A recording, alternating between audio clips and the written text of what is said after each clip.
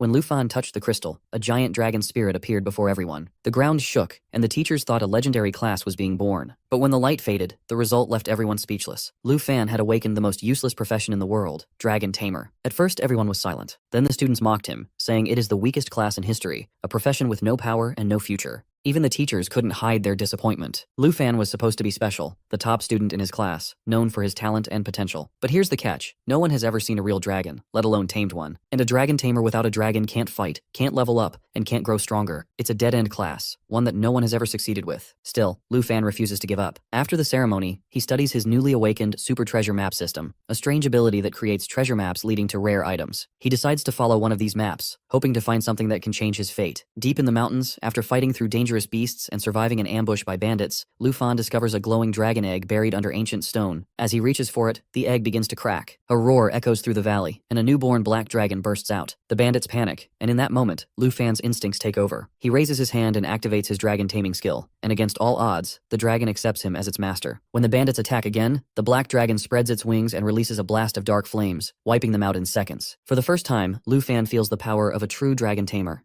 Then, he starts thinking about giving it a name.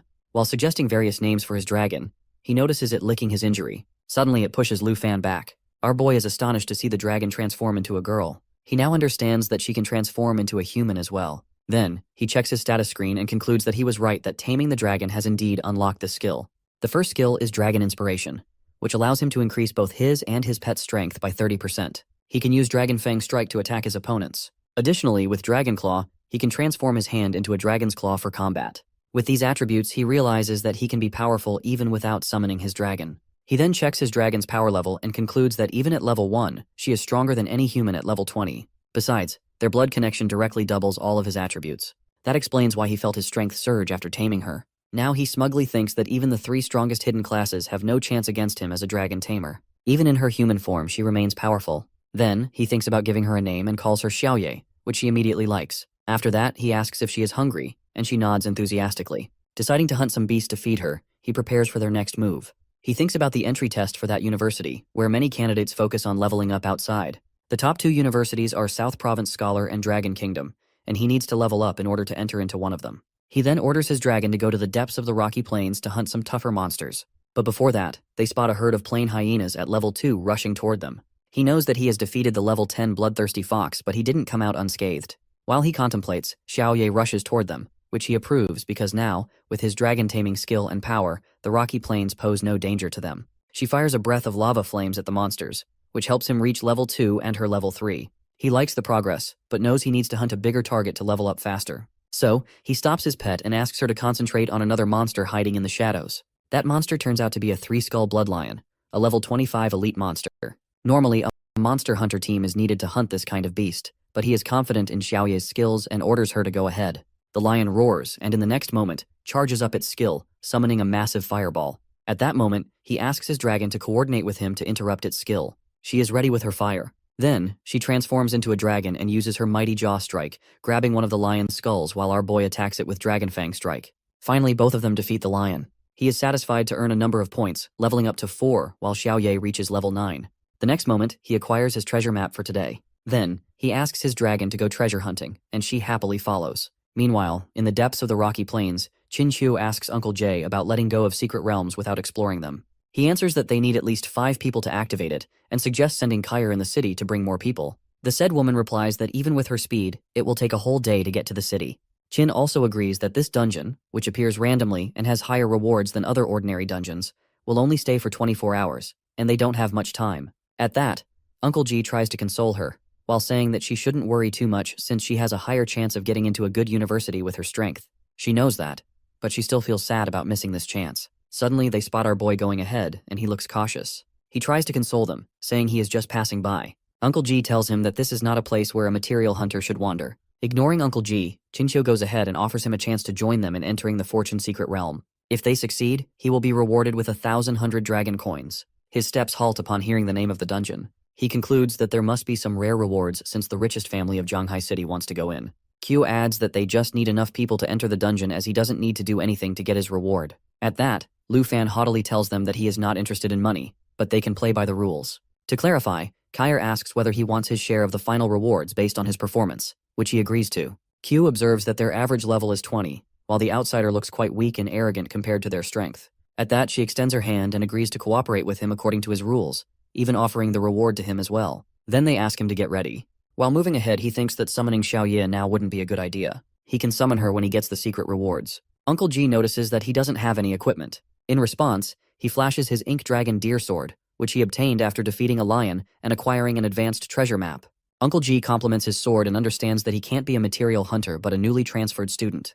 Kair adds that they don't need to worry, as she can subdue him if needed. After a while, they confront decayed zombies, which are countered by the team. Jia, while having a level 20 skill, charges forward to kill the zombies. Meanwhile, our boy checks their skills and levels and concludes that the team is quite reasonable, especially with Ji entering the second class. At that moment, Chu activates her Holy Light Star Rain to attack the zombies. Uncle Ji is startled to see that. She explains that it is the specialty of her hidden class, which allows her to both heal and attack with Holy Light. However, her strength is lower than that of a typical Holy Light mage. Seeing that, our dude concludes that her magic is quite effective against the zombies. Suddenly, the elite monsters are alerted, which are bloodthirsty zombies at level 20. Uncle Ji immediately orders Kair to protect Chu and Lu Fan, while he and Jia handle the front line. Ji attacks a zombie with Full Moon Slash, while Jia also slashes at one of them. But he is baffled to see his sword stuck inside the zombie's stomach. The next moment, the zombies release their corpse poisoning.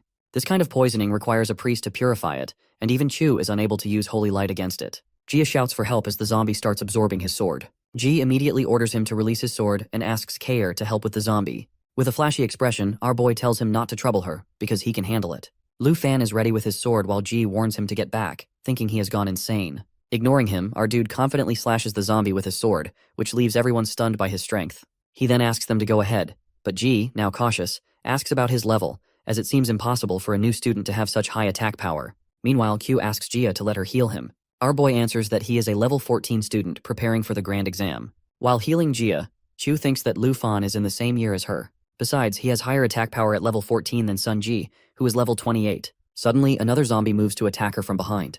Before any of her companions can protect her, she is saved by our dude, who slashes the zombie while stating that the village zombies are getting stronger.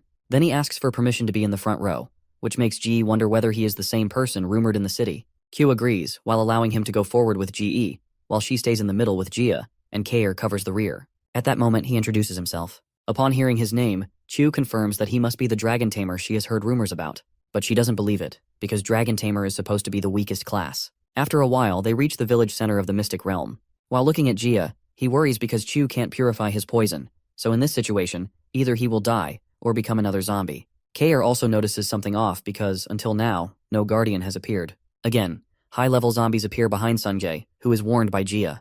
The next moment, Jia collapses, making things worse as the guardian also appears at that very moment. Our boy observes that the corpse poison inside Jia has worsened. In this way, it can awaken an iron-skinned zombie, so he warns everyone to defeat it before it can absorb Jia. Ji tries to attack with Moonlight Slash, but it doesn't even scratch the zombie. While rushing toward the iron-skinned zombie, our boy knows he can't slow down because if it keeps absorbing the corpse poison, it will get stronger. He checks an appraisal on the guardian, which makes him conclude that he needs to hit it twice, but they must do it quickly. He decides to attack with Dragon Blood Armorization. Meanwhile, the guardian is also charging its skill. Lu Fan is ready to attack and instructs Chu to work with him, while the remaining two members should protect Jia. Both of them are ready with their respective skills. After activating Dragon Blood Armorization, he uses Dragon Claw with a bonus as well, while Chu uses Holy Starlight to complement his attack. After their attack, it starts to disintegrate. Ji explains that it must be continuously absorbing fusion to increase its size. Our boy counters that it means its real body is hidden behind its enormous structure. At that, Ji concludes that he must be some professional after seeing many experts in the Qin family. At that moment, the outer part of the iron-skinned zombie cracks, and its real body appears. Seeing this opportunity, our dude rushes toward it. With that, he defeats the Guardian, which shocks everyone. Q is especially concerned to see his powerful skills, which she hasn't witnessed before. She now wants to know his true identity. After that, the iron-skinned zombie's treasure appears with level 20. Seeing this, Chu explains that they will distribute the treasure according to the rule and apologizes for underestimating him before. Ji also compliments him, while saying that he can continue this dungeon on his own while they just tag along. He brushes it off politely, while leaving the matter of distribution to Chu.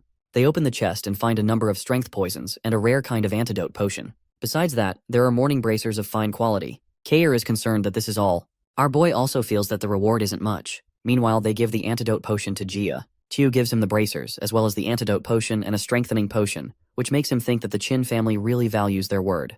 They are worried that they still don't see the portal opening after defeating the Guardian. They decide to look around first, but then our boy is stopped by them. He looks at his status screen and concludes that the iron-skinned zombie was not the main boss. Uncle G objects, while asking whether he sensed something. Q also agrees with him because she has sensed some dark presence nearby. He understands that Q is right because the realm isn't big enough, so they must have made a mistake when they first stepped inside. Finally, the final boss appears from the lake, but our dude can't see any of its skills through his appraisal skill. Sunga is immediately alerted and asks everyone to take shelter behind the barricade. He faces the monster head-on, but it pushes him back. Now, one of its hands is going to attack Chu, who isn't prepared for it, and winces her eyes for the upcoming attack. But it never comes because our dude immediately scoops her up to save her from the attack. Both of them crash to the ground, and everyone gathers around them. But Kyer senses that ominous presence behind them, and sees that the whole monster has emerged from the water, named the Grieving Spectre, with a level of 25. Kyer states that it is the final boss. G offers Jia to remain behind him, but he protests that he wants to fight as well. G protests that he doesn't need to be stubborn, while leaving the attack to Lu Fan, who rushes toward the monster. While rushing toward the monster, he analyzes that G and Jia are behind, and he needs to face the monster. He concludes that there is only one way to defeat this monster: kill its main body. At that moment, the main body shouts while using corpse chi envelopment. With this, the power of everyone is decreased by 20%. Q warns Lu Fan about the iron chains used by the monster to attack him. He barely escapes from them. The monster also lashes those chains toward the other members. Looking at his team, he concludes that they might die while resisting the chains. He asks everyone to back off. He then attacks with Dragon Fang Strike. With that, his skill of Dragon Blood Armor transforms, which helps to increase the power of his Dragon Scale Sword as well as his Dragon Power. Then, with his Dragon Claw, he breaks the chain. G asks him to retreat as the monster is out of their league. Kyo also agrees with him, but he doesn't stop. He asks G to gather everyone and retreat back to the village, as the zombies are already cleared out. When asked about him, he answers that he will cover the rear until they escape. Kyer encourages Chu to step ahead while Lu is covering for them. Besides, their power is already reduced by 20%. Then they understand that why they must retreat. To take advantage of the situation, he summons his dragon immediately. On the other hand, his team is baffled to see a giant dragon summoned by Lu Fan. Xiaoye immediately rushes toward the monster with a giant jaw assault attack. The next moment, she pulls the monster's real body with a chain attached to it. Everyone is stunned to see that the boss monster is dismembered in one blow by the dragon. Seeing a real dragon in front of them, Chu ponders whether the rumors in Jianghai City are truly connected to Lu Fan being a dragon tamer. The story shifts to the tale of a monster who was once a girl 300 years ago. She was raised and protected by the church. The situation worsens when the plague spreads in the city. In the pursuit of saving the people, she ends up becoming a dark witch. With her newfound power, instead of healing anyone, she brings the disease to say goodbye to their living beloved. To see that, the church accuses her of bringing the plague upon them. She tries to explain that she was just helping people, but wonders why they are doing this to her until the church people drown her in the lake. In the present time, Lu Fan's team is astonished to see that he can really summon a dragon. Then they suggest leaving the realm. While looking at the lake, our boy observes that the portal hasn't opened up, which means that the main boss is not dead yet. The next moment, the main monster emerges from the lake, asking why. It also transitions into its next phase. It warns everyone not to escape. At that, Xiao uses the immunity effect to block the monster's attack. Then she uses the Black Dragon Bloodline, which reduces the damage by 50%. The attack is directed towards Kai and Ji as well, but they dodge it just in time. She then apologizes to Chu, who apologizes in return as well. Q falls down, disappointed, as she realizes it was her insistence to come here that has trapped everyone. Lu Fan asks whether they are really going to give up. She answers that she's the only one who can use magic at this point, but she can't do much against the boss monster. Then she asks whether he can still use magic, to which he answers negatively. However, with a haughty expression, he adds that his pet can use magic. Kyer comments on how the difference in power levels is too huge. Our boy, on the other hand, starts his magic while answering that the attributes of a dragon can't be compared to those of a human. The next moment, the monster releases a curse of resentment, which the dragon counters with the Black Dragon Bloodline. Meanwhile, our dude uses dragon inspiration to increase his skill attributes, as well as his power. Then he orders Xiaoye to use Lava Blaze. His dragon pet immediately follows his order and burns the monster to complete destruction. The onlookers comment that it was a calamity. While the monster shrieks in pain, it uses the skill of Will of Resentment, which wakes up all the corpses in the vicinity. On the other side, our dragon girl looks quite smug to reach level 10, while our boy reaches level 5. G spots a portal while Chu is concerned about Kai. But before the group can take a sigh of relief, the zombies of the village are resurrected. Before they can do anything, Xiaoye flies and, with her lava, sets the swarms of zombies on fire. Everyone is shocked to see what she has done so effortlessly, while they are having problems killing zombies. Our boy introduces his pet to them while commenting on how she is an expert at dealing with these small fries like this. He then turns to Chu and reassures her that, now that the boss monster is taken care of, they can return home. But obviously, first they will distribute the treasure. Then he asks whether she has any objection if he chooses first, to which she complies happily. Our boy opens the treasure chest and finds a number of items inside of it, including a holy light staff, twilight robe, ring of mourning, and a class change scroll. He turns to Chu and informs her that he would like to have a scroll. She insists that he doesn't need to leave the remaining items for them because these all are his, according to the rules. He clarifies that he is not being generous because all of the remaining items are more suited for her because of her profession. While checking the chest, she offers him at least accept a ring, because it was him who saved them from dying. At that, he accepts it. Then Ji informs Chu that it's time to leave, and all of them leave the place. After 4 hours in the evening, he is back at his aunt's shop. She immediately hugs him while listening to his story about how much danger he faced in the last few days. He protests, while reminding her that he just comes from the journey and his clothes are dirty. At that, she starts to sob while telling him how she couldn't sleep at night, while worrying about him. He tries to apologize to her for going outside of the city without discussing it with her. Then he wipes her tears. Composed, she turns to the dragon girl and comments on how she had startled her while complimenting her cuteness and strength, which prompts a roar from Xiao Ye. Then she asks whether she is hungry, as she might not have eaten anything. Meanwhile, our boy shows his aunt a scroll which he selected especially for her. He explains that with it, she can change her profession to a hidden profession and no longer needs to guard a bun shop. But she is hesitant to accept such a valuable item. At that, she offers him to sell it for a good price so that he can have 2 sets of equipment for preparing for the big exams coming ahead. To answer this, our boy shows her his bank transaction, which shocks her to see that much money in his account. He explains that he got this money by selling materials collected during his journey. Besides, Chu also promised him 100,000 dragon coins. At that, he assures her that she won't have any money problems in the future. Then he gives her the scroll, which she accepts happily this time. As soon as she opens it, she feels the change. When asked, she responds to our guy that she has become the superior hidden occupation called enchantment chef. He asks about the specialty of this kind of hidden profession. She answers that now she can cook food with various buffs. At that, he compliments her cooking, which she tries to shun humbly. He also notices the absence of his dragon pet, who is found sleeping after eating lots of food. At night, in the study of the Qin family villa, Chu is shown in front of her father, who inquires about Lu Fan being the dragon tamer capable of summoning a powerful black dragon. She explains how her team was about to lose their lives because of his stubbornness. With a disappointed face, she adds that Lu Fan was too strong. Both of them have hidden professions, but the strength difference can be compared to a firefly and the moon. At that, her father asks whether she has told anyone about the dragon. She answers negatively while explaining that she promised Lu Fan she wouldn't tell anyone about it. He agrees with her, saying that if the words of Lu Fan's dragon leak out, people who seek power won't sit idly by. She cautiously asks whether he is going to do something about his dragon. He laughs at that, explaining that he is not that kind of person. However, he asks how she is going to repay our boy. She explains that she is going to pay him a reward of 100,000 anyway. He suggests she bring a ring purple card and thank Lu Fan personally. She asks, as he is very curious about Lu Fan, whether he is accompanying her. He would like to do it, but unfortunately, he has arrangements tomorrow. The next morning, the princess of Taizi Kingdom, who has come to Zhanghai City for studies, is shown going ahead with her guard. However, she comes just before the big exams. It seems like she has ulterior motives. She knocks at the door of the bun shop, and Lu Fan's aunt opens the door, going to explain that she can't have any buns today. But before she can complete her sentence, the princess turns to her guard, confirming whether this is really the place. He confirms that, according to the investigation, it is here. Aunt is going to ask about their identity, but the guards push her away. The princess explains that she is looking for someone named Lu Fan. Our boy, who hears this conversation, asks whether they are looking for him. Then he notices his aunt and immediately asks about her well-being. She brushes off his concern. On the other hand, the princess smugly announces that she has come here to look for him. He then asks about her purpose for seeking him out. The guard, Chu Hongtai, introduces himself and the princess. He adds that the princess is going to offer him a breakthrough. He doesn't understand that. Chu Hongtai shows him the dragon egg, which shocks our boy.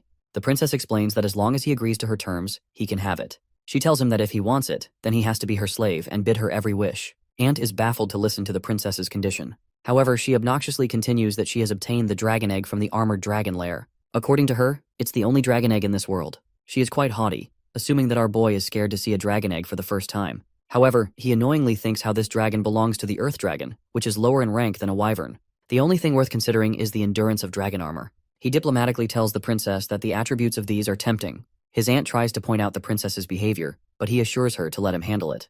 Meanwhile, the princess assumes that Lu Fan might not understand the importance of the dragon egg to a dragon tamer. She tells him that if he becomes her servant, he can get a dragon and become the strongest professional in history. She asks whether he is not tempted by it. He answers affirmatively that he is, but he still refuses her offer, which stuns her. She is quite furious at that, and reminds him what he is declining. Lu Fan tells her that he is not interested in her offer.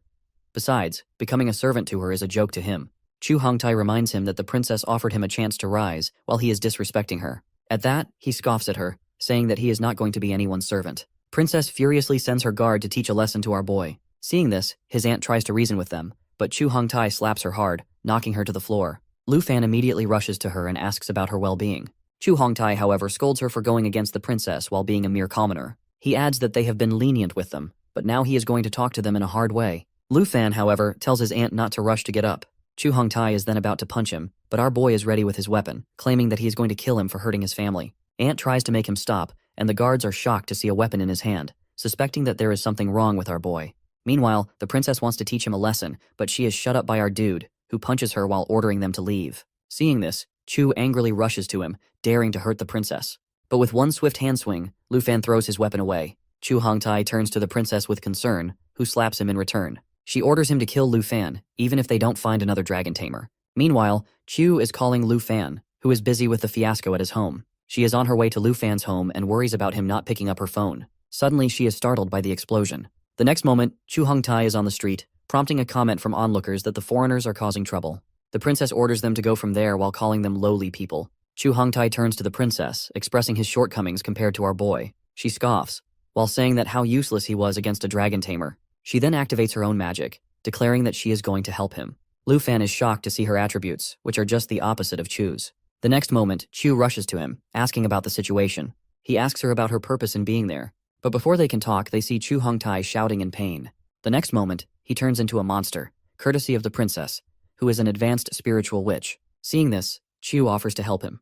But when Chu tries to attack them, he asks Chu to stay away and helps his aunt, who is inside the shop. Seeing the strength of Chu, who has turned into a monster, our boy concludes that he must use dragon inspiration with Dragon Claw. The princess, on the other hand, is quite happy and encourages her guard to kill him to extinguish her anger. Chu is ready to fulfill her wish, but the next moment, Xiaoye comes into the picture. As soon as she turns into dragon form, the princess is petrified to see that. Our boy claims that this time he is going to take action because he has a real dragon.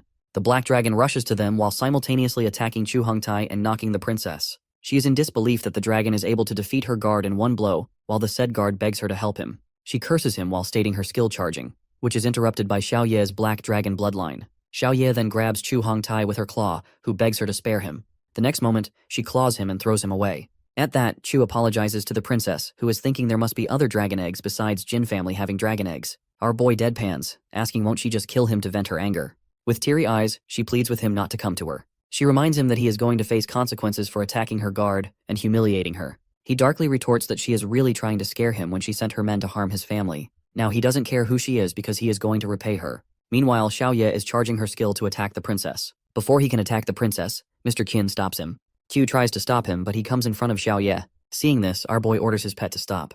Qin ascends from his pet and asks Lu Fan to take his dragon away because there are numerous presidents nearby. Meanwhile, he thinks about how much pressure a person feels to see a dragon closely. Q requests him to follow her father's advice and orders Xiaoye to take her back. She turns back into a human. Q asks Lu Fan to follow her while Mr. Qin turns to the princess.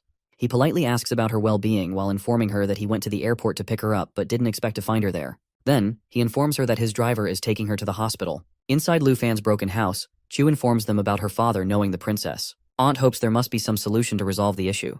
However, our boy disagrees, while saying that the princess won't let go of this matter easily. Qin turns to him while apologizing for meeting him in this kind of drastic situation. Lu Fan agrees with him, while explaining that it was not his fault anyway. Aunt immediately asks about how he is going to handle the situation. Qin replies that he has sent both the princess and her guard to the hospital, but must explain the situation to the Jin family. He adds that the Jin family not only deals with business, but also has considerable influence in the upper echelons of the kingdom. At that, Han is worried that our boy is going to face punishment because he really hurt a princess. Our dude scoffs at that, saying that no matter how powerful she is, he's not going to compromise his dignity. Qin really likes his morals at that. He then assures them about Lu Fan's safety, but he has a condition. When asked, he explains that Lu Fan has to achieve the South Province companionship in the big exam. He will try to delay the princess until then. Q, however, warns him that it won't be an easy feat because there will be countless students from their province. Qin assures her that if he can do it, then he can help him.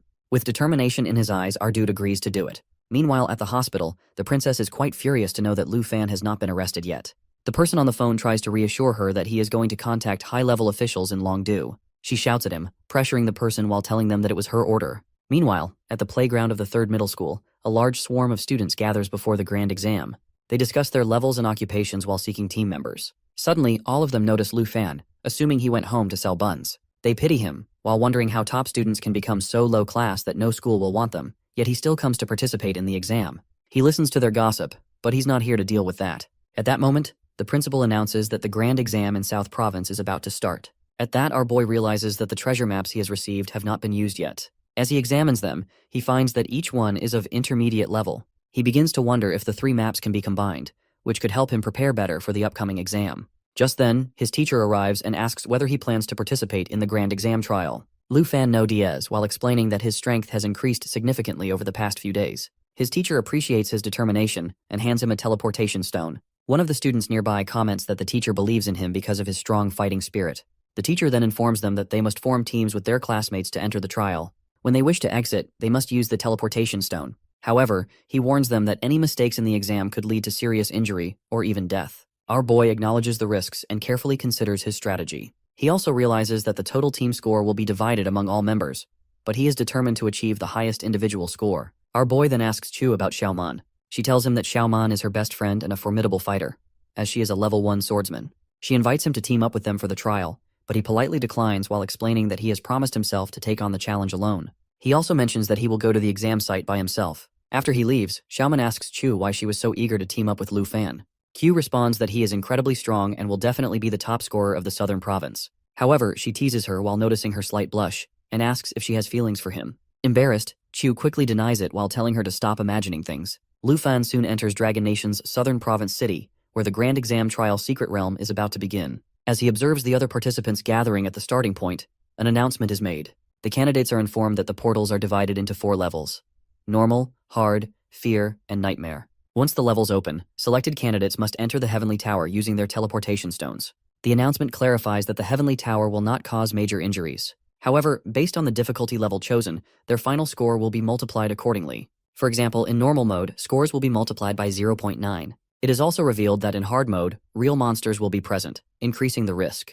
Additionally, if participants use their teleportation stones to exit, their score will be reduced. At that, students consider the risks and understand that choosing the highest level would be extremely dangerous. Only those with hidden professions might stand a chance. The announcement further explains that fear mode contains monsters that are nearly impossible to handle alone and is recommended for team challenges. However, the score multiplier for this level is 3, while making it highly rewarding for those who succeed. At this moment, the Hongwu shouts to the professor while declaring that he will achieve the highest score this time. Xiaoman notes that he is the top expert from middle school and ranks among the top 5 in the 1,000 provinces. Qiu, impressed by his confidence, suggests that they should also take on the challenge alone, just like him. However, Xiaoman disagrees while arguing that they should aim for lower ranking levels since they are no match for him. Meanwhile, in the Grand Exam Trial Principal's office, the middle school head predicts that Hong Wu will be the most formidable student and the likely winner of the exam. He also acknowledges that Chu is skilled and will likely secure a top 3 ranking. However, the principal of No.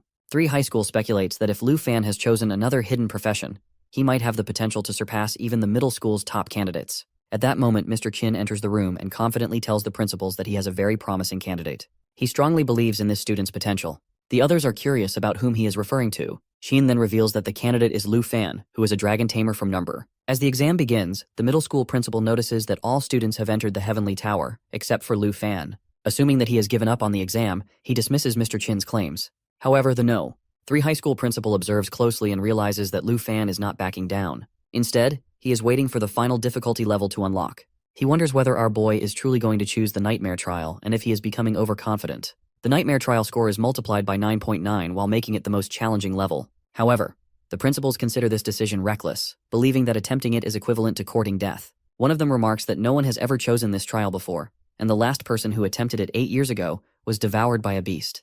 Another principal questions whether the students of No. 3 High School are properly educated about the ranking system and rules of the exam. Despite this, he acknowledges that Mr. Qin's judgment regarding Lu Fan seems to be improving. The principals decide to shift their attention toward the Qi Master's performance, considering him the strongest candidate. However, Mr. Qin advises them not to jump to conclusions and instead observe Lu Fan's performance without making premature judgments. Curious, one of them asks why Mr. Qin has such unwavering trust in Lu Fan. As the Nightmare Trial begins, Lu Fan finds himself on the first floor of the Heavenly Tower. He quickly realizes that the foggy environment is filled with at least 10 monsters. With no hesitation, he engages in battle while knowing that his trial has officially begun. He swiftly eliminates the monsters at this level while accumulating a score of +990. The middle school principal watches in disbelief, astonished by Lu Fan's overwhelming strength. The other principals also begin to recognize that his level is far beyond their expectations. One of them even wonders if he could be a legendary dragon in disguise. As the rankings update, our guy secures second place, right below Hong Wu, while marking him as one of the strongest contenders in the grand exam trial. A man appears in the principal's office while they are discussing Lu Fan.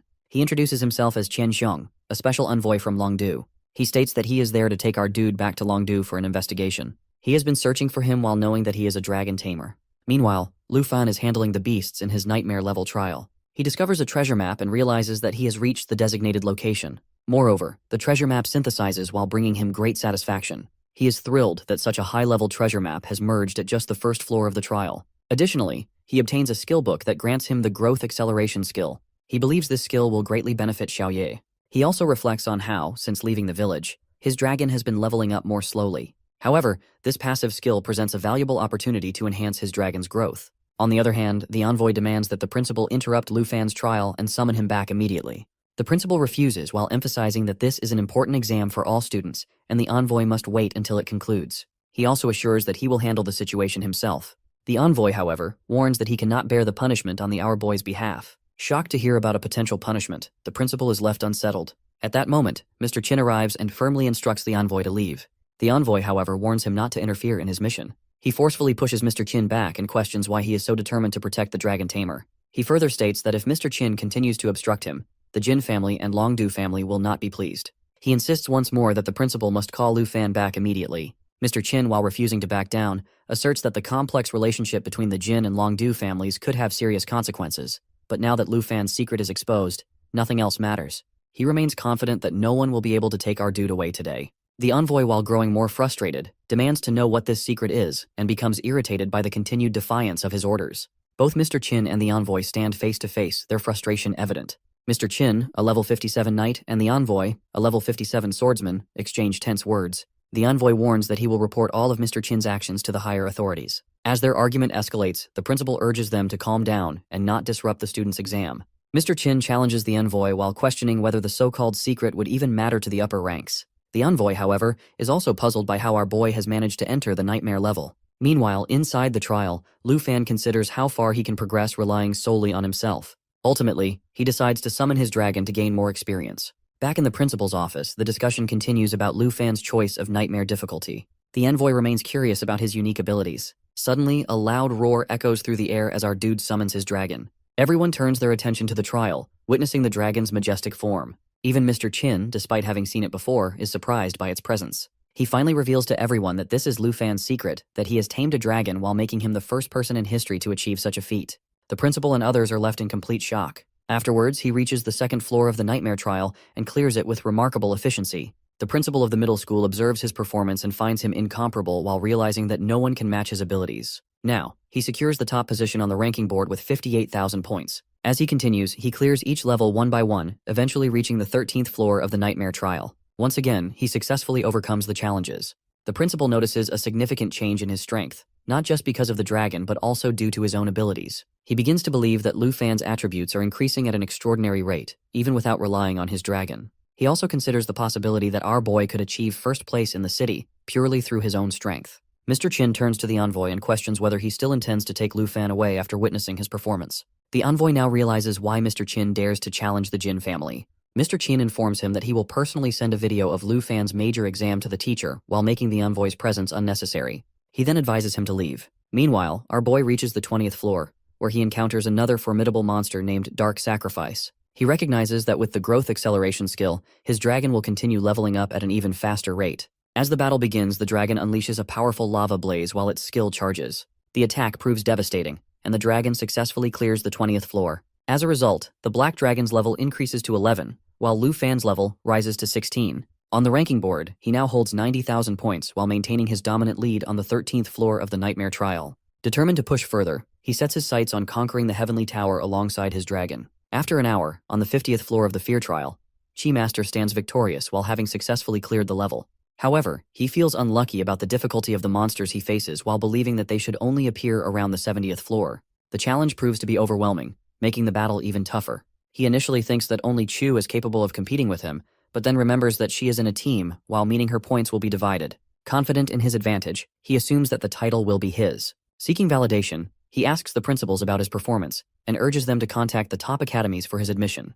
Meanwhile, the principals discuss the Tower of Ladder's 50th floor, while acknowledging that previous scholars had failed at this stage. One of them points out that this floor serves as a crucial watershed level, which means that even if Lu Fan passes it, his strength may not increase significantly. However, at this moment, Lu Fan reaches the 50th floor of the Nightmare Trial. As he arrives, he realizes that his dragon has unlocked a new skill due to its continued leveling up. Now, it can transform into the World Ender and Destruction Dragon form.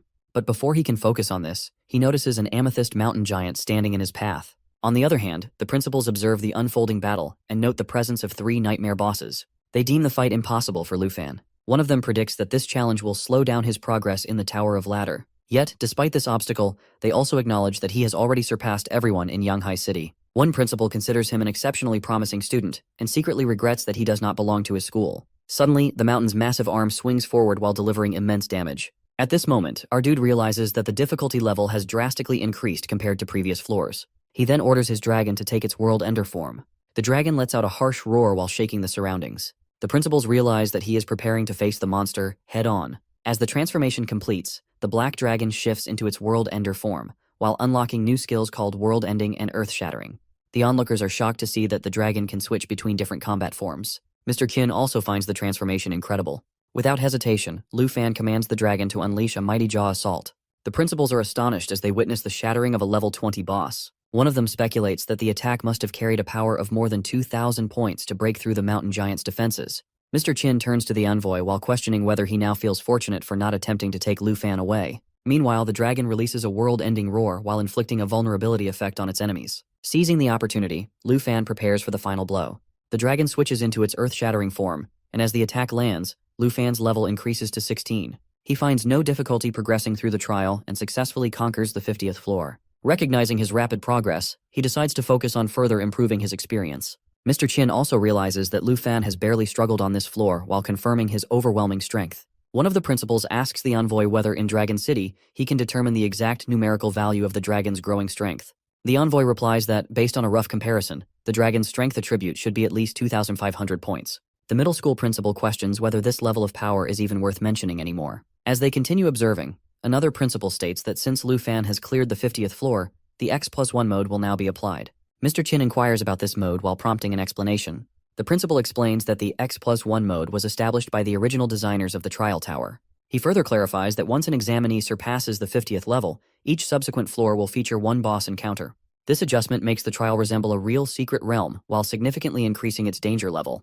However, in the Nightmare level Tower of Ladder, whether it follows the standard or X+1 mode, everything is replaced by Nightmare level bosses. The principal explains that in the Nightmare mode of X+1, multiple bosses appear on each floor with significantly increased attributes. Mr. Qin finds this impressive but remains focused on Lu Fan, confident that these challenges will not be an issue for him. Lu Fan continues progressing while clearing the 60th floor, and soon after, the Black Dragon's rank increases to 13 while his own rank rises to 18.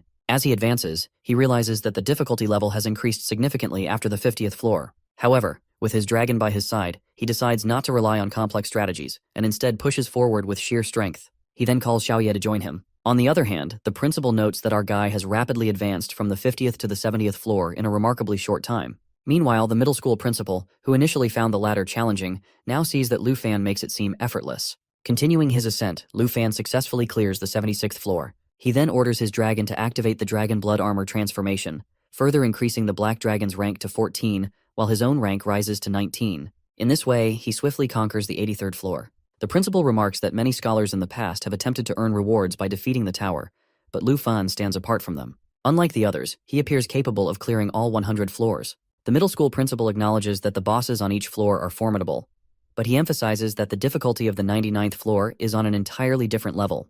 Just as he expresses his concern, he is shocked to see that Lu Fan has already reached the 99th floor. Upon arriving, our dude finds Regicide standing before him. He immediately recognizes this entity and realizes that it originates from an ancient secret realm. He reflects on how all the secret realms seem to be connected to real historical events. Understanding that the best strategy is to focus on a single target while controlling the others, he prepares for battle. However, as the fight begins, he quickly notices that the monster might be indestructible. Realizing that the time has come for a decisive strike, he commands Xiaoye to attack. The dragon unleashes a powerful shot, and Lu Fan praises its accuracy. The monster, unfazed, declares that Lu Fan must pay with his life as a sacrifice for its king. Recognizing the urgency of the situation, Lu Fan decides that he cannot afford to waste time on this battle. His priority is to reach the 100th floor as quickly as possible. Preparing for the final push, he commands Xiaoye to get ready, and in response, the Black Dragon releases a devastating lava blaze. The dragon unleashes its lava flame while successfully clearing level 99. As a result, the black dragon levels up to 15 and acquires a new skill, Cataclysm.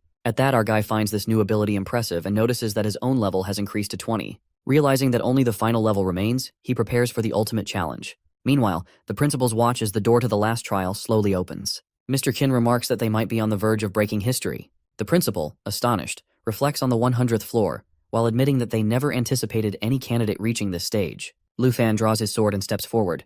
Now standing on the 100th floor of the nightmare trial, he surveys the scene before him. A vast broken kingdom's secret realm unfolds, filled with eerie silence. Suddenly, more than 500 undead legions emerge from the shadows. Observing the overwhelming numbers, he recalls that Xiao Ye has now unlocked its destruction dragon form. Additionally, the dragon has gained the Cataclysm skill, a 3-stage damage attack. He recognizes that this is the perfect moment to test these new abilities in battle. As tension fills the air, the dragon lets out a powerful roar while shaking the battlefield.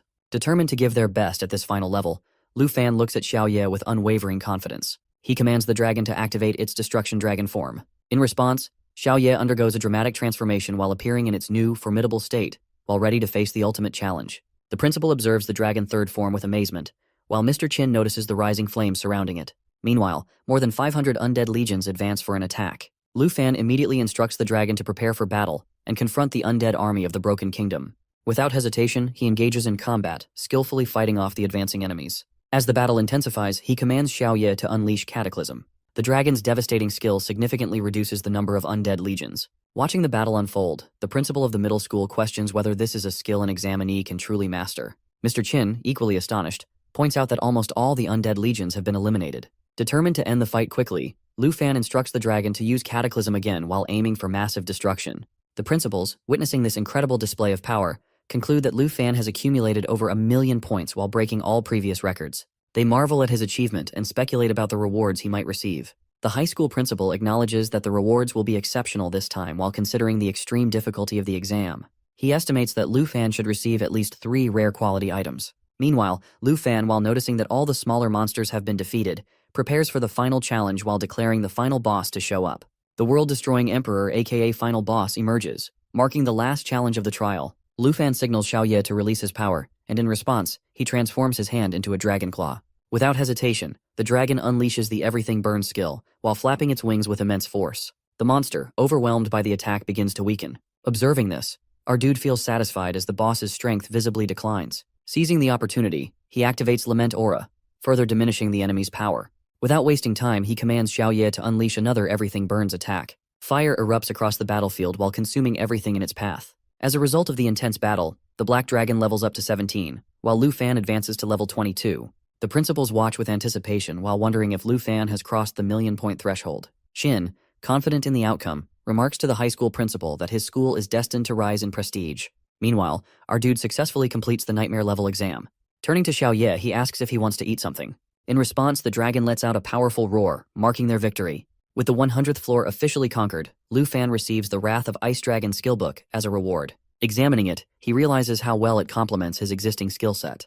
Additionally, he earns an agility ring, further enhancing his abilities. At that, our dude also receives a legendary quality cloak that provides ice damage reduction and boosts fire damage while making it highly beneficial for Xiao Ye. Feeling satisfied with his achievements, he decides to take a break and return home to wait for the exam results. At school, the principal praises him for securing the top score while announcing that his photo will be displayed on the Wall of Fame. The middle school principal reminds him that the Wall of Fame is meant for heroes who sacrifice themselves fighting beasts. However, Principal Zhao silences him while stating that his words are a curse, and emphasizing that Lu Fan's record-breaking achievement is extraordinary. He also acknowledges that our guy has now gained significant fame. Mr. Qin, equally impressed, commends Lu Fan's performance. In response, our dude humbly states that he merely fulfilled all the exam requirements. He then inquires whether the princess of the Taiki kingdom will cause trouble again.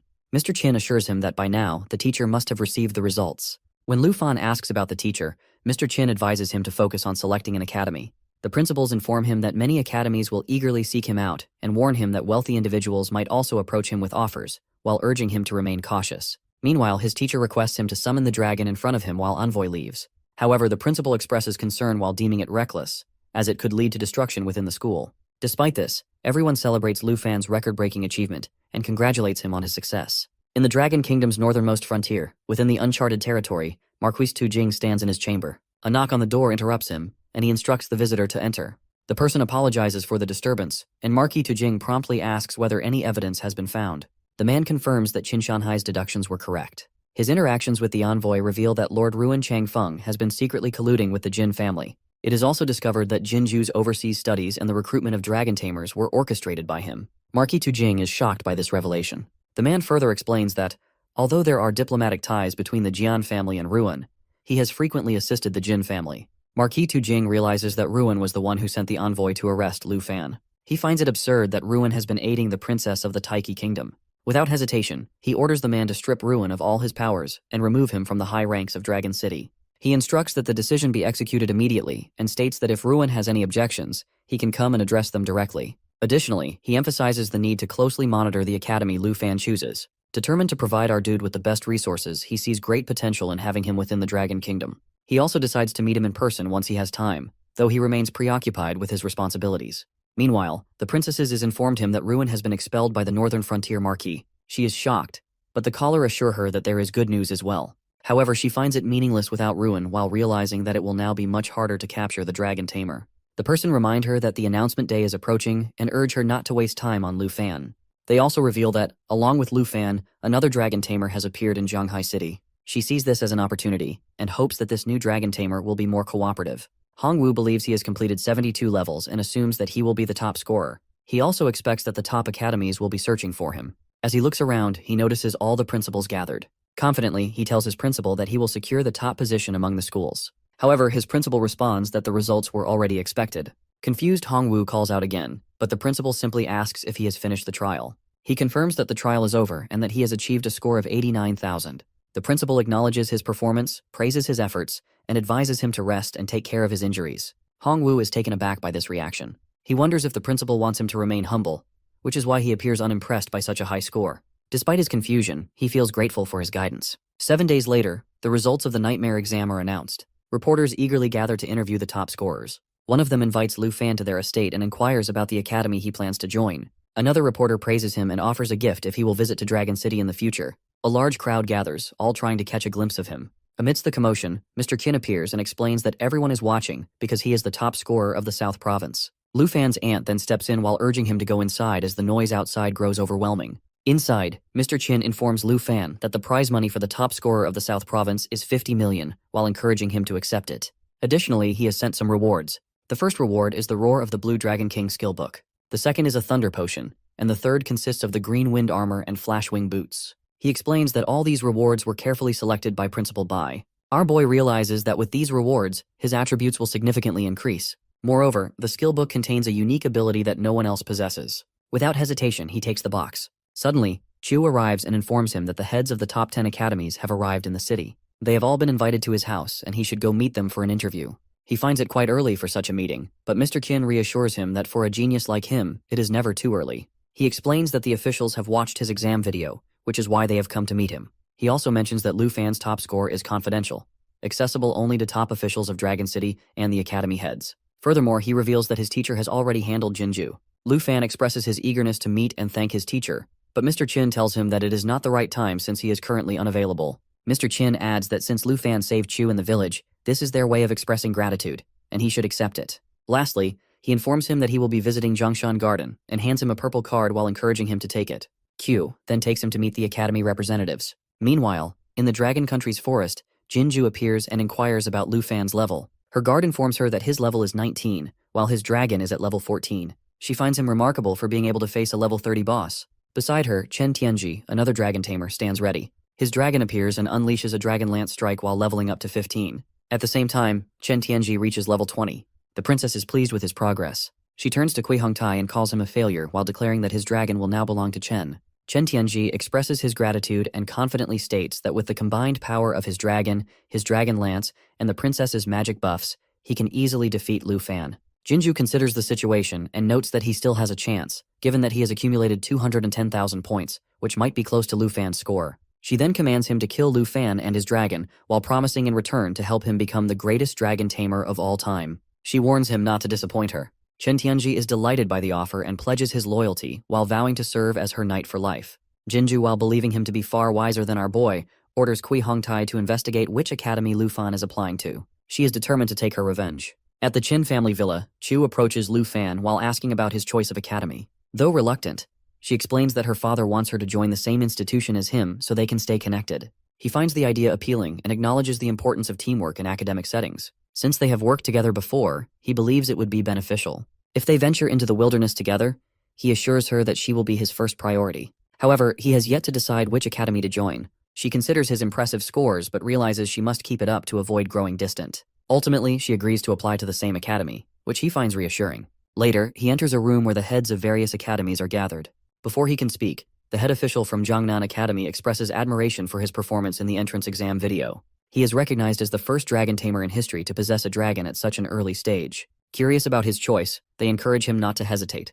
Jiangnan Academy offers a generous annual scholarship of 10 million dragon coins, along with access to valuable secret realms. Before he can respond, the head of Northern Academy interrupts while countering with an even more enticing offer: 20 million dragon coins annually, and exclusive access to secret dreams. A heated argument erupts as they compete for his enrollment.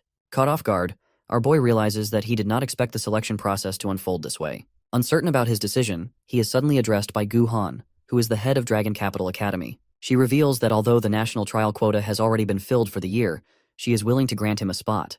The head of Southern Academy questions her decision while arguing that he has only recently changed his profession and does not qualify for such a significant opportunity. Shocked that such an important quota is being offered to a newcomer, he hesitates while wondering what the national trial entails. Gu Han explains that it is a top-secret realm established by a coalition of 23 countries. Every 3 years, representatives from each nation participate in this elite challenge. Gu Han further explains that to maintain the stability of the realm, only freshers are allowed, while experienced individuals are restricted.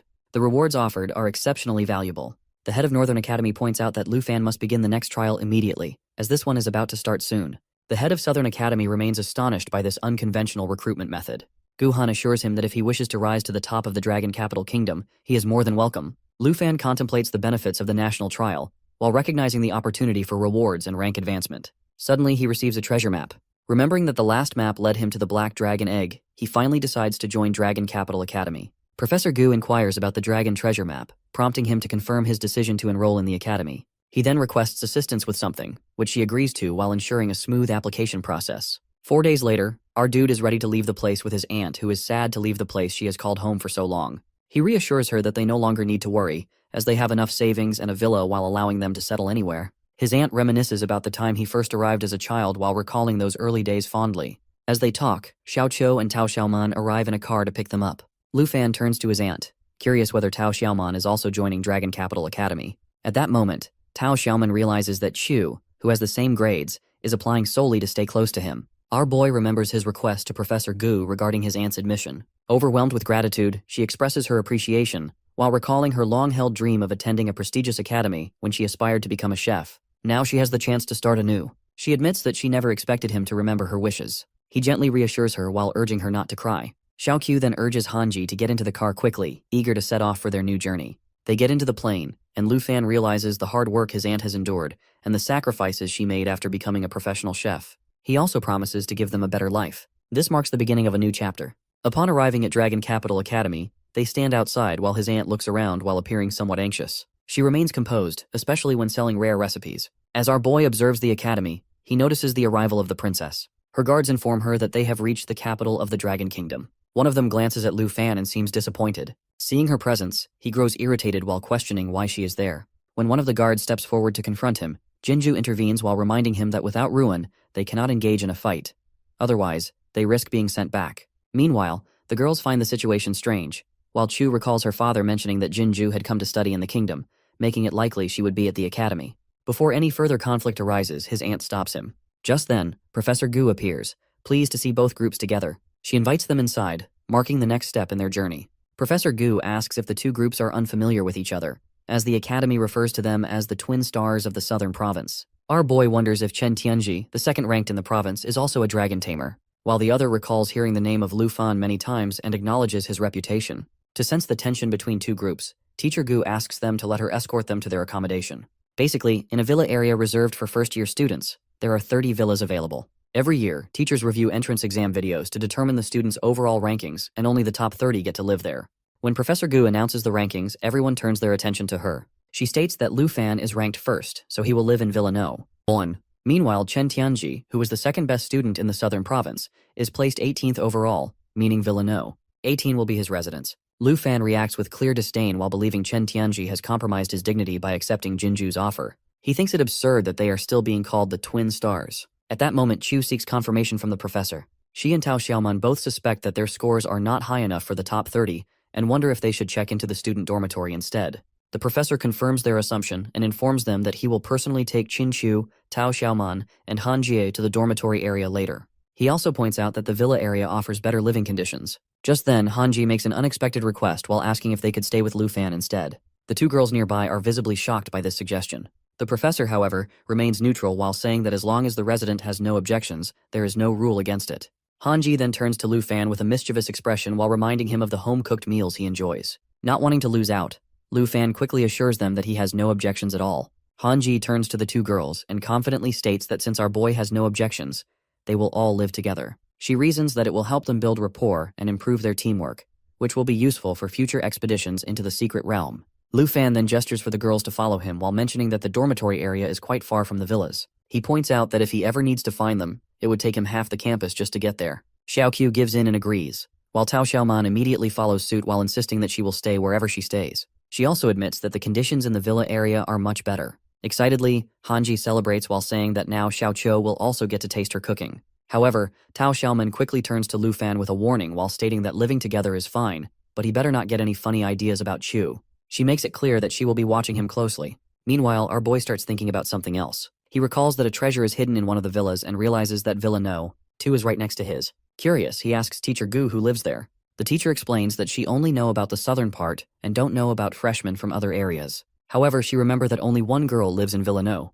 2. Deciding to find out more, Lu Fan tells his aunt and Professor Gu to go ahead to his villa first. He mentions that he will take a moment to meet their new neighbor. His aunt nods in understanding, but doesn't miss the chance to tease him while reminding him sarcastically to bring a gift. Our dude quickly assures his aunt not to overanalyze the situation, while explaining that he simply wants to see what the second-ranked student is like. However, she immediately thinks that a girl is enough to make him eager to visit. She playfully adds that even though he is already sharing a place with 3 of them, he is still eager to strike up a conversation with the neighbor. Feeling wrongly accused, he wonders why his intentions are being misinterpreted. Afterwards, he is seen carrying a cake as he heads toward his neighbor's villa, while thinking about whether she will like his aunt's treat. He figures that getting invited inside would be ideal, especially since everyone has just moved in. More importantly, he needs to secure the treasure before she discovers it.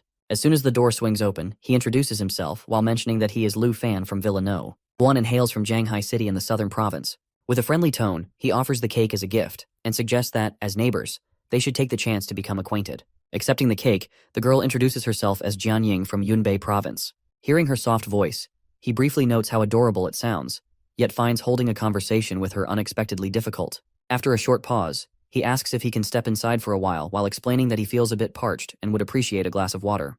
The moment he speaks, he realizes how weak his excuse sounds. Aware that his real purpose is far from innocent, he silently criticizes himself for making it so obvious. To his surprise, she allows him in, and he promptly expresses his gratitude. The moment he steps inside, he reminds himself that he cannot linger for too long while securing the treasure remains his top priority. As Lu Fan walks through the house, he glances around and notes that one room appears to be her bedroom. He also spots the bathroom before finally stepping into another room. The moment he looks around, he immediately recognizes what he has been searching for. He realizes that this must be the one place she hasn't entered yet and quickly notices the dragon egg. Confirming his suspicion, he remarks that it is indeed the second dragon egg. Without wasting time, he returns to her and suddenly changes his mind about staying any longer. Casually, he announces that he is no longer feeling thirsty and will head back. Before leaving, he politely says it was nice meeting her and reminds her that they will see each other again at the freshman entrance ceremony the next day. After he leaves, she walks into her room, assuming our boy must be a pervert. Later that night in Villa No. 1, our dude examines the jade dragon egg closely. As he observes it, he realizes that it looks exactly like the one he found when he discovered Xiaoye's egg. While thinking it over, he takes out the jade dragon and notes that it isn't a combat-type dragon. Instead, with over 600 spirit attributes, it is clearly meant for support. As he continues analyzing, a sudden thought crosses his mind. Since he and Xiaoye share a bloodline with dragons, all effects might actually be doubled. Recalling the big exam, he remembers that Xiaoye received a 30% boost from the dragon's encouragement. When she unleashed Cataclysm, her spirit attribute even surpassed 7,000. He thinks that if he adds the Jade Light, it will increase his attributes by 60% and will be approximately 12,000. Lu Fan tells the dragon that an important decision needs to be made, that is choosing a name. He suggests Xiao Fei, and the dragon agrees while saying it sounds nice. He then decides that from now on, the dragon will be Xiaoye's younger sister. The dragon lets out a loud roar, and he quickly asks them to stop while warning that they might wake everyone up. On the day of the freshman enrollment ceremony, our boy mentions that life professions and combat professions do not attend together. Xiaoqiu agrees and adds that his sister has to go to a different place for hers. Then, she suddenly remembers something and curiously asks why his room was so noisy the night before. As he starts explaining, a group of boys nearby gets distracted by the sight of two beautiful girls, a priest and a swordswoman. They admire their looks and whisper that they are definitely at the campus belle level. Xiaoqiu, intrigued by the conversation, comments that entering the secret realm with such beauties would make even dying worth it. He jokingly adds that if he could date one of them, it would be a dream come true. However, Tao Xiaoman interrupts while telling him not to be ridiculous. She reminds him that there is a guy with them, though Xiaoqiu insists that since there are two girls, they can't both be his girlfriends. Trying to change the topic, Xiaoqiu shares that he asked Teacher Gu about seating arrangements while learning that hidden professions must sit in the front row. Tao Xiaoman sighs and says that if she can't sit with him, she will just go to the back row instead. As everyone enters, the Qi Master glances at Lu Fan and pauses, feeling like he has seen him before. After a moment, he suddenly remembers and remarks that Lu Fan is the loud martial artist from the entrance exam. He remembers that. The principal turns to him and questions whether he really believes he was the top scorer. He then tells him to check the ranking and compare his score with Lu Fan's. Hearing this, he feels irritated and thinks to himself that Lu Fan has embarrassed him in front of the highly respected principal. Now that he finally sees him again, he is filled with frustration. At the same time, Tao Xiaoman quietly wonders why all the hidden professions are being placed together. She starts to realize that this arrangement means our boy will be spending time with Xiaoqiu every day from now on. As Lu Fan looks around, he notices Jian Ying and greets her. Xiaoqiu, surprised, immediately asks if they know each other. Lu Fan gives a casual reply while saying that they sort of do since she is their neighbor from Villa No. 2. Hearing this, Xiaoqiu nods in understanding and realizes that Jian Ying is the one who ranked second overall, a girl who is both beautiful and strong. Meanwhile, some boys nearby chat excitedly while saying that coming to Dragon Capital Academy is amazing. Then, they point at Lu Fan, commenting that he is surrounded by beautiful girls. One of them questions what that even means, adding that just because there are many beauties around, it has nothing to do with him. Suddenly, a voice interrupts the chatter, commanding everyone to be quiet.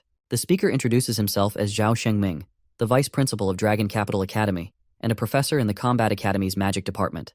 Without wasting time, he welcomes all the new students on behalf of the academy. He then states that he does not like unnecessary formalities or empty words. Instead, he informs them that their teachers will now distribute ID cards while he explains some school rules. He also mentions that the ID card will serve as an all-purpose credential within the academy. Zhao Shengming continues, explaining that the ID card will also store personal points, which serve as the academy's universal currency. He adds that students will need these points to access the academy's secret realms, buy weapons, potions, and other essentials. He also mentions that the initial points each student receives are based on their entrance exam scores. Hearing this, a student raises a concern, pointing out that the difficulty of entrance exams varies across different provinces. He argues that it is easier to get high scores in provinces with lower difficulty, which seems unfair. The vice principal calmly reassures him, stating that the academy has already taken this into account. He explains that entrance exam scores are adjusted using a difficulty coefficient, which is based on the varying levels of difficulty in each province's trials. He further clarifies that the harder the trial, the smaller the coefficient used to calculate the final points. To give an example, he mentions that this year's trial in the southern province was the most difficult, so their scores will be divided by the smallest coefficient of 96. As Lu Fan looks at his points, he realizes that this amount is all the funds he currently has at Dragon Capital Academy. Meanwhile, the principal addresses the students, explaining that these points are only temporary. He announces that in a month, the freshman assignment will determine their points again. He then reveals that the top 30 performers in this assignment will qualify for the blue class, which comes with many special privileges. He lists some of these benefits, such as access to closed secret realms, the ability to exchange specified skills and equipment, and the right to move into the villa area. Hearing this, Lu Fan responds with curiosity, admitting that he had never heard of the blue class before enrolling. Other students around him also express their surprise, but some get excited at the possibility of moving into the villa area. As our guy processes this information, he realizes that since he is currently in first place, he qualifies for the blue class. However, he also understands that if he loses this qualification later, he will have to move out of Villa No. 1. Noticing the students' reactions, the principal chuckles and reminds them that getting into the blue class does not mean they can relax. He warns that any student has the right to challenge a blue class member to a battle. If a member loses, they must give up their spot to the challenger. He also emphasizes that blue class members cannot refuse challenges. Then, he reveals that there are currently 30 members in the blue class, specifically the top 30 from the entrance exam. Finally, he announces that the first-place student, Lu Fan, the top scorer from the southern province and a dragon tamer. Immediately, the crowd erupts in shock. Many students are stunned to hear his name, with some whispering in disbelief. One of them calls him a simp and assumes he must have a dragon to achieve such a high ranking. Another quickly warns him to lower his voice, fearing that if Lu Fan really has a dragon, they could be in trouble. Someone else speculates, noting that there are no available scores or videos of Lu Fan's entrance exam. This makes him wonder if Lu Fan is an unqualified beneficiary, someone who got into the academy through family connections. As the discussion continues, someone points out that only the second-place student from the southern province, Chen Tianji, has searchable exam results.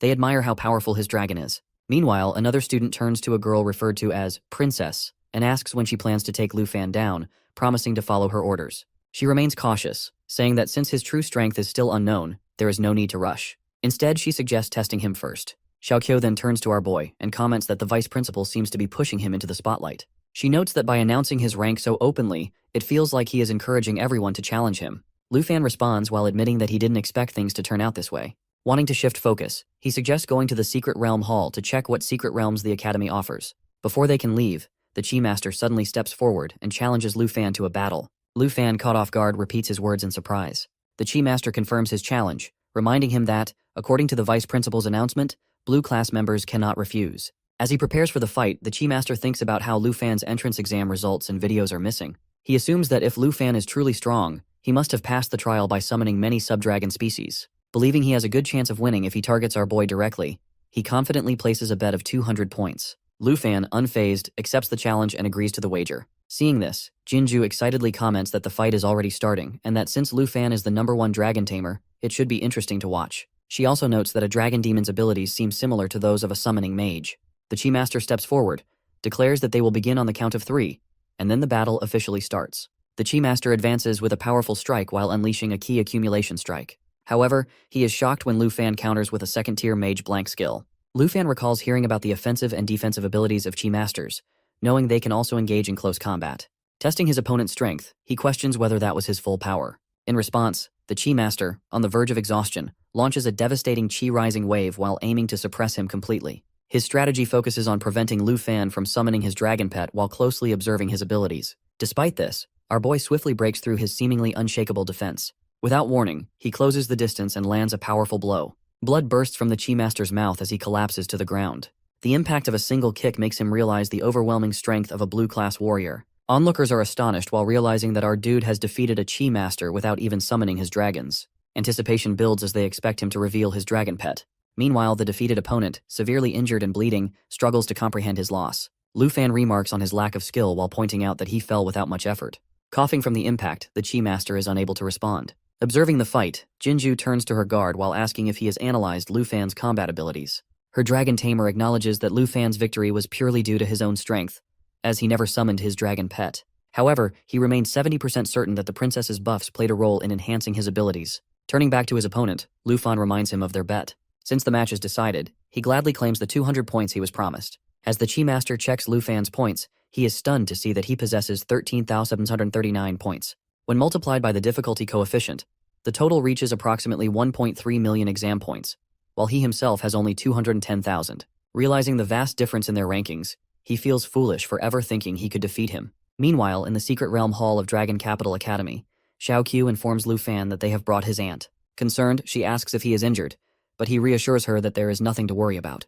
Turning to Tao Xiaoman, Xiaoqiu reminds her that she had already mentioned Lu Fan's strength. Even so, she admits to being surprised by how effortlessly he overpowered his opponent. As they continue discussing the battle, they acknowledge that dragons have exceeded their expectations while believing that Lu Fan's dragon must be even stronger than he is. At that moment, he reveals his rating card and explains that he has just checked the Secret Realm dungeon assigned to him by the Academy. Confident that the accumulated points will be useful for leveling up, he soon realizes that his dragon has already advanced in rank. His aunt, however, quickly points out the dangers of the level 45 Secret Realm, warning that it could be life-threatening. He calmly reassures her, expressing his complete confidence in handling the challenge. However, Tao Xiaoman raises a concern while noting that they need 5 members for the dungeon run, but currently only have 4. Considering the situation, our dude decides to find an additional team member. Xiaoqiu directs his attention to a nearby seat where the neighbor from Villanelle, 2, is sitting. She informs him that this individual holds the 2nd rank and should be able to handle a level 45 dungeon with ease while making her an ideal candidate for the team. Approaching her, he greets her while recalling that she may have misunderstood him due to his past confusion when searching for the dragon egg. Gathering his thoughts, he asks if she is also interested in dungeons and whether she would be willing to join their team. Lu Fan struggles to communicate with her, uncertain of how to approach the conversation. As he waits for a response, she silently dismisses him as a pervert and walks away without a word. The girls, while noticing the interaction, immediately question what he has done to upset her. He quickly reassures them while explaining that it is just a small misunderstanding and that he has done nothing wrong. He admits that their first meeting was unusual but insists that he is a normal person. Since she was also looking for a dungeon, he doesn't know anyone else who would be a suitable teammate. He then brings up their plan to explore the poisonous spider forest and explains that they need one more person. Extending the invitation, he asks if she would consider joining them. She briefly thinks about the dangers of the forest before ultimately accepting the offer. Realizing that their team is now complete, Lu Fan feels relieved. The girls commend him for successfully recruiting her, impressed that he managed to do so with only a few words. He assures them that he will cover the team's points if needed, but she dismisses the offer while seeing no necessity for his help. Without further delay, she urges them to head toward the dungeon. As they prepare, our guy wonders about the difficulty coefficient of Yunbei province, while noting that she still has over 8,000 points remaining. If her score is equivalent to that of the southern province, she would have around 800,000 points while making her incredibly strong. Finally, they arrive at the poisonous spider forest. The air feels sharp and heavy while adding to the eerie atmosphere. Now standing at their destination, they brace themselves for the challenge ahead. As they are going ahead in the dungeon, Tao Xiaoman turns to Lu Fan and questions his choice. She points out that this dungeon is level 45 and has a fear level difficulty. Our boy calmly explains that he spent a long time checking the dungeon hall and found no other dungeon that offers more experience at a higher level. However, Tao Xiaoman quickly clarifies that this is not what she meant, though she does not press further. Just then, Hanji excitedly interrupts while realizing something. She suggests that since they are here to level up, they should share something useful with everyone. Holding up a biscuit, she enthusiastically declares that these will help them reach the second transition level much faster. She goes on to explain that these biscuits are made from a recipe given by the life profession teacher. However, many classmates struggled to make them successfully. Luckily, the enchanter chef, who has a high success rate in adding effects, managed to succeed on the first try. Wanting others to benefit as well, she then turns to Jianying and encourages her to try the biscuits. As they walk, Jianying suddenly asks if the cake from last time was made by Han Jie. She nods and clarifies that she is referring to the pumpkin cake. Smiling, she adds that if Jianying likes it, she can always make more. Xiaoqiu then happily chimes in while praising Sister Han's cooking and calling it delicious. Since they live nearby, she warmly invites Jianying to visit any time. While they chat, Lu Fan suddenly interrupts while warning everyone to be careful because a monster has spotted them. Immediately, Tao Xiaoman rushes into battle with her dragon, but Xiaoqiu quickly tries to stop her while reminding her that all the monsters here are above level 40 and will not be easy to defeat. Han Jai then offers a solution while suggesting that he can make some food to boost their resistances. However, he first needs to gather the right ingredients. Before he can act, Lu Fan reassures everyone that it is unnecessary. He confidently tells them to focus on fighting while he handles the problem himself. Jianying watches him closely while expecting him to summon his dragon. When he finally does, Tao Xiaoman reacts in shock upon seeing it while exclaiming in surprise. Our boy casually calls the dragon by name and scolds it for sitting on his head, playfully telling Xiaofei to stop being naughty. Tao Xiaoman, still surprised, realizes that this is not the same dragon she knew about. This means Lu Fan actually has two dragons. Curious, Xiaoqiu turns to him and asks where this dragon came from while wondering why she has never seen it before. Instead of answering directly, our boy commands his dragon to use Emerald Light. As soon as the dragon releases its skill, Tao Xiaoman's injuries from the fight disappear instantly. Stunned, she stares at the dragon, unable to believe what just happened. Lu Fan reassures everyone while telling them that with Xiaofei around, they can relax. He confidently adds that there is no need to worry about buffs or injuries. Tao Xiaoman, still amazed, lists Xiaofei's abilities, dispersing debuffs while blocking damage and boosting attributes all in one skill. She excitedly remarks that it is even better than a second-tier priest. She then marvels at how powerful dragons are while realizing that even a small one like Xiaofei can provide both protection and buffs. Before they can continue talking, Jianying urges everyone to stay focused while reminding them that they are already being targeted. Meanwhile, Lu Fan observes her in action and realizes that this is how a swordmaster fights. Seeing her movements, he acknowledges that her strength as the second-ranked student is indeed impressive. Suddenly, a monster charges toward Han Jie. Lu Fan quickly shouts for her to get down while reacting just in time to save her. As he assesses the situation, he recognizes the monster as a silver-armored spider and notes that it is immune to the armor break effect of sword shadows. Before anyone can relax, Jianying warns the group not to let their guard down. She alerts them that there is not just one silver-armored spider, there are more. And even worse, they are not alone. Black web hunters have also appeared while making the battle even more dangerous. Next moment, our dude looks at Jianying's weapons and comments that they all seem to be class exclusive and far from ordinary. She nods and explains that a swordmaster can forge their own weapons, and each one levels up alongside them from level 1. However, she quickly reminds him that this is not the time for introductions. As Lu Fan processes this, he realizes that her class functions similarly to a dragon master. While he upgrades his dragon, she upgrades her weapons. Just then, Xiaofei lets out a loud screech. Lu Fan immediately calls out for it to use Emerald Light. Jianying feels the boost and notes that her attributes have increased by 30%. Grateful, she thanks Lu Fan. Meanwhile, he analyzes her fighting style while noting the strengths of her 3 swords. Blood-breaking sword for agile penetration, water-cold sword for magic control, and another one for blocking and high damage. Seeing how they work together, he acknowledges that the Swordmaster class is incredibly versatile. Nearby, Xiaoqiu turns to Xiaoman and tells her to focus on protecting Sister Han. Lu Fan, staying alert, reminds everyone that there are still many silver-armored spiders left. He assures them that he will keep an eye on them while urging them to hurry and locate the Black Web Hunter. He urgently shouts for everyone to be careful of Webbind while warning that if they get caught because escaping alive will be difficult. Jianjing quickly moves forward to fight, but he stops her, noticing that she is already injured. He warns her not to go too deep alone.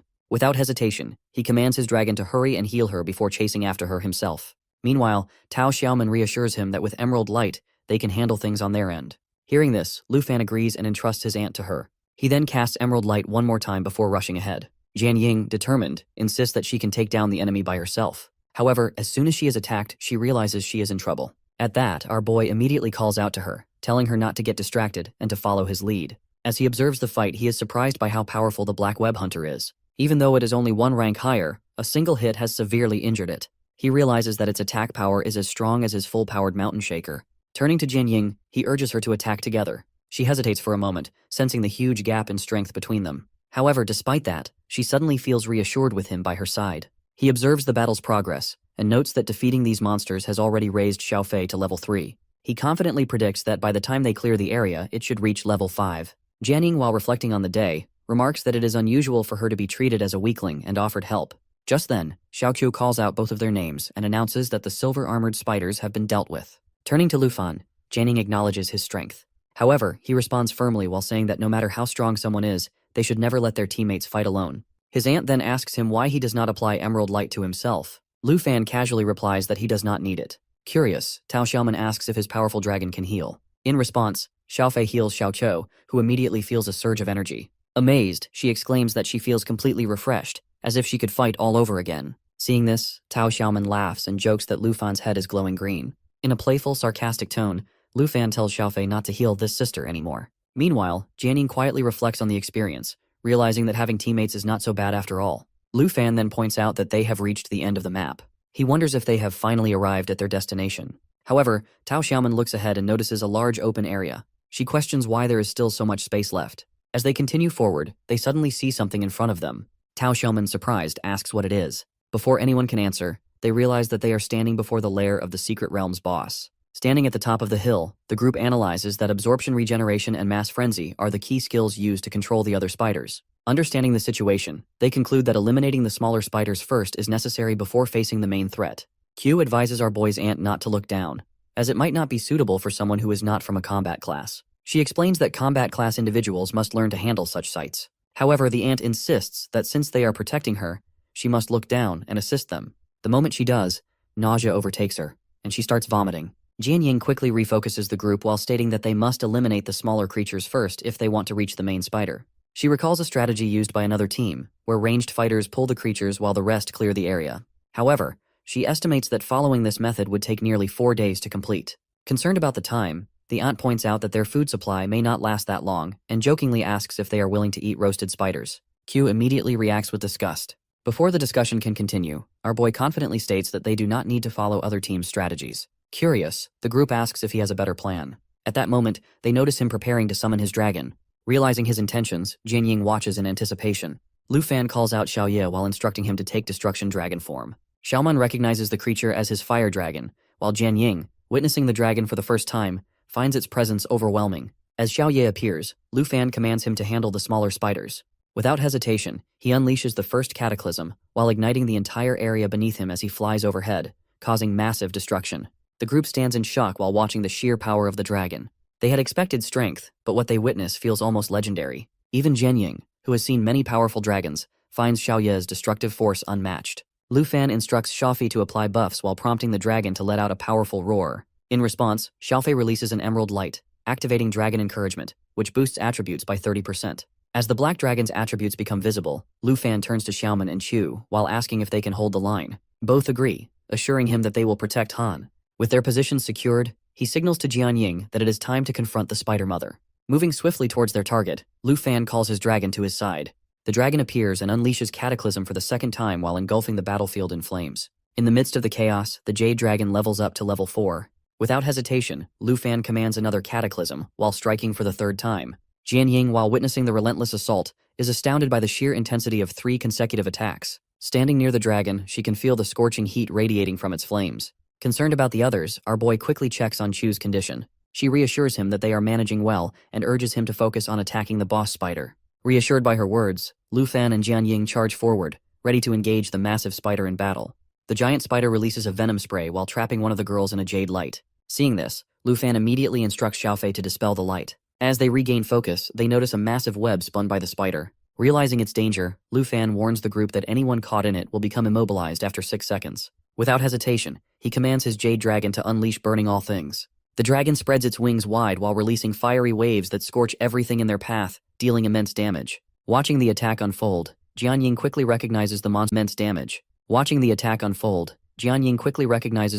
resilience and its powerful abilities. She begins to understand that its disaster-inducing powers could easily destroy entire cities while finding the creature's strength both terrifying and incredible. As the battle intensifies, the Jade Dragon levels up to level 5, and the group receives Jade Blessing.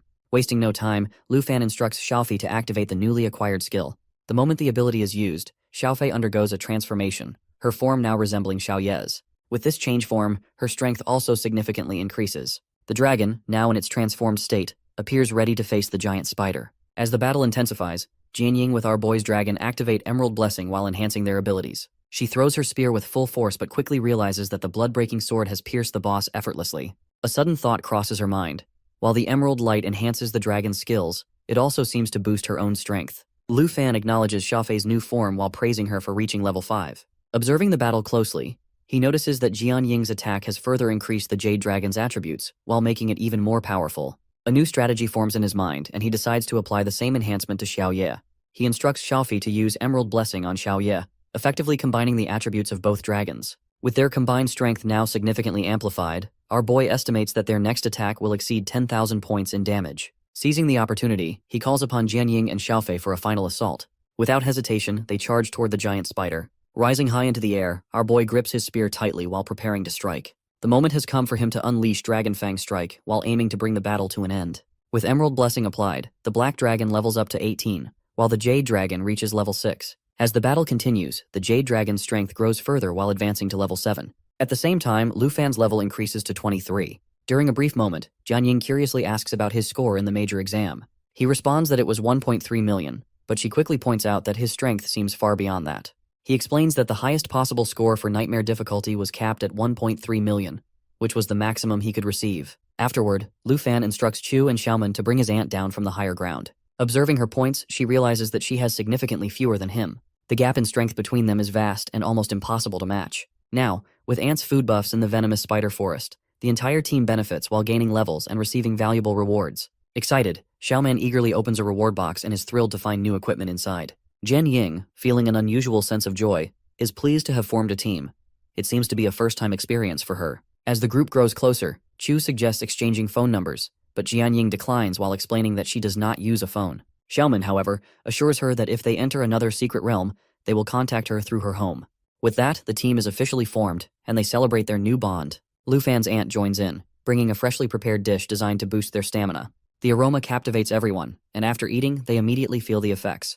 Their stamina increases significantly, and the Jade Dragon quickly levels up twice, reaching level 13. Lu Fan's level increases to 24, marking another milestone in his progress. Now, with their daily studies in combat theory beginning, the group focuses on their training. However, more than half a month later, just before the start of the freshman assessment, the Jade Dragon reaches level 14, while the Black Dragon advances to level 25. Wanting to check their rewards, he calls Xiaoman to open a chest. She steps forward eagerly. As he observes their progress, he reflects on how, before the assessment, his Black Dragon had already reached level 20, whereas Xiaofei was only at level 15. Meanwhile, Jian Ying shares that her cold water sword has leveled up alongside her, now reaching level 24. As she examines the newly obtained items, she realizes that she has received the venomous spider set. Q points out that with this new equipment, she can significantly improve her ranking in the freshman assessment.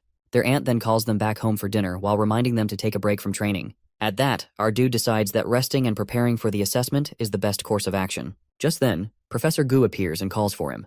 To his surprise, she clarifies that she is not the one looking for him. Principal Zhao wishes to discuss something important.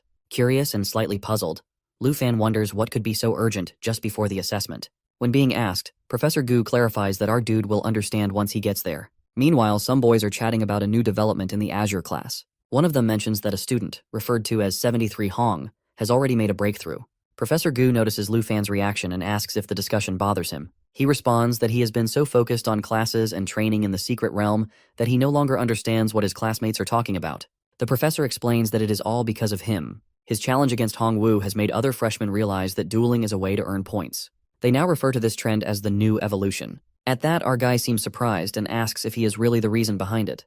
The professor confirms while explaining that freshmen now duel regularly. The winners gain more points, while the losers struggle even to afford food at the cafeteria. Lu Fan then asks about the 73 Hong he overheard earlier. The professor clarifies that Hongwu's strength is now used as a unit of measurement. Since Lu Fan is much stronger, he is considered 10 Hong, while Hongwu remains 1 Hong. The professor adds that Hongwu is now doing janitorial work at the academy, which at least helps him earn some points and avoid starvation. Finally, she informs our boy that Vice Principal Zhao is waiting for him. Lu Fan acknowledges and prepares to leave. Our boy walks in and asks the vice principal if he was looking for him. The vice principal allows him to enter and then brings up the national trial that was promised before admission. He informs Lu Fan that the trial's schedule has been moved up. Originally, it was planned to take place in Jinyu City, Taichi Nation, 5 months later, but the host country has suddenly rescheduled it to happen in just 2 months. He then mentions that Taichi has already announced its contestant for this year, Jin Chenghan, the eldest son of the Jin family. He is expected to reach level 60 and complete his 3rd transformation within a month. Lu Fan immediately realizes that Taichi has arranged for the trial to start right after Jin Chenghan achieves his transformation. The vice principal confirms this, pointing out that holding the trial when most contestants from other countries are still at the 2nd transformation level will ensure Jin Chenghan's victory. Our boy understands that the gap between the 2nd and 3rd transformations is not just about levels. Each transformation unlocks new abilities that greatly boost strength. He sees it as yet another clever scheme by the Jin family. The vice principal acknowledges that the qualification Lu Fan was promised now comes with unfair conditions. He explains that in 2 months, Lu Fan can, at best, reach level 30 in his 2nd transformation, while most opponents will be over level 50. He even warns that facing such powerful competitors could cost Lu Fan his life. He then reminds him that Dragon Nation has always dominated past trials, but this time, other nations are specifically aiming to defeat them, and with even less preparation time. Finally, he asks if our dude still wants to participate in the national trial. Our boy tells the vice principal that this is his chance to join the ranks of Dragon Nation's top experts. He confidently states that not only does he want to participate, but he also wants to win. The vice principal, while seeing his determination, says that since he has made up his mind, he will arrange the necessary resources for him. He advises Lu Fan to perform well in the upcoming freshman assessment. Our boy acknowledges this and adds that it will be tough on the vice principal to secure those resources. The next day, during the freshman assessment conference, the principal keeps his speech brief. He tells everyone to follow the rules and then announces this year's assessment format, a team-based arena battle. He explains the rewards. First place will earn 5,000 points per person, second place will receive 3,000, and third place will get 2,000. As students discuss the announcement, one complains about the team format and immediately decides to give up. Another laughs and reminds him that he should have teamed up with him while promising to carry him through the battle. A nearby student, however, points out a flaw in that plan while reminding his friend that they are both healers. Q is happy that it's a good thing the team size is limited to 5 members. He mentions that since his aunt is not a combat class, they have exactly 2 full teams. The principal then addresses the students, while noting that many of them lack experience working in teams. However, he reassures them that it's not too late to form one. He announces that the preliminary round will begin that afternoon, and by the following night, the top 100 teams will be determined. He also asks if any 2-person teams are interested in joining up with others. At that, one guy then approaches Jian Ying and introduces himself as Double Swordsman No. 7. He tells her that he has been watching her since the freshman entry ceremony and hopes she will team up with him for the assessment. Just as he is about to finish his sentence, Jian Ying cuts him off and refuses without hesitation. At that moment, Xiaoman arrives and cheerfully tells them to hurry up and sign up with Teacher Gu. She then notices Lu Fan's expression and asks why he looks like he is about to cry. Q explains that many students want to team up with Jian Ying, but he was sure she wouldn't leave their group. In the end, Lu Fan decides to team up with Chu, while Jian Ying partners with Xiaoman. The next day, the freshman assessment's preliminary round takes place at Dragon City Academy's arena. The matches are intense, and a princess watches with interest. She praises her guard's performance, impressed by his 28 consecutive victories. She encourages him to keep going, as a few more wins will place him in the top 16. He thanks her respectfully. She then mentions that her brother, Jin Chenghan, will be coming to see her soon. She plans to introduce her guard to him, and insists that he must reach the No. 1 position to earn a promotion. He reassures her that he will follow her orders without fail. As the next battle begins, the opponents are introduced. No. 18 Chen Tianji and Jinju versus No. 1 Lu Fan and Jian Ying. The princess is shocked to see both top students in the same team. She questions in disbelief how they ended up together. In a flashback, it is shown that our dude swipes his team partner from Chu to Jian Ying. Q is the one who suggests it, as she doesn't want to drag him down and is happy to work with her sister. Now both of them are cheering for our boy's team, who is encouraging his teammate as they aim for first place. While waiting in the arena's waiting room, Lu Fan looks at his collection of treasure maps. He notices that their quality is low, and they are scattered in distant locations, so he decides to combine them. As he watches the maps merge, he is surprised and excited by the result. Jianying notices his reaction and asks if he is okay. He exclaims in amazement while realizing that the combination actually worked. Looking at the new map, he sees a location called Flying Dragon Cemetery and realizes that he has never heard of it before. He decides to ask about it another day. Just then, an announcement calls for Team No. 18 and Team No. 1 to enter the arena. Our boy reminds Jianying that it's their turn to step onto the stage and that they cannot afford to slack off in the freshman assessment. As they walk in, the audience starts talking. Some students confidently declare that since number 1 Lu Fan and No. 2 Jianying are in the same team, victory is practically guaranteed. However, others argue that it's not certain while pointing out that Chen Tianji has already won 28 matches in a row. They also remind everyone that past champions weren't always the highest-ranked students. Jianying turns to Lu Fan and mentions that their opponent is also a dragon tamer. She then asks if he feels confident about winning. Instead of answering directly, Lu Fan smirks and suggests a bet. He proposes that if he can defeat both opponents on his own, she will have to share everything she knows about the characteristics of a swordmaster. Jianying is surprised and questions if he really means to fight without her help or even summoning his dragon pet. Lu Fan realizes she has a point and acknowledges that it makes sense. He then recalls their time in the venomous spider forest and notes that their fighting styles are quite similar. With that, the assessment officially begins. Jinju's guard steps forward, eager for the fight to begin. He accuses Jinju of always trying to outshine him and declares that from now on, there can only be one dragon tamer. Him. Meanwhile, our guy suddenly vanishes from sight, catching everyone off guard. He tells Jianying that it's already too late to stop now. As the battle begins, Chen becomes frustrated and questions why Lu Fan is neither relying on his teammate nor summoning his dragon. Lu Fan casually responds that it's just a small bet and nothing serious. He adds that he doesn't need to go all out to deal with him. Watching from the stands, the princess is furious while feeling that this is finally her opportunity to get back at Lu Fan. She recalls how he once humiliated her and vows to make him pay 10 times over. Without hesitation, she commands the armored earth dragon to attack. As the dragon lunges toward him, Lu Fan calmly observes that one of its fangs is broken while making its face look uneven. He then remarks that he will fix it. The battle intensifies, and the crowd erupts in shock as our boy stops the earth dragon's attack with just one hand. Students in the audience can't believe what they are witnessing. Some gasp and ask if that is really an earth dragon, while others remind them that, despite everything, a dragon is still far stronger than a human. They begin to wonder just how much power Lu Fan actually has, finding it hard to make sense of the situation. The princess, while noticing her guard frozen in shock, snaps at him and demands that he stop daydreaming and take our dude down immediately. He quickly regains focus and obeys her command while ordering the earth dragon to use a sweeping attack. Meanwhile, our boy's teammate analyzes the situation and realizes that both of them are dragon tamers.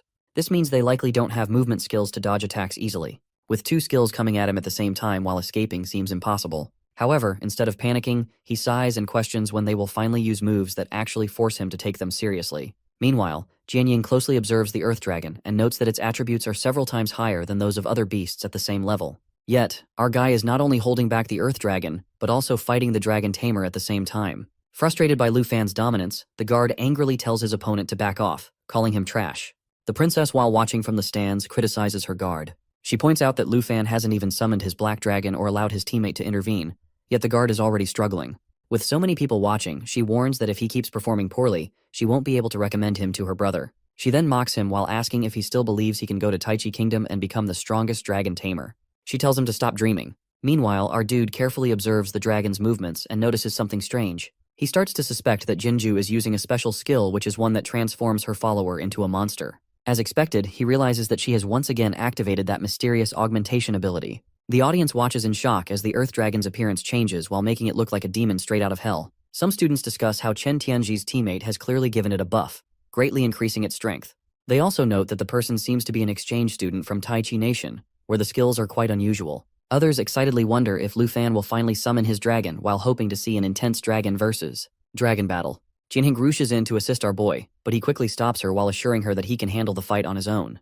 He reminds her about their bet while insisting that she stay back. She hesitates for a moment, about to protest, but before she can say anything, the dragon launches an attack. As the fight continues, Lu Fan recognizes the enemy's skill. He recalls seeing it before, which is a painful transformation that distorts the body in exchange for increased power. Meanwhile, Jinju orders her guard to take him down, and he immediately acknowledges her command. Jinju then mocks our boy, while boldly claiming that she will take his black dragon and turn him into a loser once again. Laughing, she taunts him, daring him to summon his dragon if he doesn't want to be completely crushed. She then sarcastically reminds him that he once bragged about having high enough stats to overpower the earth dragon. She questions why he is struggling now. In response, Lu Fan calmly commands his dragon to use magic and attack. Suddenly, the guard shivers.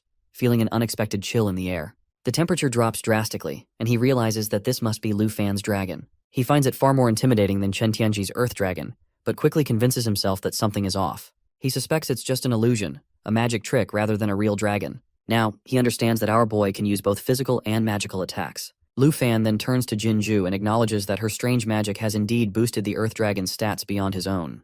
However, he smirks and asks about whom the higher stats alone and are enough. He then boldly declares that she is not worthy of taking his black dragon. Hearing this, Chen panics and urgently warns her to be careful. Without hesitation, he commands the armored earth dragon to attack once again. As Chen launches his attack, our boy takes note of his unwavering loyalty. Seeing this, he decides to counter with a powerful move. He commands Dragon's Magic, Magic Concur, and then unleashes Blue Dragon King Roar. The audience erupts in disbelief. They can't believe that our dude has activated yet another new magic skill. One student exclaims that this isn't just any ordinary magic but a rare and powerful form of dragon magic. Others marvel at his strategy. First, he withstood the dragon's physical attacks, then overwhelmed it with magic, all without even summoning his own dragon. Another student confidently predicts that Chen Tianji's winning streak is about to come to an end. Chen, who is overwhelmed, struggles to understand how such a huge gap exists between them when they are both dragon tamers. He questions how Lu Fan is so much stronger. Then, our guy points out something that has been bothering him from the start of the battle. Why hasn't Chen used any skills other than Dragon Lance Strike? Hearing this, the princess grows impatient and angrily orders her guard to make the Earth Dragon keep fighting. Meanwhile, our dude explains that Dragon Lance Strike and Dragon Fang Strike may look slightly different because they use different weapons, but in reality, they are the same skill. He then asks why the guard hasn't used Dragon Claw or Dragon's Encouragement. At that, Chen suddenly freezes, while realizing that Dragon Claw and Dragon's Encouragement are his original skills. Could it be that he never unlocked them? The princess, furious at his hesitation, insults him and compares him to Kui Hongtai. Our boy, however, calmly states that Chen's Earth Dragon contract must not have unlocked all his skills. He points out that the reason he hasn't used them is simple.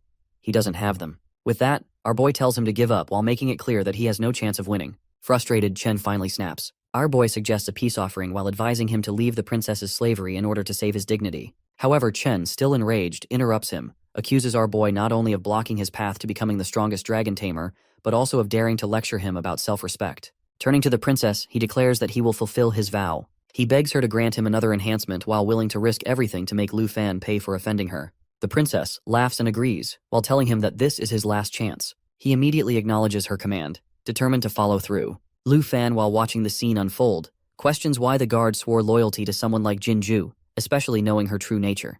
Chen explains that without the princess, he would be nothing. To gain status and repay her kindness, he is willing to do anything. Jinju, satisfied with his loyalty, orders him to kill Lu Fan.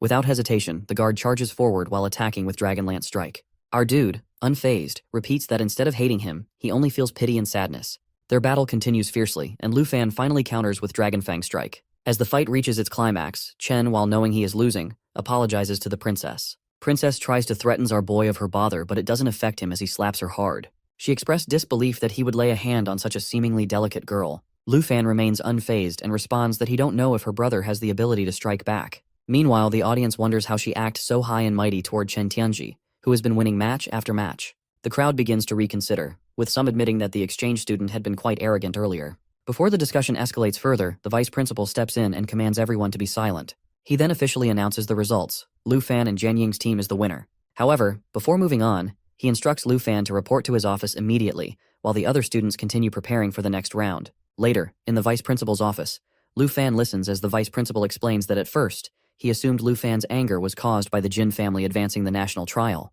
However, through Mr. Qin, he also learned about his conflict with Jinju. Our boy acknowledges that this while admitting that settling personal grudges in the arena often leads to criticism.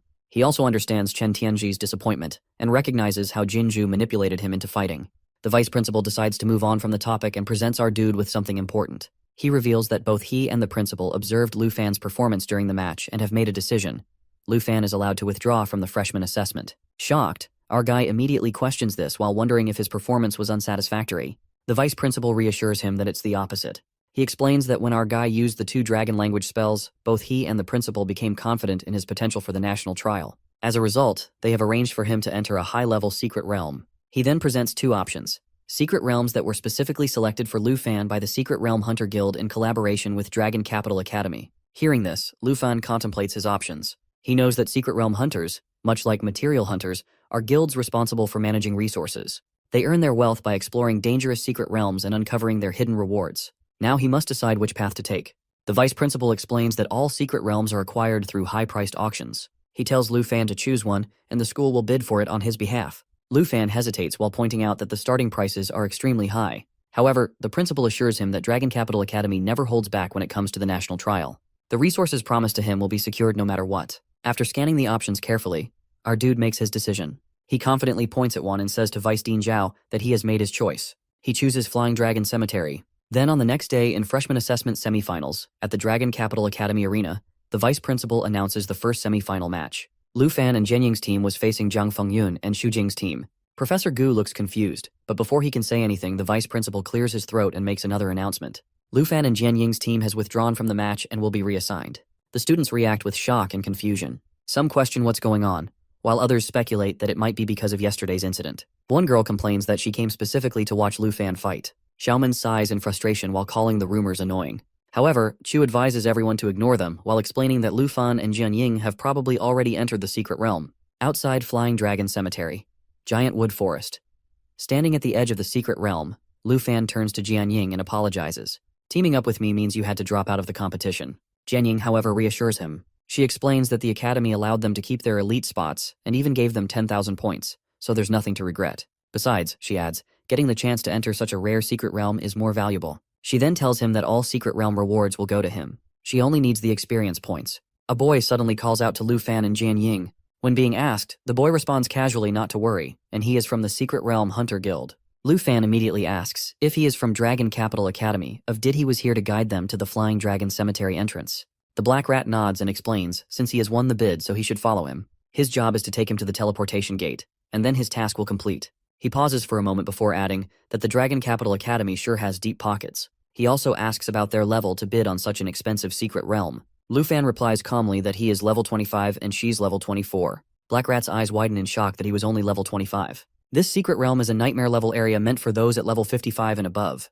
He quickly pulls out his communicator. He finds need to contact the academy. He said they must have made a mistake sending 2 people who haven't even reached their second transformation. He mentions that this is basically sending them to your deaths. Our boy interrupts him before he can make the call. Without another word, Lu Fan activates one of his skills. A powerful energy surges around him, and suddenly, a massive dragon appears. Before they can react, a deafening roar echoes through the sky. A level 59 green-winged dragon eagle swoops down, while forcing them all to take defensive positions. Black Rat stares in disbelief whether he was really at level 25. Lu Fan remains calm and replies that Black Rat levels don't matter to them, and asks to take them to the entrance as soon as possible. Black Rat agrees to continue leading the way, and eventually brings the group to the entrance of the Flying Dragon Cemetery. Upon noticing the teleportation gate on the sacred tree, he remarks that his job is done and suggests they part ways unless fate reunites them. Before he can leave, our boy stops him and proposes that they become friends. He explains that since Secret Realm hunters have traveled to many places, he might need information about different locations in the future.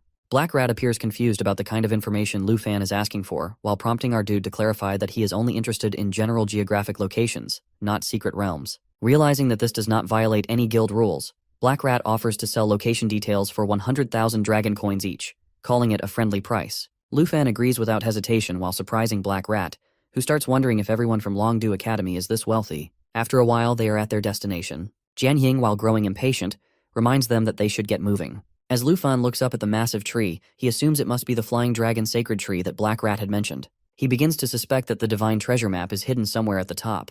Just then, she hears a rumbling sound and warns our dude about an earthquake. However, he quickly realizes that it is actually a horde of flying dragons approaching. Jianying immediately prepares for battle, and the fight begins. During the battle, Jianying notices a heavy broadsword lying nearby and calls out for it, though she worries that she will not reach it in time. Meanwhile, Lu Fan unleashes his Dragon Fang strike and urges her to grab his hand, reminding her to be careful since their goal is not below them. She sighs while realizing that he has saved her once again. At that moment, another rotting corpse dragon appears.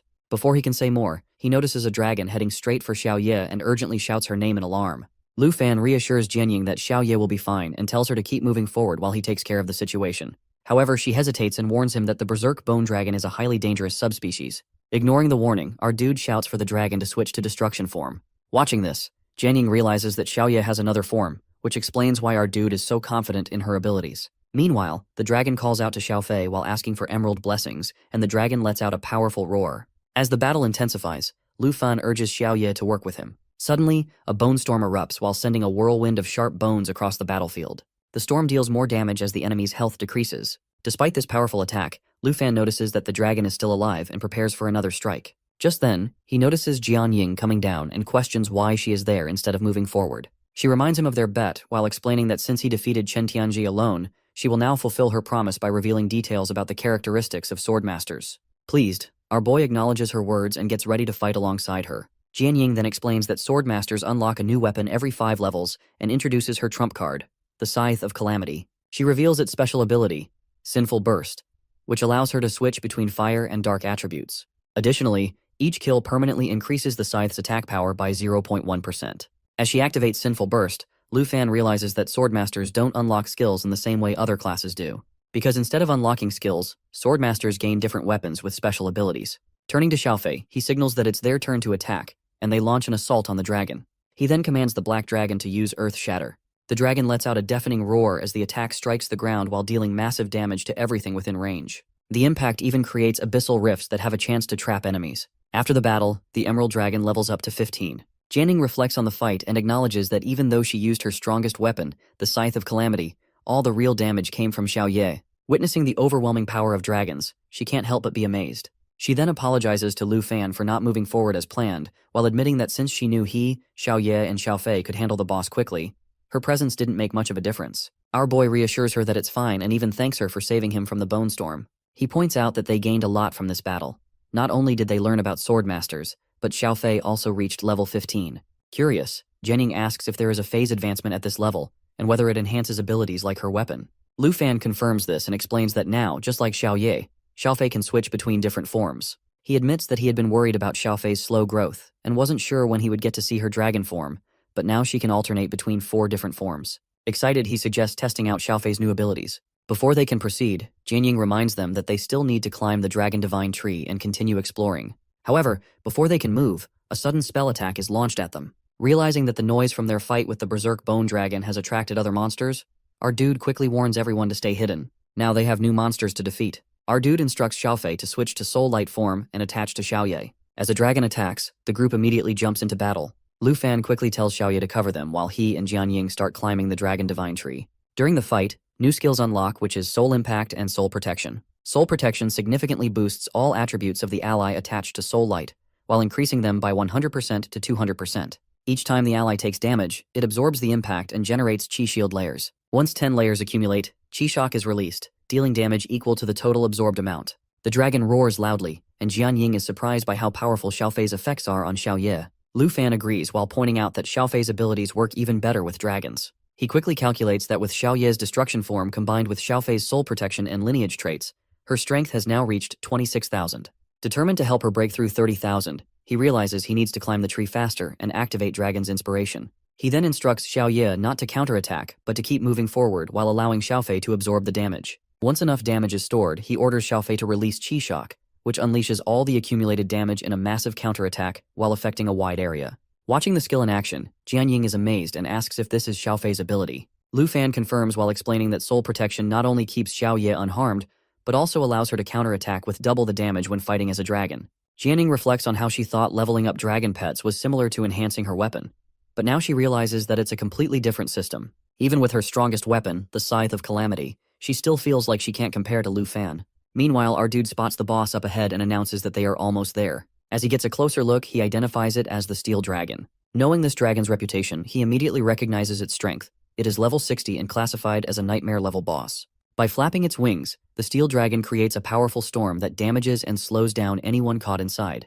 Additionally, when it thrusts at a target, it significantly reduces all incoming damage by 50%, making its defense even stronger. Just then, the dragon lets out a deafening roar. Jianying realizes that, like the Berserk Bone Dragon, this is also a dragon subspecies and urges Lu Fan to help Xiaoye. However, he calmly reassures her not to worry. Instead, he turns to Xiaofei and instructs her to prepare Soul Impact. As Soul Impact activates, it continuously channels dragon energy while charging up 1 to 2 layers per second. Once fully charged, it releases all the stored energy in a powerful attack, with a maximum capacity of 30 to 60 layers. With everything set, our boy calls out to Xiaoye while letting her know that the next move is up to her. The Steel Dragon roars once again while signaling the start of an intense battle. Jianying panics as she sees the dragon charging toward them. Though she feels small compared to a dragon tamer, she reminds herself that as a teammate she must contribute. Determined, she switches to the Dark attribute and activates Sinful Burst to fight the dragon. However, her attacks fail to do any damage. Frustrated, she curses and admits her attacks are useless. Lu Fan reassures her that it's okay, and that he understands her desire to help. He warns her to be careful before calling for Xiaofei to attach to him. With their combined strength, they launch a powerful attack on the dragon. After the intense battle, the black dragon reaches level 20. Excited, Lu Fan announces that it's finally over. Xiao Ye has officially reached level 20. As a result, a new skill called Intimidation is unlocked. Meanwhile, Jian Ying levels up to 25. She marvels at how powerful Xiaofei already is at level 15, and imagines that at level 20, Xiao Ye could probably defeat the steel dragon in a single hit. The thought is almost unbelievable to her. Our boy confidently tells Xiao Ye that the steel dragon is nothing to her now and urges everyone to keep moving forward. However, he notices Jian Ying looking deep in thought and asks what's wrong. She explains that she just remembered something Xiao Man once said, that if a dragon is strong enough, even a random dog nearby could cause destruction just by rampaging alongside it. Hearing this, he comments that it's unusual for her to joke around. Jian Ying admits that spending so much time with them might have changed her. Our dude agrees and mentions that she has become much more talkative, which he thinks is great. He then casually compliments her, while saying that he found her voice lovely when they first met. Caught off guard, Jian Ying is shocked. Lu Fan smiles and adds that she's also cute, asking if no one has ever told her that before. She hesitantly replies that she rarely talks to people and doesn't have many friends. Sensing her sadness, Lu Fan quickly changes the subject while telling her not to dwell on unhappy things and urging them to continue deeper. She nods in agreement. Just then, Xiaofei and Xiao Ye let out loud roars, and Lu Fan immediately tells them to stop.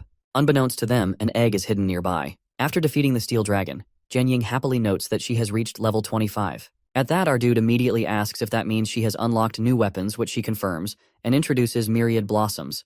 That is a weapon with agility-based attributes. She acknowledges that its effects are impressive, but since it is only at level 1 right now, its power is quite low. Lu Fan reassures her while saying that while it may seem weak now, once it reaches level 25, it will be a completely different weapon. However, Jian Ying silently worries, as even if she upgrades all her swords to level 25, she wonders if their damage could ever compare to a single strike from Xiao Ye. The pressure of being on the same team as Lu Fan weighs on her because she fears being constantly compared to him. She then comments that if anyone else had said her sword would be strong, she would believe them. Our boy teases her while asking if that means she doesn't believe him. He then confidently assures her that once Myriad Blossoms is fully leveled up, she will have few worthy opponents in Dragon Academy. Deciding to push forward, Jian Ying urges them to hurry since Xiao Ye has already moved far ahead. As they move forward, Lu Fan suddenly stops while noticing something strange. He questions whether the ruined site in front of them was once an adventurer's camp. Jian Ying looks around and while seeing old corpses concludes that the people here have been dead for a long time. Our dude carefully examines the surroundings and realizes that all the fallen adventurers were combat-class fighters who seem to have struggled at different times. This makes him suspect that there may be monsters lurking in ambush. Jian Ying agrees while suggesting that the area is most likely occupied by monsters, and warns him to stay alert. She then asks if he is implying that this is a trap. Before he can answer, a powerful bronze dragon suddenly appears. It is level 69. At the same time, a three-headed elemental dragon emerges while confirming their fears. Lu Fan quickly realizes the danger. Facing two boss-level dragons at once is no small challenge.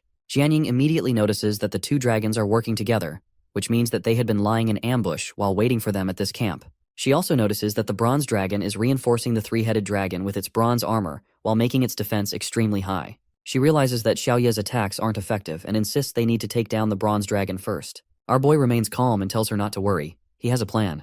He instructs her to summon Myriad Blossoms and wait for it to level up. Confused, she hesitates, but before she can question him further, he gives new orders. He shouts for Xiaofei to switch to Soul Light form and prepare to unleash Soul Impact on him. Meanwhile, Xiao Ye gets ready to switch into Destruction form, while setting the stage for their counterattack. The three-headed dragon roars and unleashes triple magic, with each of its heads releasing a combination of fire and ice. The devastating attack causes massive area damage, ranging from 200% to 300%. Despite the overwhelming power of the attack, Lu Fan stays focused as Soul Impact begins charging. He then commands the dragon to use her newly unlocked skill, Intimidation. As soon as she activates it, a powerful force spreads across the battlefield. Jian Ying, caught off guard by its strength, clutches her head, overwhelmed by the intense voices echoing in her mind. She struggles to stay steady and groans in pain. Lu Fan quickly reassures her while telling her to hang in there. It will be over soon. With the battle reaching its climax, he takes advantage of the chaos and continues attacking. Finally, after a fierce struggle, the bronze dragon's armor breaks. Seeing their chance, Lu Fan calls out while signaling that this is the perfect moment for Xiao Ye to strike. The dragon lets out a fierce roar as the battle continues. Our boy quickly warns Jian Ying to be careful while noticing that Xiao Ye is getting too carried away again. As the fight reaches its peak, the black dragon levels up to 21. Lu Fan praises their teamwork but reminds them to stay focused. He tells them not to act recklessly like Xiao Ye. Shortly after, he levels up to 28, and the emerald dragon reaches level 17. Meanwhile, Jian Ying quietly reflects on the battle, feeling disappointed in herself. She realizes that she wasn't able to contribute much and starts to doubt her worth.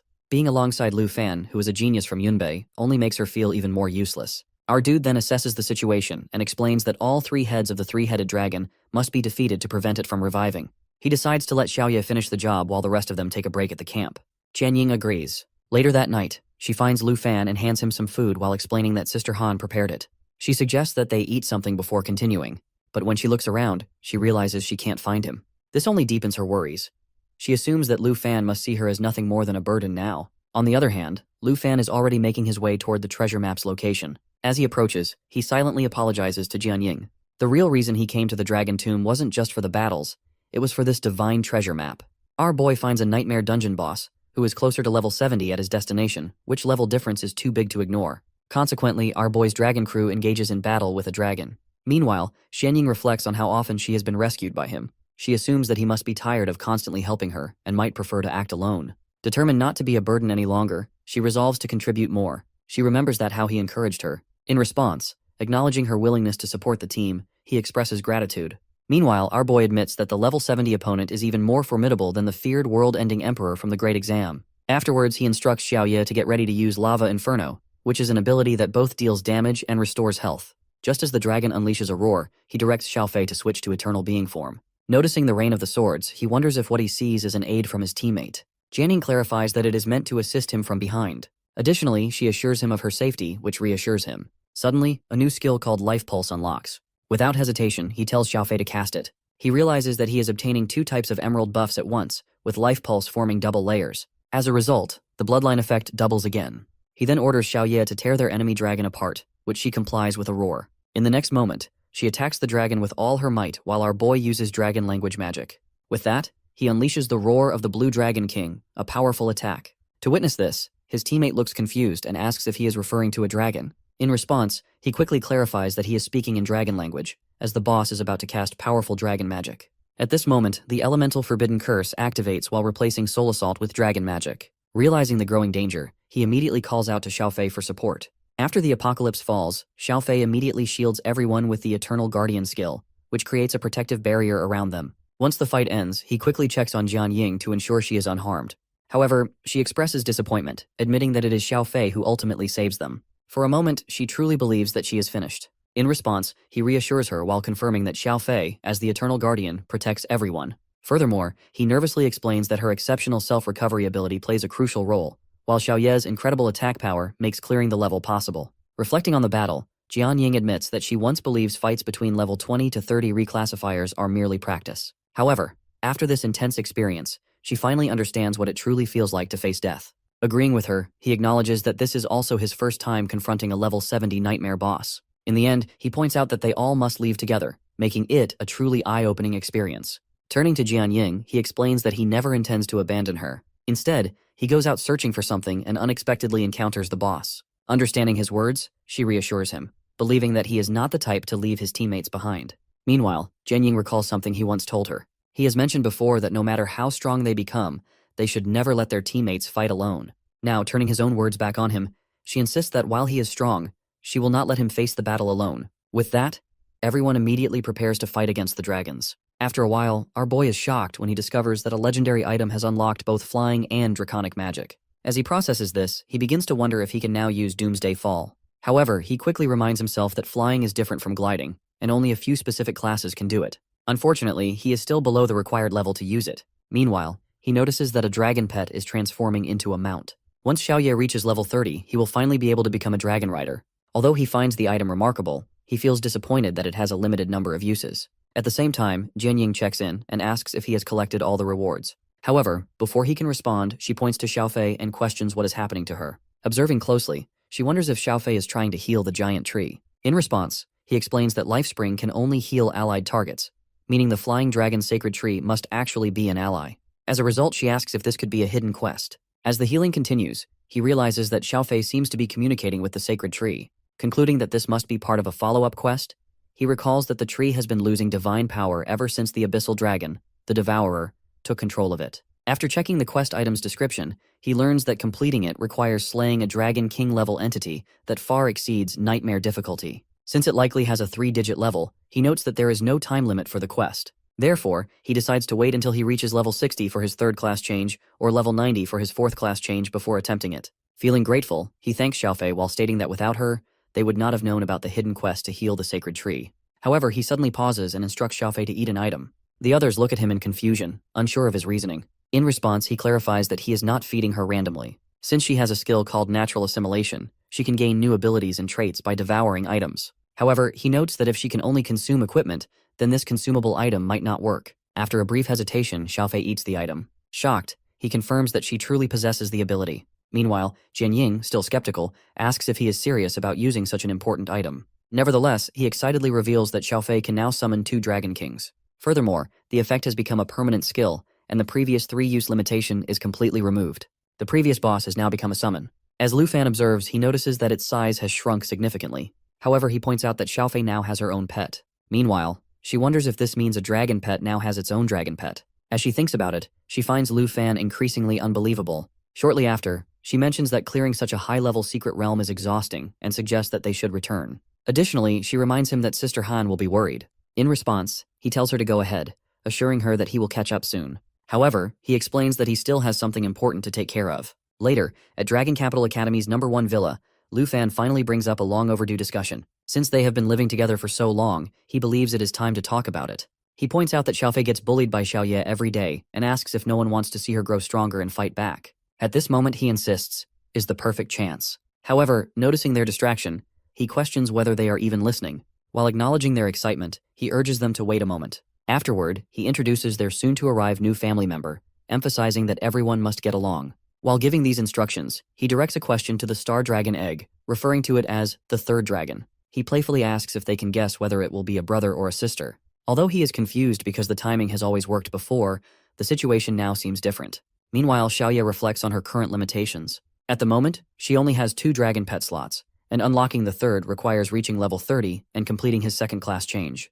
Because of this, she realizes that everything they have done so far is in vain. Seeing the situation, Lu Fan concludes that they need to go to the poison spider forest to level up.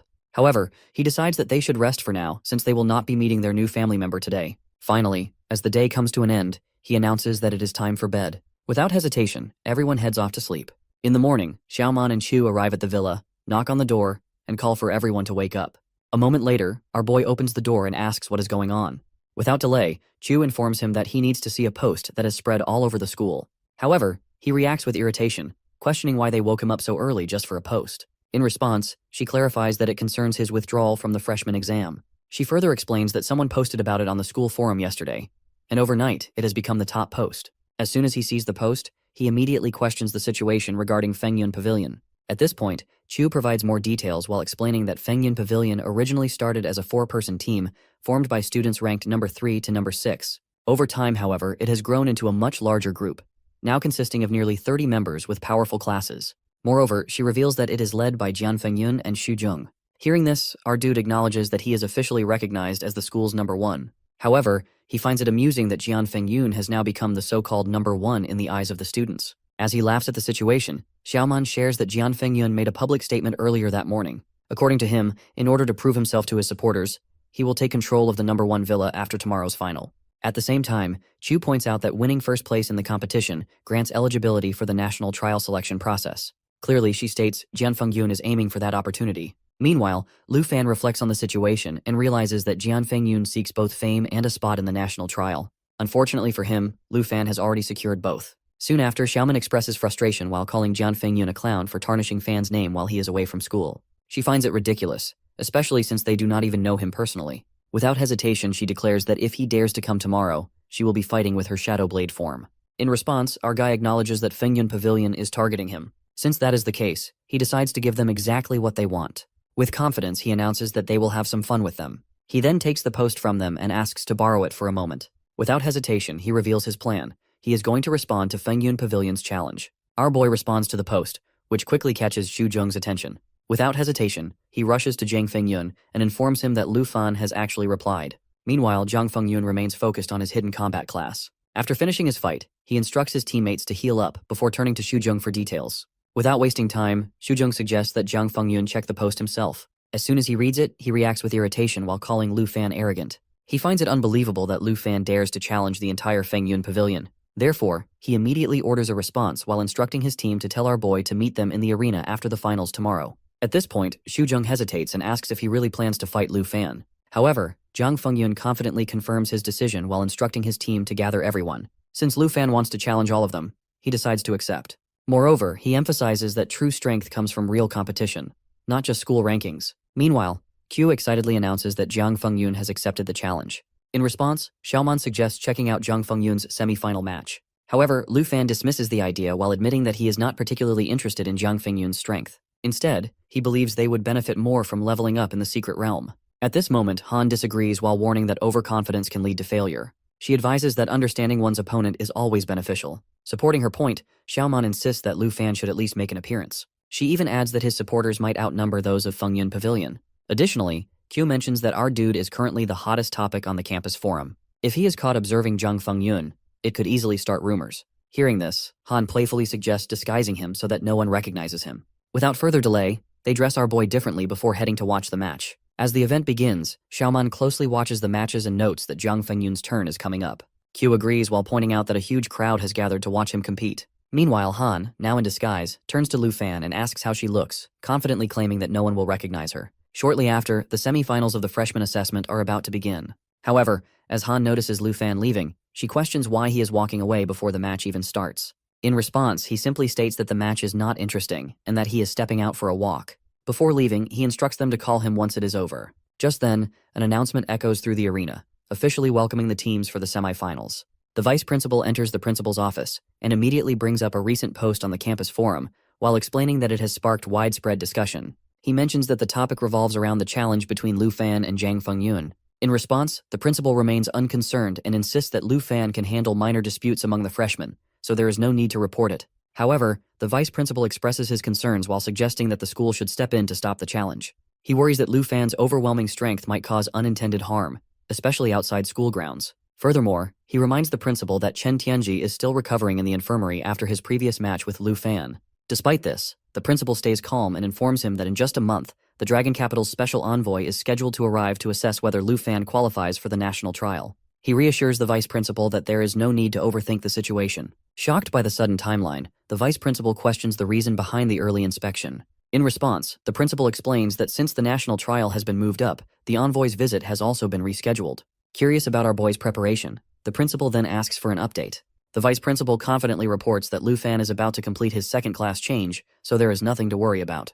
Additionally, he shares his knowledge about the previous Dragon Capital envoy, Chen Xiong, who, despite his arrogance, remains professional in his duties. He assures the principal that Chen Xiong would not intentionally create obstacles for Lu Fan. At this moment, the principal corrects him while revealing that his information is outdated. He clarifies that Chen Xiong is no longer the envoy, and that Ruan Changfeng has taken his place. Once a high-ranking official, Ruan Changfeng has faced multiple demotions while reducing him to his current role. Finding the situation intriguing, the principal then questions the vice principal's sudden silence. After a brief pause, the vice principal apologizes and acknowledges that if Ruan Changfeng is overseeing the national trial selection, Lu Fan will undoubtedly face numerous challenges. The principal firmly states that Lu Fan is his personally approved candidate for the national trial. He then asks the vice principal if he understands what needs to be done. In response, the vice principal acknowledges the directive and assures that he will gather more resources to help Lu Fan advance to his second-class change as quickly as possible, ensuring he can compensate for any level disadvantage. Shifting the conversation, he mentions that Lu Fan's battle with Jiang Fengyun is set for tomorrow, and asks if the principal plans to watch.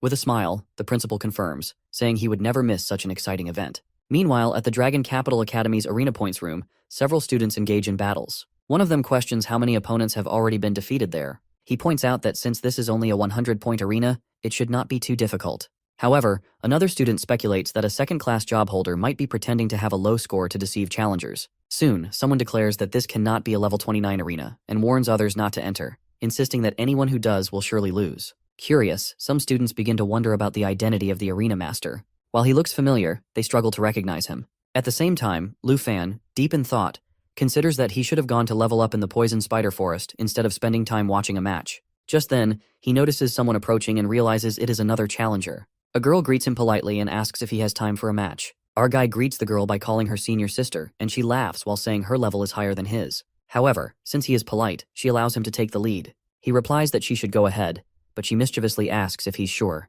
He thanks her while noticing she seems unusual. She then attacks him, and he comments on her strength while wondering about her level. As she strikes, he successfully avoids her attack. She acknowledges his defense while questioning why he's holding back and warning him that she'll teach him a lesson if he continues. He agrees to do his best. Meanwhile, outside the room, some students discuss how stubborn she is for choosing such a difficult arena. One student suggests they keep quiet since they can still hear the fight. Another recalls lasting only 2 minutes against her while assuming she's barely holding on.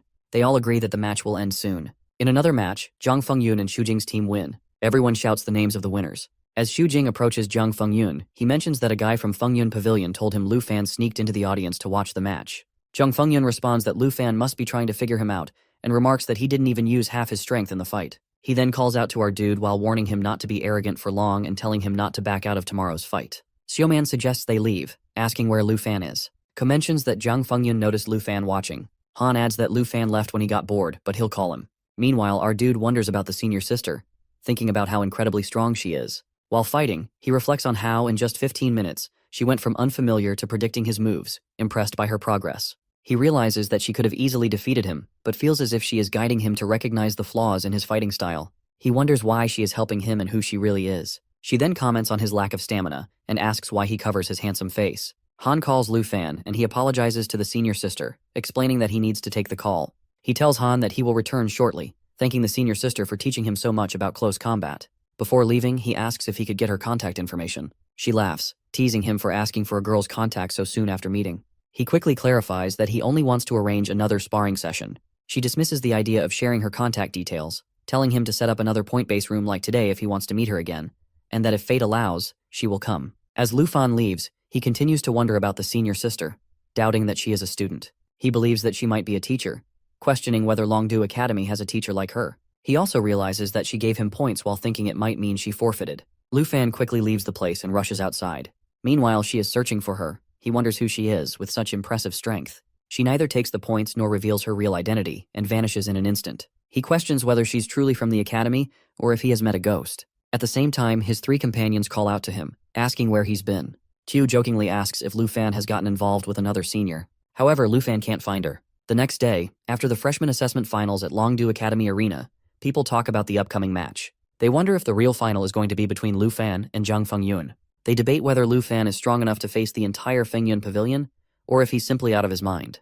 The crowd waits in anticipation for the fight. When Zhang Fengyun arrives, he asks why Lu Fan isn't there yet. He suggests that they might need to go to Villa Number 1 to bring him out themselves. Xu Jing reassures him while saying that they've agreed to this time and that they should just wait a little longer. Soon after, Lu Fan arrives, apologizing for keeping everyone waiting. He assures them it won't take much longer, and that they should get started quickly since he has other things to do later. Lu Fan comes running, and others find his entrance interesting.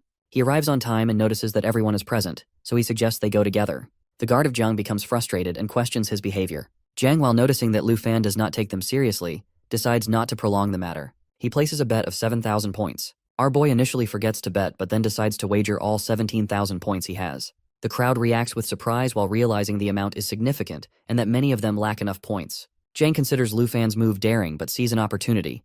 Winning 17,000 points would be highly beneficial. He then decides to bet all the points of Fengyun Pavilion. Others begin to wonder whether they even have a total of 17,000 points. However, one of them dismisses the concern while reminding everyone that they are betting against him. Our guy signals for the match to begin. Recognizing the boldness of his challenge, his opponent knows that he must summon his dragon. He instructs the members of Fengyun Pavilion to prepare, and they quickly ready themselves for battle. Next moment, our dude is caught in a spellbinding lock which prevents his movement. Zhang's group immediately charges at him. However, Lu Fan easily breaks free from the binding while shocking everyone. Zhang, overwhelmed, falls to the ground. The crowd watches in amazement as Lu Fan throws him down with just his hands. They begin to wonder whether a Dragon Master possesses complete control over the spellbinding technique. Xu Jing applies spell stiffness while causing his target's body to stiffen and reducing movement. He then orders a ranged attack. Meanwhile, Lu Fan wonders if this is what the top of the entrance exam looks like. Standing on Zhang's head, he observes the situation. Zhang, confused, questions Xu Jing about his spell, finding it impossible that it had no effect. However, our dude explains that it is not his fault. Instead, the boost in his attributes from his dragon makes the spell ineffective. He also mentions that his high attributes prevent low-level spells from affecting him. Without hesitation, he presses his foot against Zhang's face. At this moment, the members of the pavilion believe that it is the end for Lu Fan, as Young is about to use his technique. Zhang executes a strong move, which even Lu Fan acknowledges as impressive. However, he decides to show something special, something he has not even revealed to Chen Tianji. As the anticipation builds, he prepares to summon his dragon. Before anyone can react, he has already summoned it. A massive black dragon appears while leaving everyone in shock. The sight of the real dragon before them makes it difficult to breathe. Jiang, overwhelmed, immediately notices how different it is from Chen Tianji's dragon. The sheer power and presence of the beast terrify the others while prompting them to flee. The dragon roars high in the air as Lu Fan prepares to launch a counterattack. The black dragon unleashes its dominant skills, applying fear, immobilization, and stun effects. Jiang, overwhelmed, begs for mercy, realizing there is no way to win.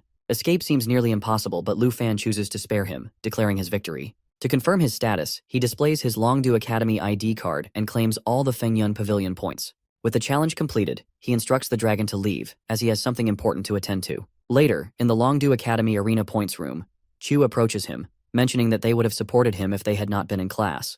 Concerned, he asks if Lu Fan was hurt. In response, Lu Fan assures him that he is completely fine, and now possesses a massive number of points. Feeling satisfied, he decides to rest. However, before he can leave, he notices his senior approaching and is surprised to see her. She explains that she was free and decided to come. Curious, she asks if he had been waiting for her. He responds, admitting that spending time with others feels boring, but being with her is meaningful. She is equally surprised to see that his level has already surpassed 70. Meanwhile, our dude wonders whether she is truly his senior. Jiang lies on the ground, and upon seeing this, the vice principal realizes that Lu Fan certainly knows how to handle the situation. Meanwhile, on the other side, the senior girl questions whether he is trying to set her up. He denies it, while explaining that it is not a setup and that she cannot be a senior since her level must be above 70. Curious, she asks about his thoughts on her identity. He observes that based on her appearance, she seems like a senior, but considering her strength and level, she could also be a teacher. She tells him to regard her as a senior due to her appearance. Additionally, she finds it impressive that he has not concealed his face. However, she grows frustrated with his persistent attempts to extract information about her level.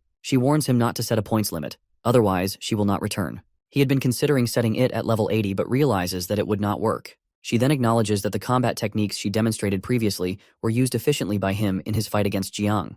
He suddenly realizes that she had been watching the match all along. She further comments on how quickly he summoned his dragon while shocking everyone, but what impressed her most was how swiftly he counterattacked and defeated his opponent. Feeling grateful for her guidance, he becomes eager to improve further. However, she suddenly strikes him while leaving him in shock. She remarks that while he has improved significantly, he still lacks humility. This misunderstanding upsets him, as he genuinely wants to learn from her. He also mentions that his senior is very kind and recalls how she previously gave him points while treating him like a younger brother. Seeking to improve his skills, he asks for her guidance. She finds it interesting that he is trying to build a connection with her. Amused, she instructs him to bring some food prepared by his sister. He briefly wonders if calling her aunt a sister would also be appropriate. She then acknowledges that since he has been waiting for her, he should now demonstrate his skills. Observing his movements, she notes that he has become significantly faster. She adds that if he manages to defeat her, she will reward him with a weapon, pointing out that his current one is not suitable for him. Curious, she asks if he also intends to use the principal staff. He responds by affirming that he understands the value of the black dragon sword he possesses. She then inquires about anything else he desires, to which he replies that he wants an enchantment level removal. Surprised, she questions whether he is aware of the cost of this skill. However, she quickly regrets bringing it up. In the evening, our boy lies down and tells his aunt that his body is aching, while his senior seems unaffected. Jian Ying, considering his description, suggests that she might not be a teacher since she has never seen her at Dragon Academy. Meanwhile, Chu discovers that Lu Fan is leading the school forum. She informs him that Fengyun Pavilion has uploaded a video featuring him along with Xiao Ye. His aunt remarks that now the entire school knows about his victory. He wonders who recorded the fight. Jian Ying speculates that he will become a hero for Fengyun Pavilion's supporters, but he has already experienced this kind of attention before. Choosing to stay focused, he reminds them to concentrate on their goals. When asked about his own goal, he states that he aims to level up, as becoming stronger will help him connect with the seniors. They soon arrive in a secret realm, the poisonous mushroom forest. Xiao Ye executes a fang strike, and Lu Fan's level rises to 30. Excited, he prepares to open a treasure chest. His aunt and Chu celebrate his progress. Xiaoman advises him to head to the class change hall, and Jian Ying realizes that he is now eligible for a second-class transfer. Meeting all the necessary requirements, he advances to the second stage of his class change. Q urges Lu Fan to complete his second job transfer quickly. One of the onlookers notices him and wonders if he is the one who defeated Fengyun Pavilion and Chen Tianji. Excited to meet him, the crowd gathers, eagerly asking for his autograph. Xiaoman realizes that Jian Ying was right about his growing support from Fengyun Pavilion fans. To avoid the attention, his aunt decides to disguise him again in different attire so he won't be recognized. After 10 minutes, people are still searching for him, but they manage to escape successfully. Lu Fan hopes that he won't have to flee like this every time. Xiaoman wishes at that she is chased by numbers of guys like Lu Fan. Jian Ying informs Xiaoman that there is no historical record of a dragon tamer completing a second job transfer. If our boy succeeds, he will make history. As they approach the transfer hall, Xiaoman points out their arrival. After arriving at the gate of transfer hall, our dude confidently states that he fully understands the process of a dragon tamer's second job transfer. One of them informs our boy that the ceremony will be conducted alone, so they will wait for him outside. He then enters the Dragon City Academy transfer hall while presenting his academy identity card for verification. An announcement echoes through the hall while instructing him to proceed to the ceremony platform. As he steps forward, he realizes that this second job transfer is entirely different from the initial process. Faced with multiple branches to choose from, he becomes momentarily confused. As the ceremony platform activates, he notices that there is no recorded information about the dragon tamer profession. He considers that if someone chooses a well-known profession, it would typically be documented for future reference. However, as expected, no historical records exist for his specific job transfer. Finally, Dragon City Academy announces the successful transfer of Lu Fan. At that moment, he fully experiences the transformation taking place within him. At that, our guy discovers that 3 branches available for the second job transfer as a dragon tamer. The first is Dragon Priest, which focuses on dragon encouragement skills. The second is Dragon Spellcaster, a mage-based specialization where skills transform into dragon language spells. He speculates that if the Dragon Spellcaster is an advanced version of the dragon language mage, then the Flame Dragon Warrior must be an evolved form of the Dragon Blood Warrior, seemingly more focused on dragon claws. He realizes that these branches represent 3 distinct paths: the support path with dragon encouragement, the magic path with dragon language spells, and the enhancement path for dragon transformation. However, he soon notices a 4th option, which is Dragon Rider. This specialization enhances spiritual development in all directions, strengthening both the dragon and the wielder's abilities. Recognizing this as the perfect fit for his style, he confidently makes his final decision for his second job transfer profession. Meanwhile, outside the ceremony, people discuss the strong energy waves filling the area. Xiaoman begins to grow anxious while wondering why the ceremony is taking so long. Her nervousness increases with time, but Lu Fan's aunt reassures her while emphasizing the significance of this moment for him. However, she notices that Han appears even more anxious. Jianwing understands the aunt's concern while acknowledging that Lu Fan's rise to greatness hinges on this crucial decision. Q reminds everyone to have faith in him, adding that the 800-year decline of dragon professions is finally coming to an end. As the ceremony concludes, everyone eagerly asks our dude about his new profession. He assures them that everything went smoothly and promises to discuss it on their way back. He then reveals that his profession has changed from dragon tamer to dragon rider. Curious, they ask if this profession requires actual riding, to which he nods. He explains that another reason for choosing this path is that he has already received a dragon riding saddle. Once both of his dragons reach level 30, they will be able to use it effectively. He also wonders if this ability extends beyond just 2 dragons. Perhaps even a 3rd star dragon could be tamed. Hugh finds it fascinating that he will now be both a dragon tamer and a dragon knight, while his aunt feels it is somewhat unusual. She imagines him riding a dragon, but he quickly interrupts while telling them to stop picturing it. If he rides, he will be in full dragon form. At that moment, he notices his senior again. Xiaoman, realizing how beautiful she is, asks Lu Fan if this is the senior who trained him. Amused, the senior acknowledges that they already seem to know her. She then turns to his aunt and asks if she is the enchanted cook, to which his aunt nods. The senior then surprises everyone by stating that she has come to borrow Lu Fan. Shocked, they listen as she explains that she needs him to run errands in Dragon City. His aunt, while seeing how much he has already benefited from her, allows her to take him along without hesitation. The senior thanks her and takes Lu Fan with her, while his aunt invites them to join for dinner later. Lu Fan, however, feels overlooked because no one considered his opinion, as he had planned to tame the Star Dragon. But now, he has no choice but to follow his senior. She urges him to hurry, while reminding him that they are out of time. As they leave, Lu Fan checks his mobile absent-mindedly. The senior notices and asks him what's wrong. He then asks about their destination. Smiling, she reveals that she is taking him to buy a gift that is the enchantment level removal he had requested last time. Shocked, he can hardly believe what he just heard. They arrive at the Longdu auction house, where the senior informs our dude that the enchantment scroll he desires is now up for auction. They will need to bid for it. He recalls that the vice principal previously bid an astronomical amount for Dragon Cemetery, while leading him to assume that this auction will also demand a high price. He hesitates and suggests they forget about it, but the senior questions his lack of enthusiasm and assures him that she is extremely wealthy. Realizing he should be more cautious with his words around her, he promises to repay her quickly. Just then, the auctioneer welcomes everyone and begins the bidding for the rare enchantment scroll. The starting bid is 950 million dragon coins, quickly escalating to 1.25 billion, 1.4 billion, 1.85 billion, and finally 2.3 billion.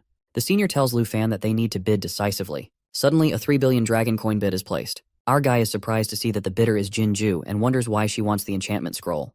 The senior explains that Jinju is the princess of the Taiki kingdom, and she is determined to acquire everything that can increase her wealth. She then tells Lu Fan that they will need to outbid her with even more coins. At that, our boy asks how she knows about Jinju, to which she replies that she has many sources of information. She also mentions that she will be helping him today and is willing to go to any extent to obtain the rare scroll. She bids 4 billion coins on his behalf while making the princess furious. However, the princess's guard assures her that they have 5 billion dragon coins available for bidding.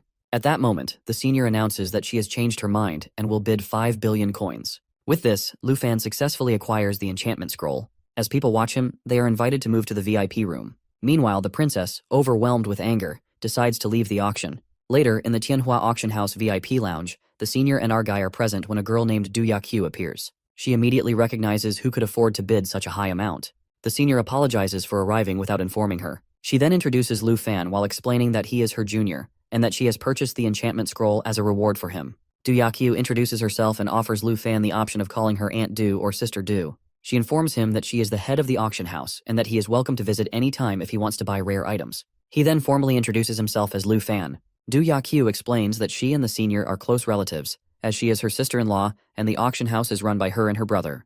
Lu Fan realizes how generous the senior was during the auction and decides that he should not insist on repaying the amount. Lu Fan thinks that with this scroll, he can easily remove the level 60 requirement from the soul wings of the Dragon King. Then, Sister Du asks the senior if she has collected anything for the codex. The senior replies that she has nothing left, to which Sister Du thanks her. The senior then tells Lu Fan that he should focus on repaying the 5 billion and suggests they head back since the aunt is waiting for them. Curious, he asks about the codex they were discussing. She explains that the codex is the key to generating dragon coins needed to purchase rare items. It is called the Baibao Codex. Sister Du informs him that his current earnings are merely pocket money and that the most valuable treasures are extremely expensive. She further explains that rare treasures recorded in the codex are appraised, and the auction house estimates their price, while giving 3% of the estimated value to the owner in dragon coins. This makes it a highly profitable business. Realizing this, our boy thinks that if he wants to repay the 5 billion, he can earn 3% of the estimated price by recording rare equipment. He immediately starts estimating the value of the Dragon King's soul wings. Sister Du tells him that these wings are meant for level 60 and are considered a top-tier item. She also mentions that they can easily be sold for 2 billion coins. However, our guy realizes that he is still far from reaching 5 billion. He then tells Sister Du that he possesses something even more valuable than the soul wings. When she asks about it, he reveals a dragon egg. She is shocked to see it and quickly realizes that he must be the dragon tamer from the southern province. Our guy tells them that he has a total of 5 dragons. Sister Du realizes that if the soul wings were already highly valuable, then this dragon egg would be unprecedented. He asks if the dragon egg can be recorded in the codex. She explains that it cannot be recorded there, but can be entered into the treasure catalog instead. She also mentions that once it is added to the catalog, the auction house will gain worldwide recognition. The senior feels satisfied with her decision to support Lu Fan, while knowing that his popularity will only grow. Sister Du then offers him a deal that he can visit the auction house once a month and purchase anything he wants. Seeing no reason to refuse such an opportunity, he gladly accepts. She then asks him to proceed with recording the items in the catalog. Curious, Lu Fan asks when his privileges will begin. Sister Du informs him that they start immediately, from this month onward. Without hesitation, he selects the item he wants, worth 5 billion, and immediately returns the amount to the senior. He chooses the enchantment level removal as his free item for this month. In this way, all the money is returned to the senior, who is surprised at how quickly he repaid it without any interest. Our guy then decides to visit the auction house every month to acquire rare items. Meanwhile, the people in the auction house notice the catalog being updated. Lu Fan wonders whether his soul wings and dragon egg have already been listed in the catalog. The people notice a dragon egg listed in the catalog and wonder if it is the legendary dragon.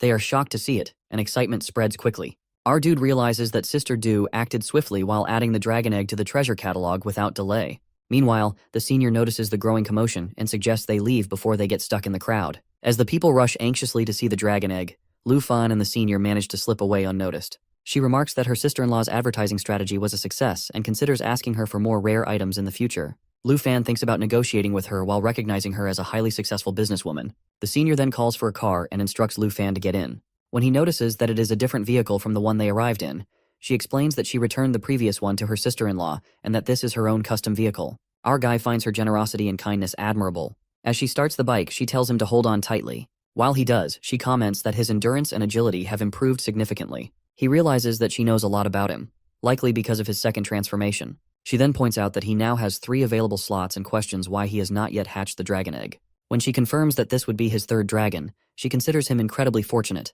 as dragons are extremely rare. Curious, he asks about her true identity, wondering why she always helps him. She reveals that he still has his first trial to complete, and that a special envoy from Longdu Academy will be assessing him. To pass, he must earn the envoy's approval. She also mentions that the envoy is above level 70 while making him a formidable opponent. Lu Fan perceives her presence as an advantage for the trial, but notes that if the envoy is with him, he will take care of him while ensuring his victory. She finds his confidence amusing. As it gets late, she accelerates the vehicle. However, he has taken her hand in his while he opens his soul wings as they soar through the night sky. Lu Fan asks if he needs to see her off, but she finds it unnecessary, so he heads back. She finds him obedient and thinks that if it were someone else, they would have accompanied her to the door. She then returns while humming a tune, only to realize that she left her motorcycle on the road. Meanwhile, at Longdu Academy's Villa No. 1, Lu Fan arrives, exhausted from flying, but he has gained more proficiency in using his soul wings. He asks the dragons if they are ready to summon the third dragon.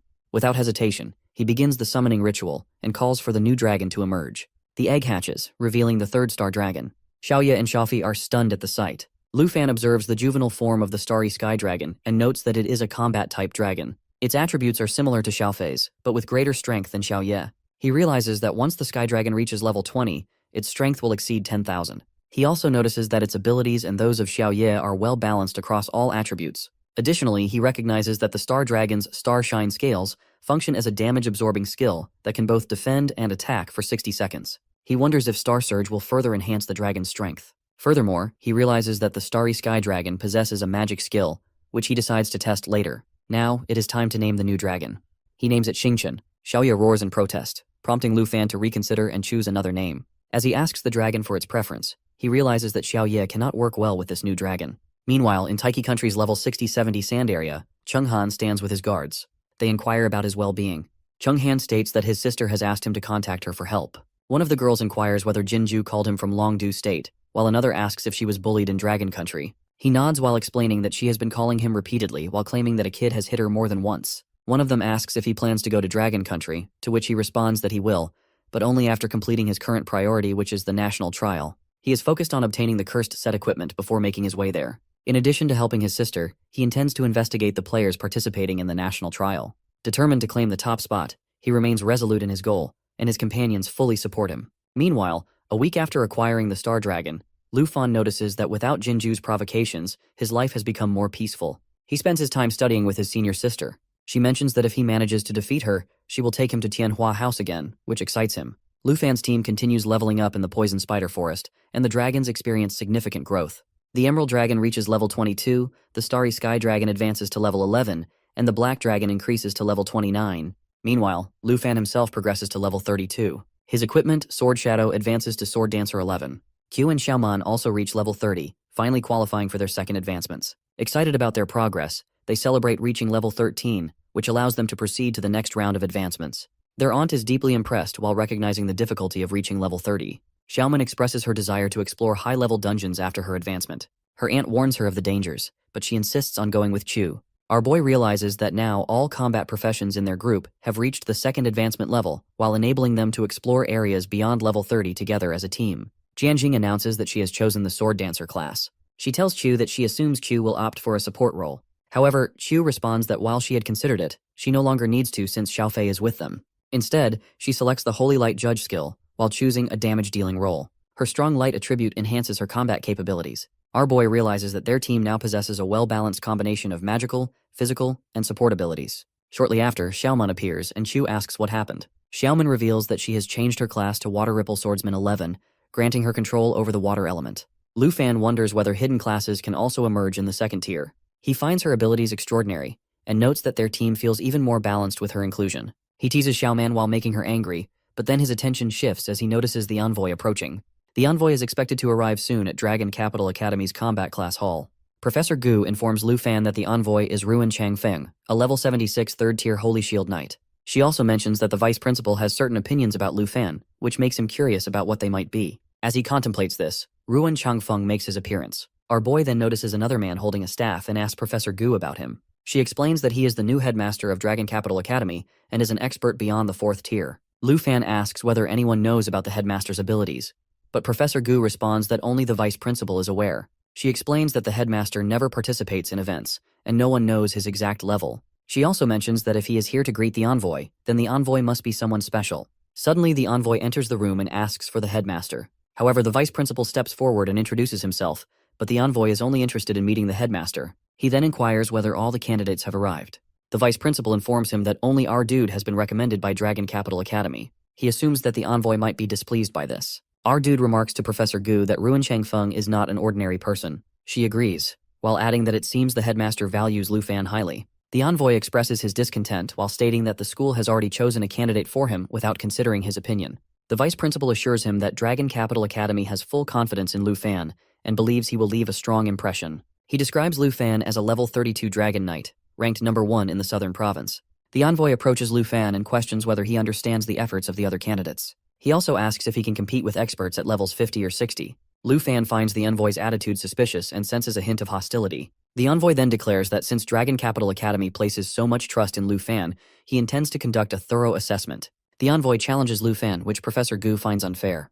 The vice principal also states that it is unreasonable for a level 32 student to compete against someone at level 76. However, the envoy explains that he is not forcing Lu Fan to enter the national trial. His mission is simply to select strong individuals capable of competing against contenders from 22 other nations. He adds that if Lu Fan cannot pass his test, he is not worthy of representing the Dragon Kingdom. Our boy realizes that he cannot match the envoy in close combat, and the current space does not allow him to summon his dragon. The envoy urges him to display his full strength and prove his capabilities. He wants to see how well Lu Fan manages his power. The spectators notice the envoy's enthusiasm and suspect he wants to move the assessment to another location. On the other hand, with his power, Headmaster transfers them to some other location. Suddenly, they vanish from the area while leaving the onlookers searching for them. Our boy soon realizes they have arrived at the Dragon Capital Academy arena, where there is ample space to summon his dragon. The envoy instructs him to stop holding back and reveal his full power. Although Lu Fan initially questions the fairness of the assessment, he decides to take advantage of the open space and summons his dragon. The dragon executes a flash leap while drawing the envoy's attention. He recognizes it as the same black dragon that the princess of the Jin family had mentioned. However, he finds the dragon's pressure ineffective against him and believes that Lu Fan poses no real threat.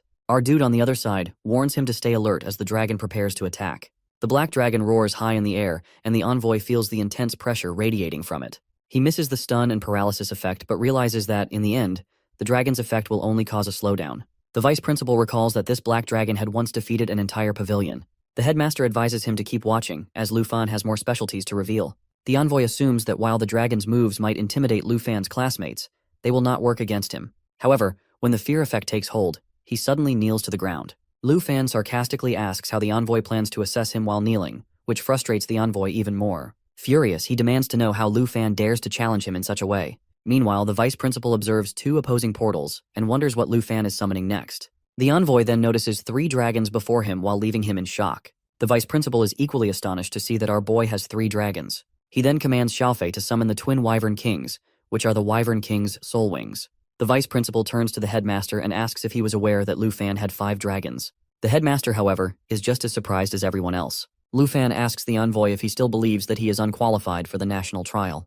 The envoy finds it impossible to accept being hit by our guy and considers him too young to defeat him. The headmaster remarks that no one would have imagined Ruin Changfeng, who is someone so mighty, to be in such a pitiful state. The envoy, however, convinces himself that Lu Fan is nothing without his dragons. He activates Holy Light Protection, with only 4 seconds remaining on its duration, because he sees our boy attacks nothing but a rookie move and prepares a strong blow. As 2 seconds remain, he believes that he can shatter the Emerald Light Layer in 1 strike. However, despite Envoy's attack, only half of the shield breaks under the force of Holy Light Judgment. The envoy realizes that his Holy Light protection is also nearing its end. Lu Fan wonders if the envoy is trying to retreat again while having relied on a flawed strategy. Before the envoy can react, Lu Fan knocks him to the ground. He taunts him, while asking where all his power has gone. To see the new attack from our MC, Envoy pleads him to hold on. As the dust settles down, the envoy is shown defeated and coughing. During a fight between Envoy and our dude, in the beginning, apologizes to Envoy for the matter with the mount.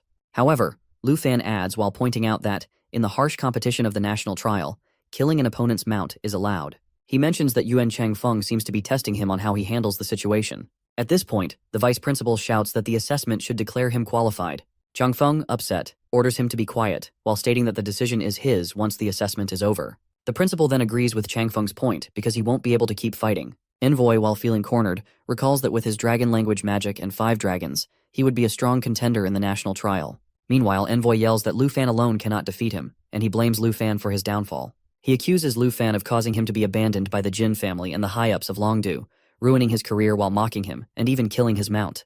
As a result, Envoy is determined to kill Lu Fan in revenge. However, our dude, filled with high energy, warns him that losing control in battle is pointless. He refuses to attack while Envoy is in danger and offers to continue the fight if Envoy believes Lu Fan has not passed the assessment. Lu Fan also tells him that if Envoy thinks that he ruined his career with Jinju, Lu Fan is always available for revenge, but next time, he will not hold back. Envoy, exhausted, collapses. The vice principal rushes to him, promising to find a priest. In the end, the principal praises our guy, impressed by his hidden strength. He asks how much power Lu Fan used in the fight.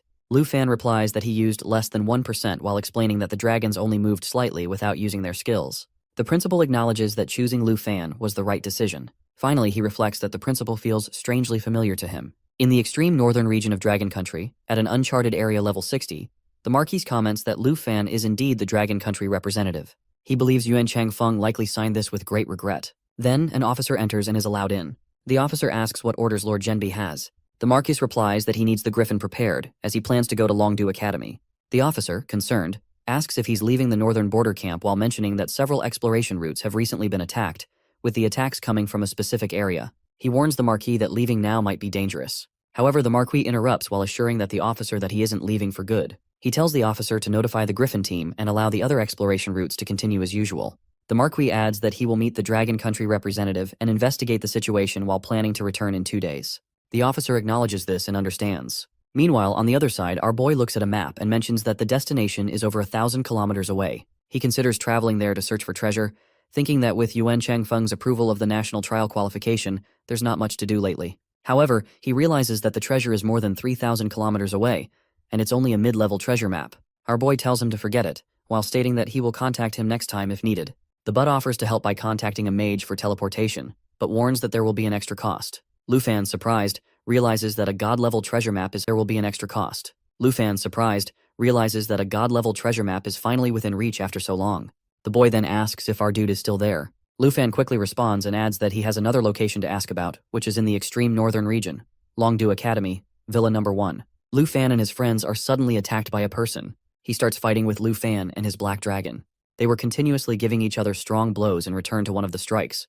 Lu Fan asks whether he wants to teleport again. While giving a strong punch, Lu Fan asks him to stop and quickly recognizes the attacker as the teacher who was with the principal that day. Meanwhile, his companions grow anxious and urge someone to call the fire department while questioning the explosion and everyone's safety. At the same time, Chu explains that they have been ambushed and that the attacker intends to eliminate them. Since he has been recognized, the enemy declares that there is no other choice but to proceed with his plan. As a result, Lu Fan realizes that the attacker is using Flame Core, a powerful fire mage skill. Knowing the enemy wants to take him down, Chu reassures Lu Fan that help is coming. Nevertheless, the attacker insists that Lu Fan cannot escape and that death is inevitable. In the meantime, Xiaofei prepares to cast Eternal Guardian to shield everyone, while the enemy laughs menacingly. The skill charges and guards all of them. Our boy, while realizing the imminent detonation of Flame Core, calls him reckless. Suddenly, a monstrous figure appears while wielding what seems to be the principal's Brahma staff. Without hesitation, the creature roars Lu Fan's name and attacks. Just then, the principal arrives, causing the attackers to vanish. Professor Gu, while standing nearby, expresses concern over the terrifying explosion and demands an explanation. At the same time, students are instructed to return quickly and stay away from the firefighting efforts. Soon after, Han rushes to Lu Fan while admitting how terrified he was and asking if he is hurt. In response, Lu Fan reassures him that he is fine and tells his aunt not to worry.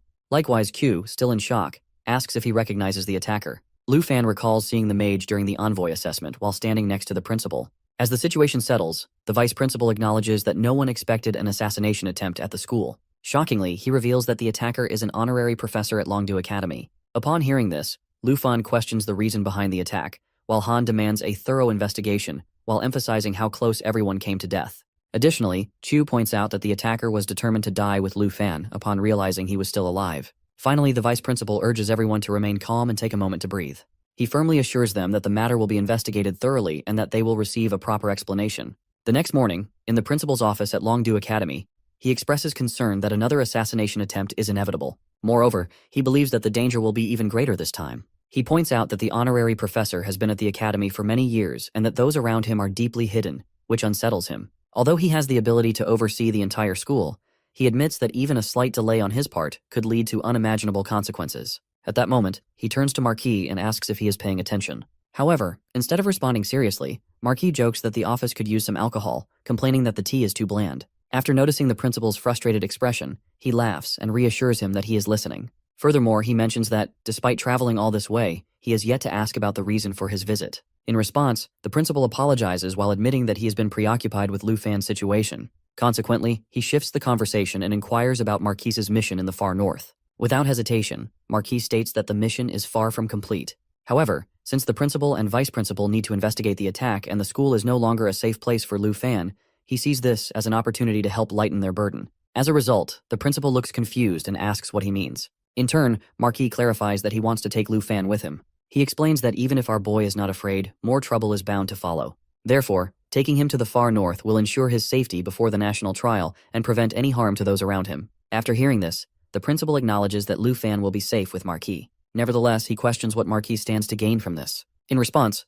Marquis explains that he has been observing Lu Fan's growth for a long time and finds his progress remarkable. Since there is no need for personal mentorship, he hopes that Lu Fan can assist him in investigating a certain matter. Ultimately, the principal understands and gives his approval, but insists that Lu Fan must not be put in danger. In the end, Marquis confidently assures him, while drinking alcohol, that Lu Fan will return safely. Meanwhile, at the main gate of Longdu Academy, a car arrives. As soon as the princess steps out, she happily greets her brother while expressing relief at his arrival. Teasingly, she asks whether she or his equipment is more important. Without hesitation, he assures her that she is his priority. Since the national trial is taking place in Taiki country, he explains that proper preparation is necessary. Additionally, he adds that this is why he came to find her only after getting ready. At this point, she directly asks if he will help her get revenge. Without hesitation, he affirms that he will, while stating that anyone who upsets his sister must be taught a lesson. At Villanelle, 2 in Longdu Academy, a boy asks Lu Fan if he has received something. Lu Fan replies that he has the map and promises to transfer the money immediately. The boy then mentions that Lu Fan suddenly goes offline the previous night, making it impossible to reach him.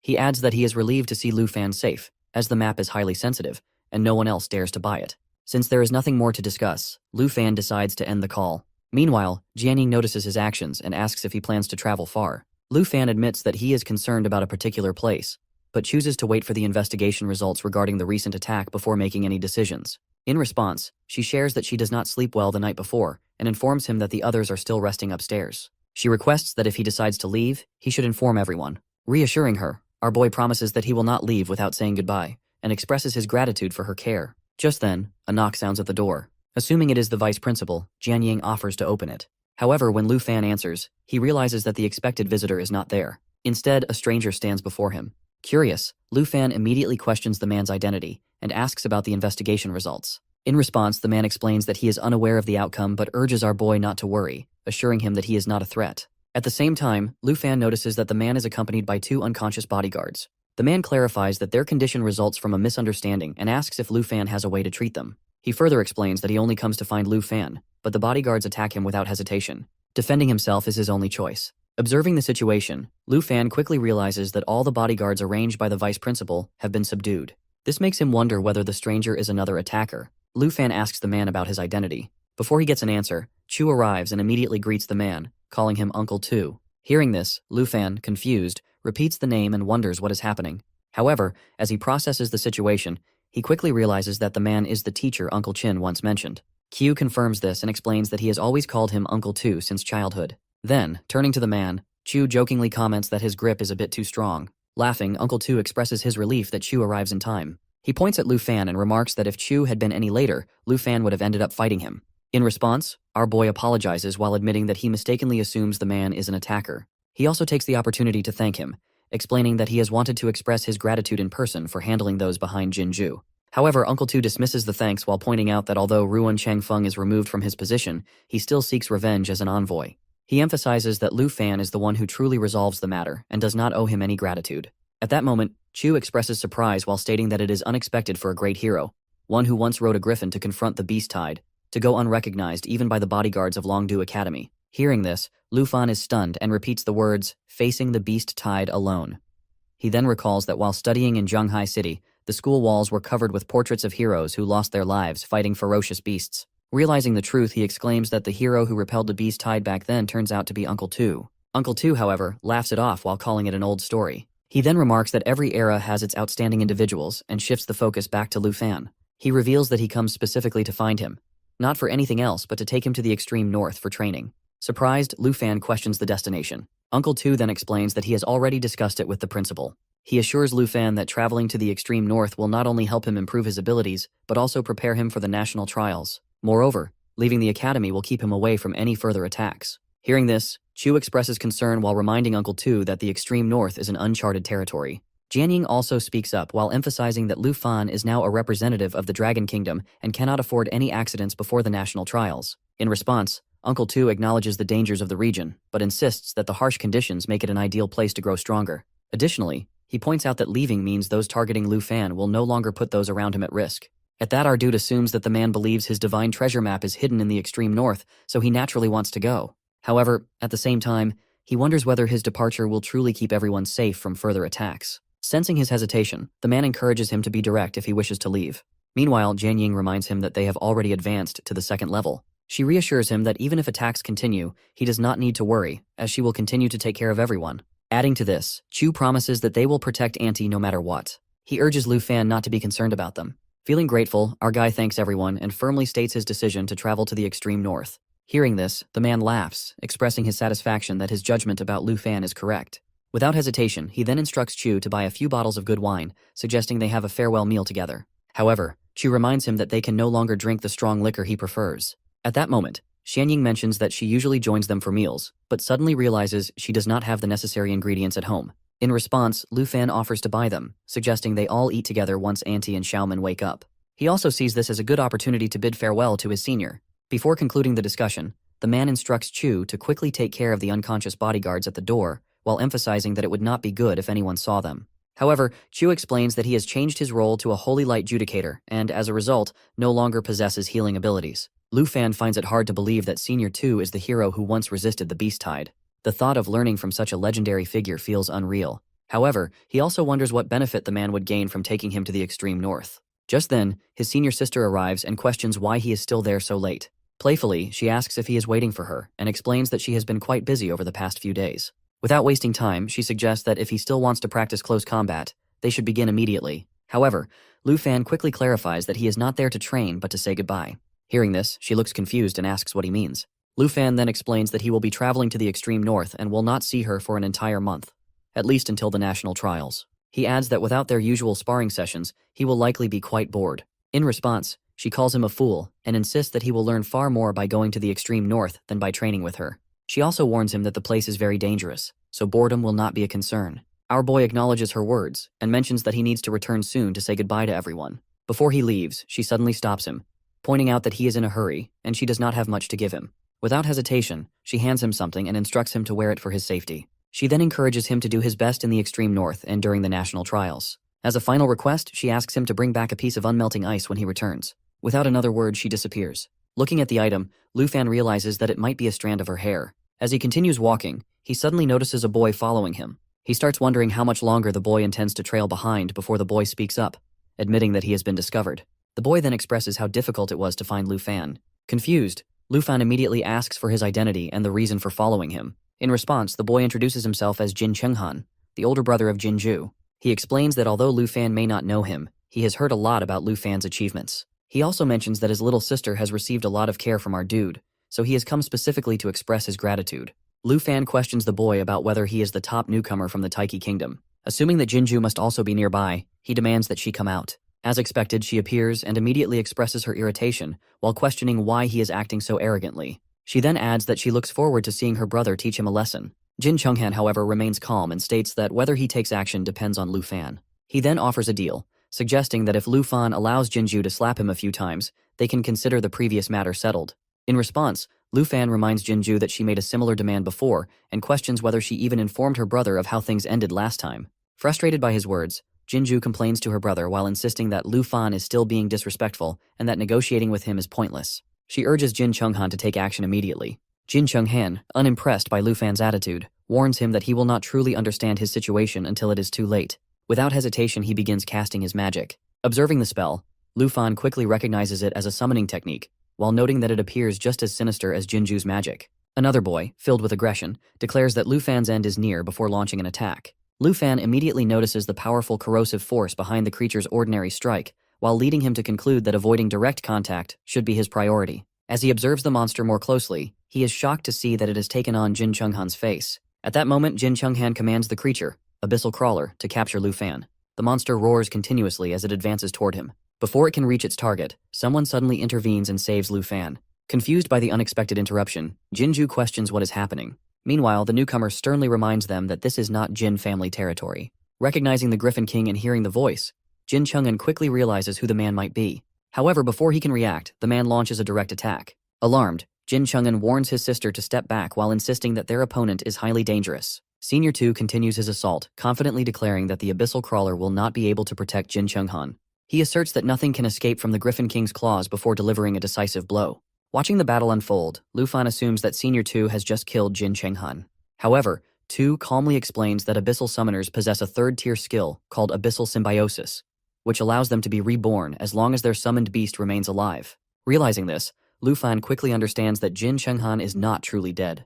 At that, he warns Jin Cheng'an that if he does not come out immediately, he will truly be finished once the Abyssal Crawler is destroyed. Shortly after, Jin Chunghan appears and confidently declares that he cannot be killed while emphasizing that he is the representative of the Taiki Kingdom. He reminds everyone that attacking a national representative before the trial would result in consequences from the 23 nations. Meanwhile, our boy observes the situation and realizes that Jin Chunghan has managed to revive through his summoned creature. In response, 2 acknowledges the rules, but points out that if a representative is attacked first, retaliation does not lead to punishment. Shocked by this statement, Jin Chunghan questions what he means. At that moment, Lu Fan is identified as the representative of the Dragon Kingdom. 2 then clarifies that he has no intention of being a murderer and mentions that since the Taiki Kingdom is hosting the national trial this year, he will spare Jin Chunghan's life to avoid unnecessary trouble. Understanding the situation, Jin Chunghan accepts the decision. However, he firmly warns the Jin family that he strongly dislikes them and advises them not to cross his path again. Before leaving, Jin Chunghan signals his sister to follow and then turns to Lu Fan, while reminding him that since they are both national representatives, making a move before the competition is against the rules. He then states that he will wait for Lu Fan at the national trial and sarcastically advises him to hope that no one in the Taiki Kingdom offers him support. Afterward, Lu Fan reflects on Jin Chunghan's attitude while finding it both frustrating and somewhat amusing. Despite having already experienced death once, Jin Chunghan still speaks arrogantly. The man also comments on the situation, expressing his disbelief at how even in defeat, people from the Taiki Kingdom continue to act tough. Changing the subject, he urges Lu Fan to hurry inside while mentioning that everyone has been told to stay put and is likely worried. He then remembers that Lu Fan had gone to buy ingredients and asks about them while adding that his aunt has been waiting for a long time. At that moment, Lu Fan realizes with regret that the summoned beast had ruined everything he had purchased. During the long-awaited gathering that night, everyone finally relaxes after the recent attack. As they enjoy the moment, Han reminds Lu Fan to stay safe and avoid reckless actions, while assuring him that they will be fine without him. In response, our dude tells Han not to cry while promising to return in a month. Furthermore, he reminds himself that he must stay strong and have faith in his path. Since he is the main target of the attack, he cannot allow others to be put in danger because of him. Meanwhile, with only a month left until the national trial, he eagerly looks forward to uncovering the secrets hidden in the extreme north. By the following afternoon, as they travel through the icy terrain, the man advises Lu Fan to hold on and be cautious of frostbite. At the same time, Lu Fan reflects on the unexplored regions above level 60, realizing that the location of the divine treasure map lies right before him. Just then, he notices something unusual and immediately asks Senior 2 about it while pointing out an object resembling a blood moon. In response, Senior 2 explains that this phenomenon is precisely why he brought Lu Fan to the extreme north. Upon arriving at the extreme north military camp, Senior 2 introduces Lu Fan to the elite Griffin squad while explaining that these soldiers specialize in mounted combat. Moreover, he describes the ongoing exploration mission, stating that there are 114 different routes. As for their primary objective, Lu Fan has already seen it, the mysterious blood moon. Senior 2 confirms this, further explaining that they have been unable to get close to it and still do not understand its true nature. For this reason, they simply refer to it as that. However, now that Lu Fan, the legendary youth, has joined them, Senior 2 expresses confidence that their exploration efforts will finally make progress. As our boy listens, he quickly realizes that Senior 2's goal aligns perfectly with his own. Here, he not only has the chance to locate the divine treasure map, but also to train in a high-level environment. While reviewing the available routes, he identifies 2 that are closest to his target. Without hesitation, he asks whether he can immediately begin exploring those areas. In response, Senior 2, amused by his enthusiasm, warns him that Route 78, despite having multiple outposts, is filled with extremely dangerous beasts. Additionally, he emphasizes that if Lu Fan, who is only level 32, encounters trouble, the principal will undoubtedly hold him responsible. Determined to prove himself, Lu Fan insists that escaping danger is not his main goal. He has come here to grow stronger. He argues that if he only takes the safest paths, his journey will lose its purpose. Hearing this, Senior 2 chuckles while recalling that he was just as reckless when he was younger, always rushing headfirst into danger without a second thought. Before they continue, Senior 2 hands Lu Fan a special item. As soon as Lu Fan receives it, he realizes that it is a legendary quality offhand bow. Excitedly, he notes that he can now wield both the Ink Dragon Scale Sword and the Underworld Serpent's bow at the same time. Moreover, he observes that the item not only boosts his attributes but also removes level restrictions. At that moment, he quickly understands that Senior 2 must have spent at least 800 million dragon coins on the enchantments, while making him even more grateful for this valuable opportunity ahead. The man urges our boy not to be overly polite and insists that he accept the item while explaining that these preparations are necessary if he plans to take Route 78. In response, Lu Fan expresses his gratitude to Senior 2 while assuring him that with this bow, he will be well prepared for both the exploration routes and the national trials. However, Senior 2 dismisses his words while calling him a little brat and telling him to stop speaking nonsense. Just then, an officer arrives and reports that the military uniform has been delivered.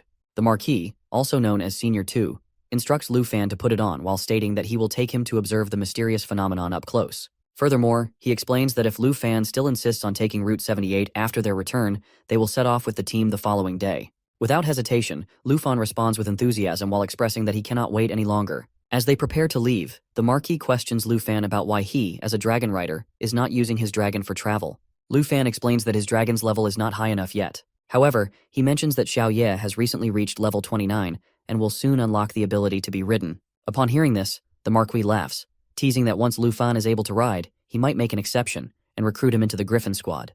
Just then, Lu Fan's dragon lets out a mighty roar while signaling its readiness for the challenges ahead. Lu Fan advises Senior 2 to be cautious, but the man dismisses his concern, stating that Lu Fan should worry about himself instead. He warns him that, especially on Route 78, his reaction speed might not be enough to keep him safe. Meanwhile, Lu Fan observes that all the elite Griffin Squad members are above level 70. He realizes that even though Senior 2 joked about making an exception for him, his current performance is likely not up to standard. Understanding that this is not like school, he knows he must take things more seriously. As they arrive at their destination, Senior 2 points it out, and Lu Fan is immediately taken aback. He describes it as a giant eye. Senior 2 confirms his observation and explains that it is actually an enormous, dead beast, though no one knows exactly what it is. While looking around, Lu Fan notices the eye and the surrounding mountains. He begins to wonder if it could be part of a dragon's head, but its immense size makes him doubt it. Since even the Griffin Squad is unable to investigate its entire body, he remains uncertain. Senior 2 acknowledges how shocking it is while admitting that when he first got close, even the Griffin King refused to approach it. He explains that the discovery happened purely by accident. Lu Fan, however, is puzzled because even the system cannot identify any details about the creature. Senior 2 then comments that there are still many areas in the world unexplored by humans, and it is up to people like him to lead the Griffin Squad in uncovering these mysteries. He recalls that when he first found the creature, it did not look the same. At that time, he had approached it while clearing a resource extraction point above the Owl Demon. Just then, Senior 2 instructs the adjutant to spread out the gathered information. However, an officer suddenly reports that the Owl Demon has escaped and asks if they should pursue it. Senior 2 immediately decides against it while ordering the entire team to descend and focus on rescuing others instead. While they are making their rescue attempts, an officer suddenly exclaims in shock, pointing out that the massive eye has opened. Calling for caution, he warns the lord of the northern town. Reflecting on the past year, Senior 2 reveals that despite the efforts of experts from various places, no one has been able to uncover anything about the mysterious creature. However, he is certain of one thing: it is still alive. He recalls the moment when it opened its eye right in front of him and questions whether peace can continue if it ever fully awakens. At that moment, Lu Fan notices a group flying over and assumes they are members of the Griffin Squad. However, Senior 2 corrects him while stating that while they once were, they no longer belong to the squad now. Lu Fan notices something unusual and immediately asks Senior 2 what exactly those things are. In response, the man explains that they are quite troublesome and admits that he has no desire to kill them. Then the mount of Senior 2 applies an ice web that grabs the opponents. Our boy also give a strong strike towards the fallen corpse. Curious, our boy then inquires whether they were once his subordinates. However, instead of providing a direct answer, Senior 2 simply states that it is time to return. Without further discussion, they promptly head back to their base. The fallen corpse see while standing that they have gone back. The next morning, while on a call, Senior 2 confirms some important information with the person on the other end. Just then, an officer arrives and quickly reports that regardless of whether the concern is about the fallen corpses or the colossal creature, he intends to head to the front lines. Acknowledging his words, Senior 2 instructs him to call in the others. Shortly after, a group of officers enters, and one of them salutes before formally reporting that all members of the 78th Squad are present. During a rare break, one of the boys curiously asks what orders Lord Genbei has for them. Without hesitation, Senior 2 addresses an older squad member named Lu and announces that a new team member has been assigned to them. He then introduces Lu Fan as the top student from Dragon Capital Academy. Upon hearing this, Lu Fan greets everyone and inquires about its significance. In response, a girl explains that it is a military merit badge. She further elaborates that Captain Lu earned the copper badge, which qualifies him for his rank. Additionally, she clarifies that higher-ranking officers wear silver or gold badges. Within the Griffin Squad, she notes, only 8 members hold the gold rank. Whenever Lord 2 is absent from the camp, she adds, those 8 individuals assume command. Still doubtful, Old Hu turns to Senior 2 and questions the decision to assign a college student to their squad. With clear skepticism, he sarcastically asks if this is merely an internship meant to enhance a resume. As he continues, he insists that the 78th Squad's missions are highly demanding and that they do not have the time to babysit newcomers. However, without hesitation, Senior 2 remains firm. He quickly reminds the squad that he never jokes about such matters. Moreover, he assures them that if Lu Fan encounters danger, it will be his own responsibility. Additionally, he firmly establishes that while they may be brothers in private, in the camp, he is their commanding officer. From that moment on, he declares, Lu Fan is officially a part of their squad, and they are required to treat him like any other member. Accepting the decision, Old Hu acknowledges the order. Without delay, he then instructs Shen Kai to take Lu Fan to the squad's meeting room as the mission briefing is about to begin. Meanwhile, a girl sighs in frustration, openly complaining about the added hassle. In the 78th Squad's meeting room, Old Lu informs everyone that, according to the forward station's report, a blizzard is expected to arrive in 4 days. Given this, he emphasizes that the mission must be completed within that time frame. Since traveling to and from the forward station takes 2 days, he explains that the squad will have only 2 days to explore along Route 78 once they arrive. Hearing this, Shen Kai expresses concern, pointing out that 2 days may not be enough time for a thorough exploration. However, Old Lu remains firm while stating that with the addition of a new team member, the goal is to clear 100 miles, which will be considered a successful mission. A girl in the squad, still skeptical, comments that covering such a distance is already challenging. Furthermore, she questions whether they will have to slow down because of the student's presence. Without hesitation, Old Lu dismisses the concern, reminding everyone that time waits for no one. He then instructs the squad to prepare their griffins and be ready to depart in 15 minutes. In response, the girl, clearly frustrated, complains about the strict orders and suggests that waiting until the blizzard passes would be more reasonable. However, another squad member, a boy, points out that their squad is on the front lines, meaning they do not have the luxury of waiting. Meanwhile, Old Lu turns to Lu Fan and informs him that he can keep his mount in the squad's stables, where the best feed is available. In response, Lu Fan explains that his mount is not yet at a high enough level for him to ride. Upon hearing this, the girl reacts with shock and immediately refuses to carry him while stating that it is now Captain Lu's problem. Another boy, clearly disgusted, questions how Lu Fan plans to fly with the squad. However, without hesitation, Lu Fan reassures them not to worry about carrying him. As the squad sets off on their mission, a boy marvels at Lu Fan's impressive gear, while noting that his rare equipment and Lord Tu's special arrangements suggest that his family might be part of the Dragon Capital elite. Turning to a girl, he points out that her giant eagle mount is accompanied by 2 baby eagles and asks if they are being used as scouts. However, she dismisses his question while reminding him that it is not the right time for chatting. Instead, she warns everyone that they are about to enter the cloud cluster. At that moment, Old Lu issues a cautionary command, informing the squad that visibility within the cloud cluster is extremely low. He instructs everyone to stay alert. Meanwhile, the boy, concerned for Lu Fan's safety, advises him to stay close and avoid getting separated. In response, Lu Fan acknowledges the warning and assures him that he understands. But then he loses control and realizes that he has lost the sight of Chang and Captain Lu. He then finds a sky predator lion. The corrupted sky predator lion appears, and Lu Fan realizes that the blood moon does not only affect humans. He also notices that these corrupted creatures are different from normal monsters. Shen arrives on an escort hawk while instructing it not to let the sky predator lion win, as she has already lost 1 eagle. Chang, while riding his falcon, tells it to stay strong, as the skies are filled with elite monsters. He assures Lu Fan that he will protect him while believing it is easy for him to handle these creatures. Chang insists that he will shield Lu Fan from the monsters, but Lu Fan is eager to fight as well. Shen reminds him to follow the team plan, and Chang prepares to engage the sky predator lion. He also mentions that despite relying on Captain Lu for so long, they have yet to receive any badges. Suddenly, a powerful sound echoes through the air. Lu Fan quickly realizes that it is not coming from the sky predator lion. As they search for the source, they discover the presence of the Heaven Devourer, a monstrous creature unlike any ordinary beast. Lu Fan is astonished by its sheer size, finding it even larger than Xiao Ye. Just then, Captain Lu arrives. Chang mentions that the Heaven Devourer has appeared while prompting Captain Lu to instruct everyone to fly higher, as the clouds are filled with corrupted birds. Lu Fan wonders if everything near the blood moon is corrupted. He also realizes that this monster is altering everything around them while making escape nearly impossible. Uncertain whether his dragon will be affected by the corruption and the blood moon, he knows it is necessary to summon it. He offers to handle the situation alone, but Captain Lu refuses while reminding him that they are close to escaping the cloud cluster. As they finally break free from the clouds, the immediate crisis is averted. Our boy questions what just happened, and Captain Lu explains that once the Heaven Devourer emerges from the clouds, it falls. Reflecting on the situation, Lu Fan acknowledges that he has learned many lessons from the veterans of the Griffin Corps, including various strategies for dealing with corrupted monsters. Captain Lu then instructs Chang and Shen to prepare for landing. Lu Fan notices the captain is in a hurry and feels guilty for not being more familiar with the northern terrain, which led to a long detour. However, Chang reassures him that everything here is unfamiliar to newcomers. Realizing that only 3.5 days remain to complete their exploratory mission, Captain Lu grows concerned that our boy is slowing them down. Shen, however, insists that there is no time for adjustments. Our boy worries about failing to complete the mission by the 4th day, but she reminds him to stay focused, emphasizing that this is a place where he must prove his worth through hard work. She also warns that the ground beneath them is highly unstable, and if it erupts, the situation will become extremely dangerous. She suggests that Lu Fan should return and monitor the logistics instead. However, he insists that Captain Lu has trained him well and asks her to trust his strength in the upcoming challenges.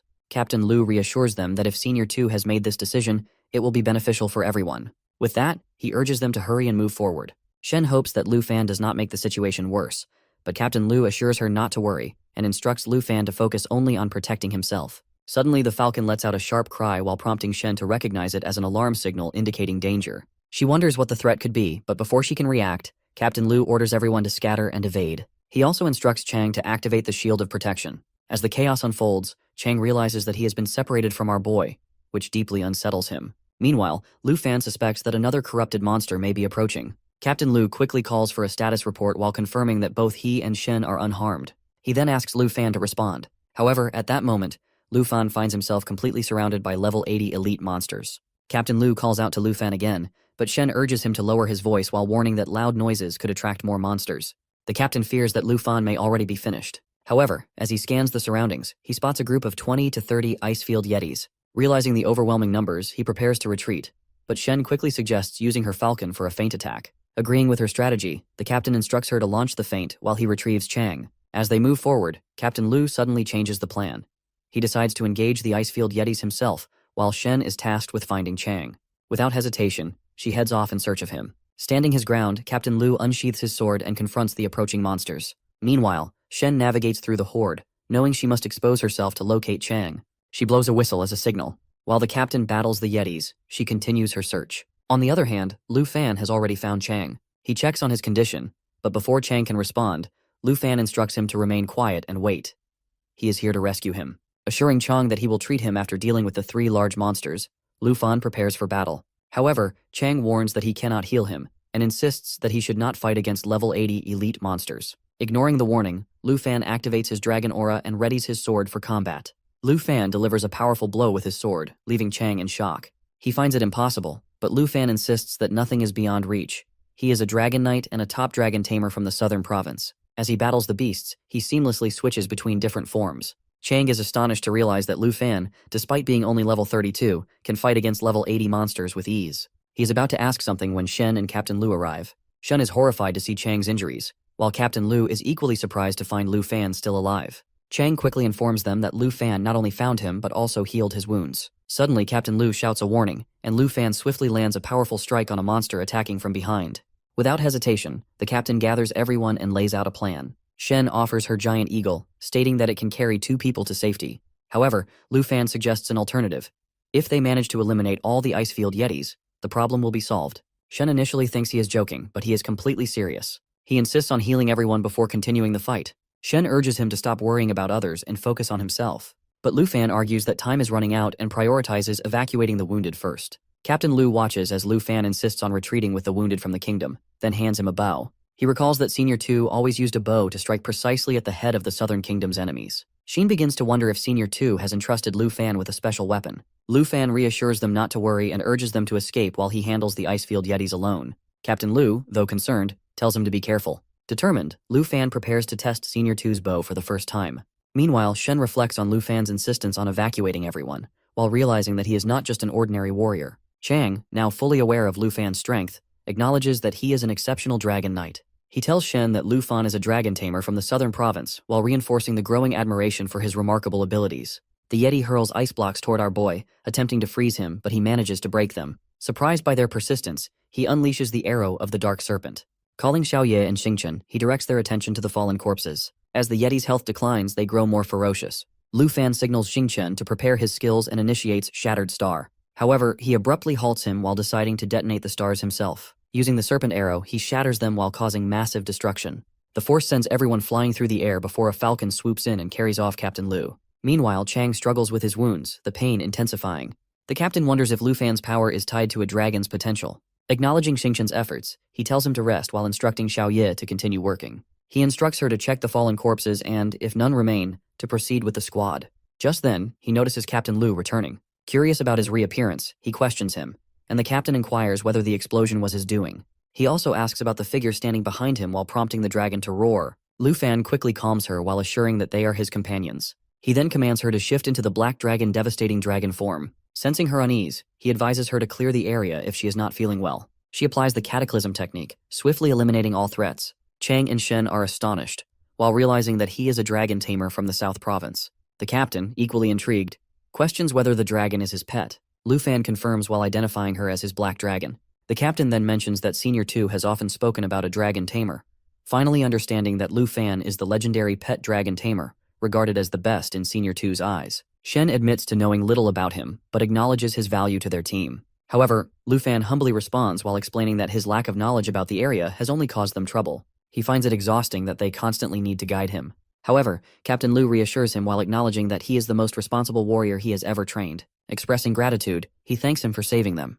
Shen, while realizing her mistake, admits to underestimating his abilities and failing to recognize his true power. Chang, impressed by his strength, states that they will now rely on him more. Appreciating their trust, he thanks them for understanding. Meanwhile, the black dragon reaches the 30th level, unlocking a new perception skill. The falcon, while observing the transformation, questions what is happening to Lu Fan's pet dragon. He quickly realizes that the dragon's level is increasing as expected, with all its attributes significantly enhanced. Feeling more confident, he sees no difficulty in handling high-level challenges. Chang, while noticing the dragon's growth, asks if he can now ride it. Confirming, Lu Fan acknowledges that he has indeed become a full-fledged dragon rider. The dragon roars in the air as Lu Fan's companions urge him to observe his dragon pet, noting the intense flames. Our boy also wonders about the state of the black dragon, as it begins shifting into its world destroyer form. He then informs them that Xiaoye has undergone evolution to the 2nd tier, which makes this form significantly more powerful. Now the dragon is fully grown. His companions are amazed by its transformation, finding it incredibly cool. Old Lu also praises the dragon's fire form while describing it as impressive, though he finds its rapid growth astonishing. However, he suggests that Lu Fan should have a special saddle for better control. Lu Fan replies that he already has his own saddle, which he believes is sufficient. Captain Lu then mentions that he possesses a military-grade saddle that can boost attributes by 10%, while making it a rare and valuable item. Shen adds that this equipment is specifically designed for dragon-type mounts, further increasing attributes by another 10%. Hearing this, Lu Fan calculates that all his attributes will stack up to 100%. His companions are shocked to learn that his equipment is highly specialized while providing him with additional advantages in battle. Impressed by Lu Fan's preparations, Captain Lu challenges him to display his saddle's capabilities. However, he internally doubts that Lu Fan's saddle could match the effectiveness of his military-grade one while considering it inferior. At that moment, he feels a sense of embarrassment, realizing he may have underestimated Lu Fan's resources. At first, they think our dude is exaggerating, but soon they realize he is truly exceptional. One of them wishes for a saddle like his, but Captain Lu reminds her that it is specifically designed for dragons and questions whether her falcon has dragon blood. At that, our guy expresses gratitude to his dragon for always standing by his side, determined that from now on, they will face any danger together. While Captain Lu is speaking with Shen, another member of the group suddenly calls their attention to Lu Fan while declaring that he is becoming the first true dragon rider. As he equips the dragon saddle, Lu Fan feels an immense surge of power coursing through his body while making him capable of taking down even massive beasts. He wonders whether the saddle is granting him the power of the dragons. Now at rider level 32, Lu Fan stands as the first true dragon rider in history. Captain Lu acknowledges his extraordinary abilities. One of his companions remarks that he had already recognized Lu Fan's power when he saved him, but now he appears even more formidable. He recalls his own experience, fighting elite-class warriors at the Dragon Capital Academy before joining the Griffin Corps after 10 years. But he realizes that Lu Fan is far more skilled and powerful. As Lu Fan begins riding his dragon, it soars high into the sky while letting out a mighty roar. Suddenly something strange occurs. A powerful wave emitted by the dragon. Lu Fan instructs his dragon to use perception for scouting while allowing them to detect hidden enemies. His companions are astonished while realizing that Lu Fan and his dragon have successfully unveiled their stealthy foes. Suspended in the air, they spot the enemies, snow moths, known for being extremely dangerous. The snow moths are at level 86. Captain Lu acknowledges that these creatures are extremely dangerous while posing a serious threat. However, Lu Fan finds it impressive, as he has been seeking extreme danger to test his coordination in battle. He swiftly applies Sky Split with Dragon Aura, executing a powerful attack. His companions watch in disbelief as he effortlessly crushes the snow moths, creatures that have previously claimed the lives of many of their allies. They ask Captain Lu if they should still be concerned about the threat. Observing Lu Fan's long-range coordination skills, they begin to realize how valuable his abilities are. Lu Fan warns everyone to stay vigilant, assuring them that with his dragon's perception, the snow moths can no longer hide. Old Lu expresses gratitude while acknowledging Lu Fan's incredible skill in eliminating the creatures. While the others feel relieved, Shen reminds them not to become overly dependent on Lu Fan and to strengthen their own abilities. Lu Fan then informs the captain that he has now mastered coordination techniques with his dragon, while allowing him to take on the exploitation mission with confidence. Captain Lu assures him of his trust, but points to the starless night sky, noting the appearance of a blizzard from the north that could strike by tomorrow. He emphasizes the danger while explaining that if the storm arrives earlier than expected, they will have no time to retreat to camp. Recognizing the risk, they all agree that the situation is perilous. However, Lu Fan reassures them while stating that the high-threat snow moths are no longer a concern. He also notes that facing both the beasts and the blizzard will be an opportunity for him to earn military merit. Despite his determination, he assures them that he will not endanger anyone's life, as he is confident in his ability to complete the mission. Captain Lu, while trusting his capabilities, accepts his request and reassures the group that with Lu Fan leading, they have nothing to fear. In the extreme north region, Line 78, Lu Fan fights against snow moths in the midst of a blizzard. During the battle, he discovers an unmelting ice dropped by the creatures, an item highly sought after by the senior. Recognizing its value as a high-quality ice crystal, he ensures the safety of his companions in the harsh environment.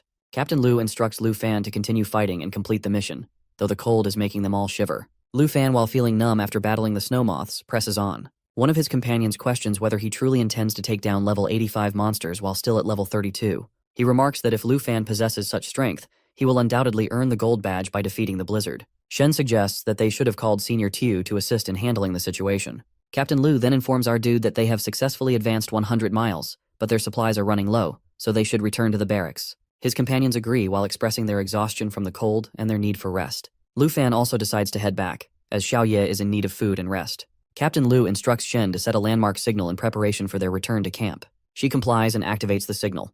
Lu Fan, curious, asks what she is holding. Captain Lu explains that it is a landmark signal gun, used to mark their current location so that when the weather clears, the construction team can find them and set up a resting area.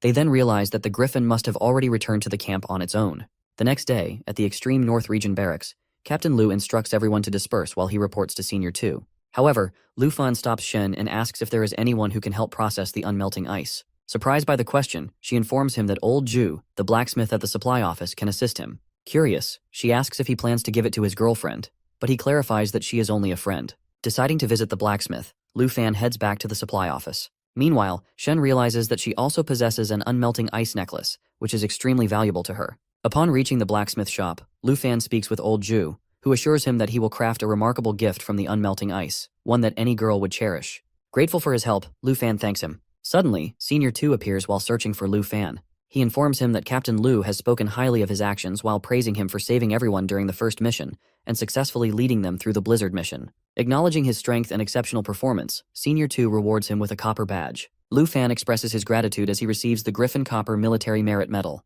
He soon realizes that this badge grants him a rank equivalent to that of a captain. Senior Tu expresses interest in seeing Lu Fan's coordination with his dragon, as Captain Lu has praised their exceptional teamwork.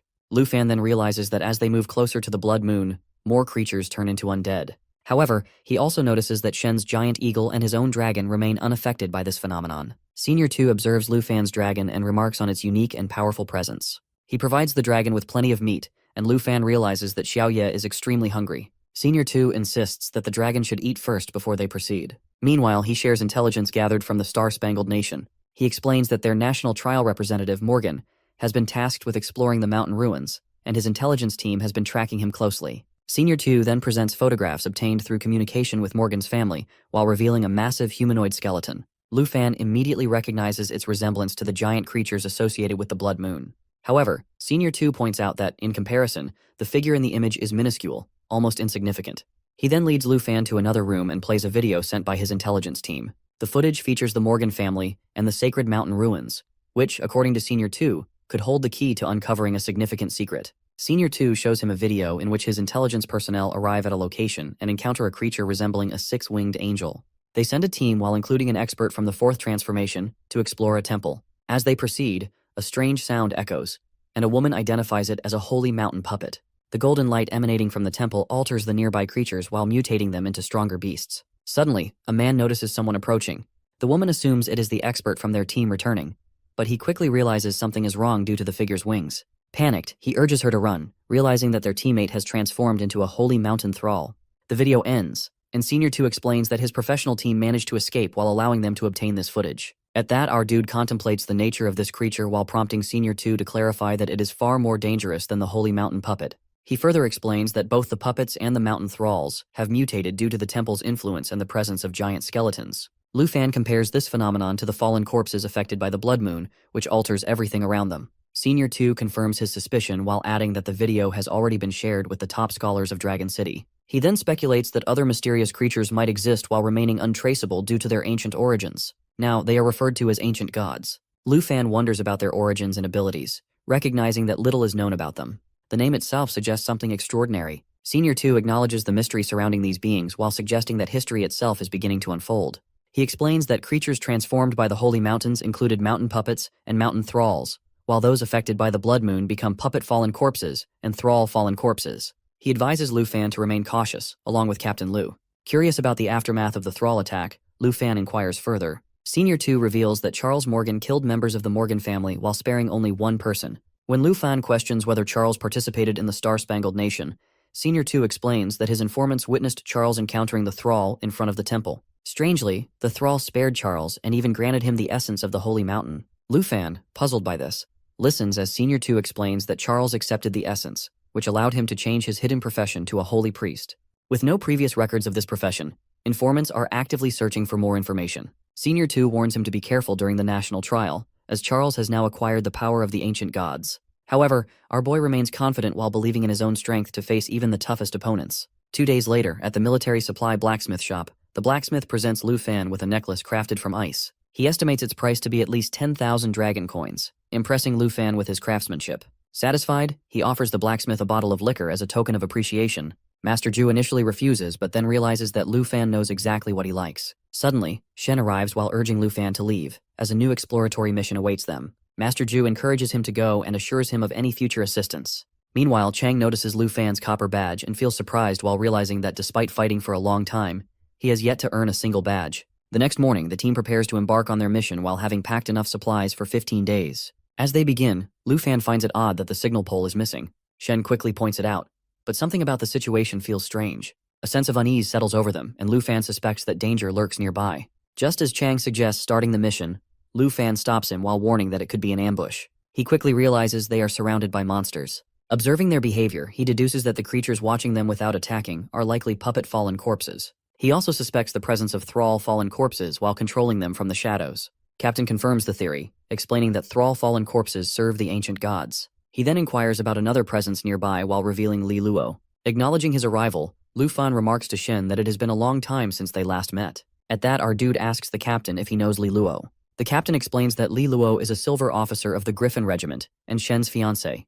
He also reveals that Li Luo was the one who brought her into the regiment. However, after their engagement, he disappeared during a mission, and no one expected him to return, especially not as a fallen corpse thrall. At that moment, Shen appears happy to see him. She expresses how much she has missed him and urges him to return with her. He admits that he has missed her as well, but insists that she should now stay with him. However, she is shocked when he begins forcing her to remain and serve the god. She finds his behavior unsettling as he urges her to obey, while promising to grant her the powerful essence of God in return. Chang warns her not to listen, but fear grips her as Li Luo continues pressuring her while insisting that disobedience will have serious consequences. Lu Fan intervenes, saving her from him. Yet he keeps demanding to know if she will stay by his side. The captain then turns to Lu Fan while stating that he cannot allow Shen to be taken away, and asking if he can eliminate the fallen corpse puppets. Meanwhile, Chang reminds them that if the signal pole is not repaired while tracking the monsters will become impossible.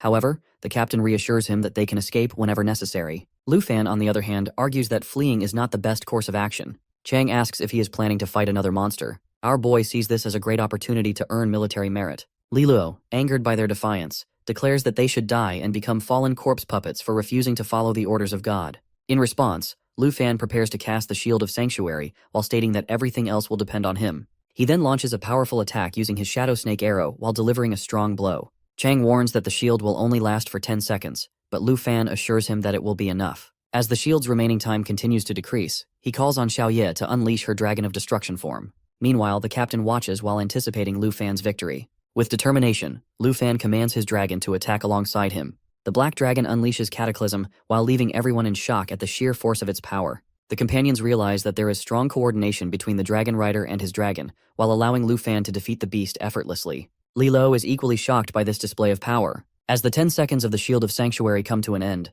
they find themselves completely safe from the creature. Lu Fan immediately checks on Shen, who assures him that she is fine and expresses her gratitude. He then suggests using the Holy Light chains to bind Li Luo, but the captain refuses while choosing to keep a close watch on him instead. Shen insists that although Li Luo has become a monster, he was once a gentle person. Lu Fan, sensing the energy of the fallen corpse, begins to understand the depth of the transformation. Suddenly, Li Luo moves towards Shen, while informing her that all the remaining thralls have left the area. A deep sadness is evident in his expression. For a brief moment, she feels his original personality resurface. Lu Fan, while noticing this change, assures her that he has returned, even if only for a fleeting moment. Captain Lu thanks our boy for their survival and suggests returning to camp. Lu Fan agrees, as Shen also needs rest. However, the captain suddenly realizes the thing hasn't dispersed yet. Our boy wonders if it's the fallen corpse energy, which seems to be drawn toward the blood moon. This energy is crucial for understanding corpse slaves. He contemplates the fallen corpse essence and applies his skill while questioning whether this essence is the same. The thought crosses his mind that it could be useful in obtaining a hidden profession. Captain Lu hesitates, concerned about the safety of carrying such an item. Our boy considers its significance while realizing it also plays a role in making someone a servant of the ancient god. His thoughts drift to Charles, wondering if he followed the same logic and remained loyal to the ancient god. Determined, he decides to hand the essence over to Senior 2 as soon as possible. Turning back to the captain, he insists they should go help. As they stand behind, Shen watches Li Luo while remembering the illusion where she believed he had missed her. She takes out a high-quality ice necklace, still doubting reality. Our boy reassures her, but she quickly regains her composure and returns to her usual self. She asks about the next step, and Captain Lu instructs them to prepare for the return to camp. That day, she realizes she must leave him forever and move forward with her life. By the next afternoon, Lu Fan shares everything with Senior 2 while explaining his hypothesis about the situation. He believes there are specific conditions for becoming a servant of the ancient god. He concludes that only Griffin Squad members and other powerful beasts can transform into corpse puppets. He also mentions that the inability of dead beings to serve the ancient god stems from their lack of intellect. Even Li Luo was controlled by the corpse essence, reinforcing his theory. From his perspective, anyone wishing to become a servant must be chosen through the ancient god's selection. Senior 2, intrigued, asks if the essence alone is enough to create a corpse slave. Our boy, while feeling uneasy, admits that only sentient beings seem capable of leaving the place, a point Li Luo also noted. Senior 2 finds the hypothesis compelling. He then recalls reports from various countries about similar strange occurrences in recent times. Senior 2 mentions that the cultists are blessed by the gods while allowing them to expand their churches effortlessly and gather more believers. He adds that if Li Luo's words are true, then the cultists might actually be followers of the servants of the ancient god. Our boy wonders if this implies that many ancient gods are yet to awaken. Curious, he asks whether their camp is the only populated area in the northern region. Senior 2, puzzled, questions his sudden interest. In response, he inquires about the members still missing from the Griffin Squad. Shocked, Senior 2 asks if he believes all of them have become fallen corpse slaves. Our boy explains that those who survived and managed to leave the place might already be considered fallen corpse slaves. A deep sense of sorrow washes over Senior 2 as he pities his lost companions. Our dude then questions whether the Griffin Squad will accept this truth and suggests using the essence to test his hypothesis. However, Senior 2 hesitates, unsure of whom they could experiment on. He points out that they cannot test it on humans. Without hesitation, Lu Fan offers his dragon as a test subject. Senior 2 is shocked to hear that Lu Fan wants to test it on his dragon, especially since the creature remains unaffected by the blood moon. However, Lu Fan clarifies that he has been misunderstood. He does not intend to test on his pet dragon. Instead, he reveals that he actually has 2 pet dragons, while the others are mere summons of his main dragon. Senior 2, once again surprised, listens in disbelief. Without hesitation, Lu Fan calls Xiaofei and instructs him to summon the twin flying dragon kings. In an instant, the dragons appear while roaring as they soar through the sky. Senior 2, witnessing the scene, is astonished by the sheer presence of these summons. He quickly realizes that the dragon is remarkable, yet it remains the weakest among the 5 Lu Fan possesses. Our boy contemplates the experiment while reasoning that if this dragon turns into a fallen corpse slave, they can easily eliminate it. This makes it an ideal test subject. Senior 2 agrees and decides to proceed with the experiment. He instructs Xiaofei, who then commands the dragon to consume the essence. As he throws it towards the creature, the essence vanishes into its mouth within moments. Almost immediately, the dragon begins to transform into a fallen corpse slave. Our boy, while observing the changes and instruct to wait. Senior 2 informs him that the other dragon is also beginning to transform into a fallen corpse slave while urging them to act quickly. Lu Fan immediately instructs Xiaofei to maintain control over her dragon and prevent it from falling under the ancient god's domination. As the transformation progresses, he notes that the twin flying dragon kings possess immense strength, while rendering the application of emerald light ineffective. Senior 2 questions whether their efforts will succeed while pointing out that the black-purple aura has yet to dissipate. Meanwhile, Xiaofei continues applying emerald light without pause. Soon, they realize that the dragon has not become a fallen corpse slave, but has instead gained the power of the ancient god. Our dude observes that his dragon has seized the flying dragon king's abilities from the ancient god while expressing his admiration. Senior 2 acknowledges that our boy's hypothesis was correct. Lu Fan further explains that the transformation has fundamentally altered the flying dragon king. Senior 2 reflects on the situation. relieved that he stopped him in time.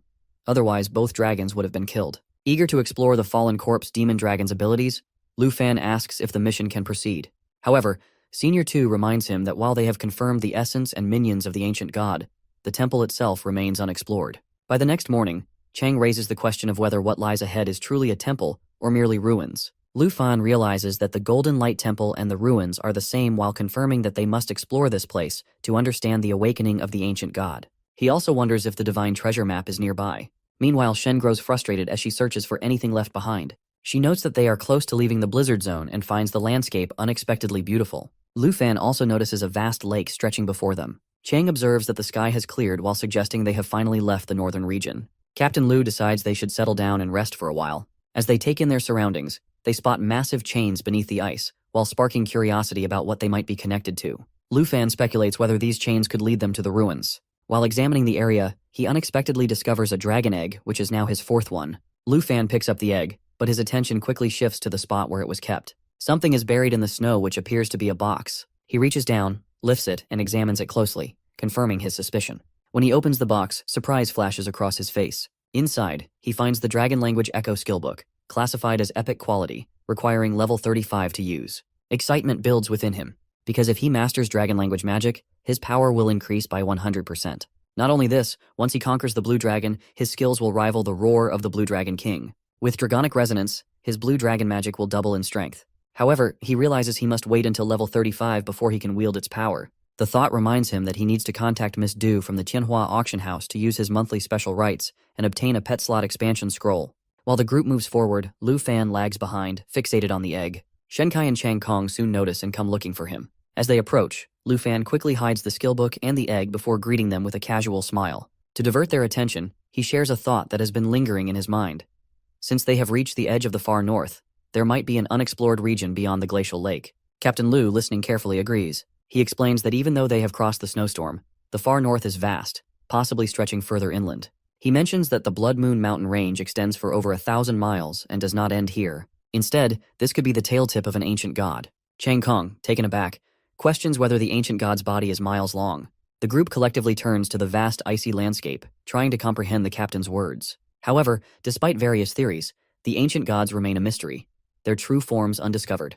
What is certain, however, is that the massive chain they have seen is undeniably connected to the Blood Moon. At that, our guy contemplates whether the Blood Moon is controlled by the ancient gods, or vice versa. Seni, surprised by the thought, wonders if the ancient god is a mountain-sized entity, with its master residing at the end of the chain. Chong Kong laughs and pats Lu Fan's shoulder, reminding him that it is too early to speculate. Instead, they should follow the chain and discover what lies ahead.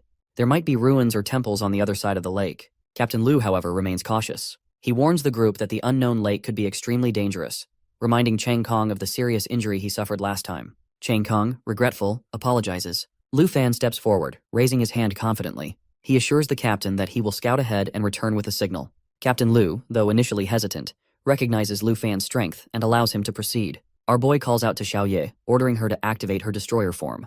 Within seconds, she transforms and lava surges around her.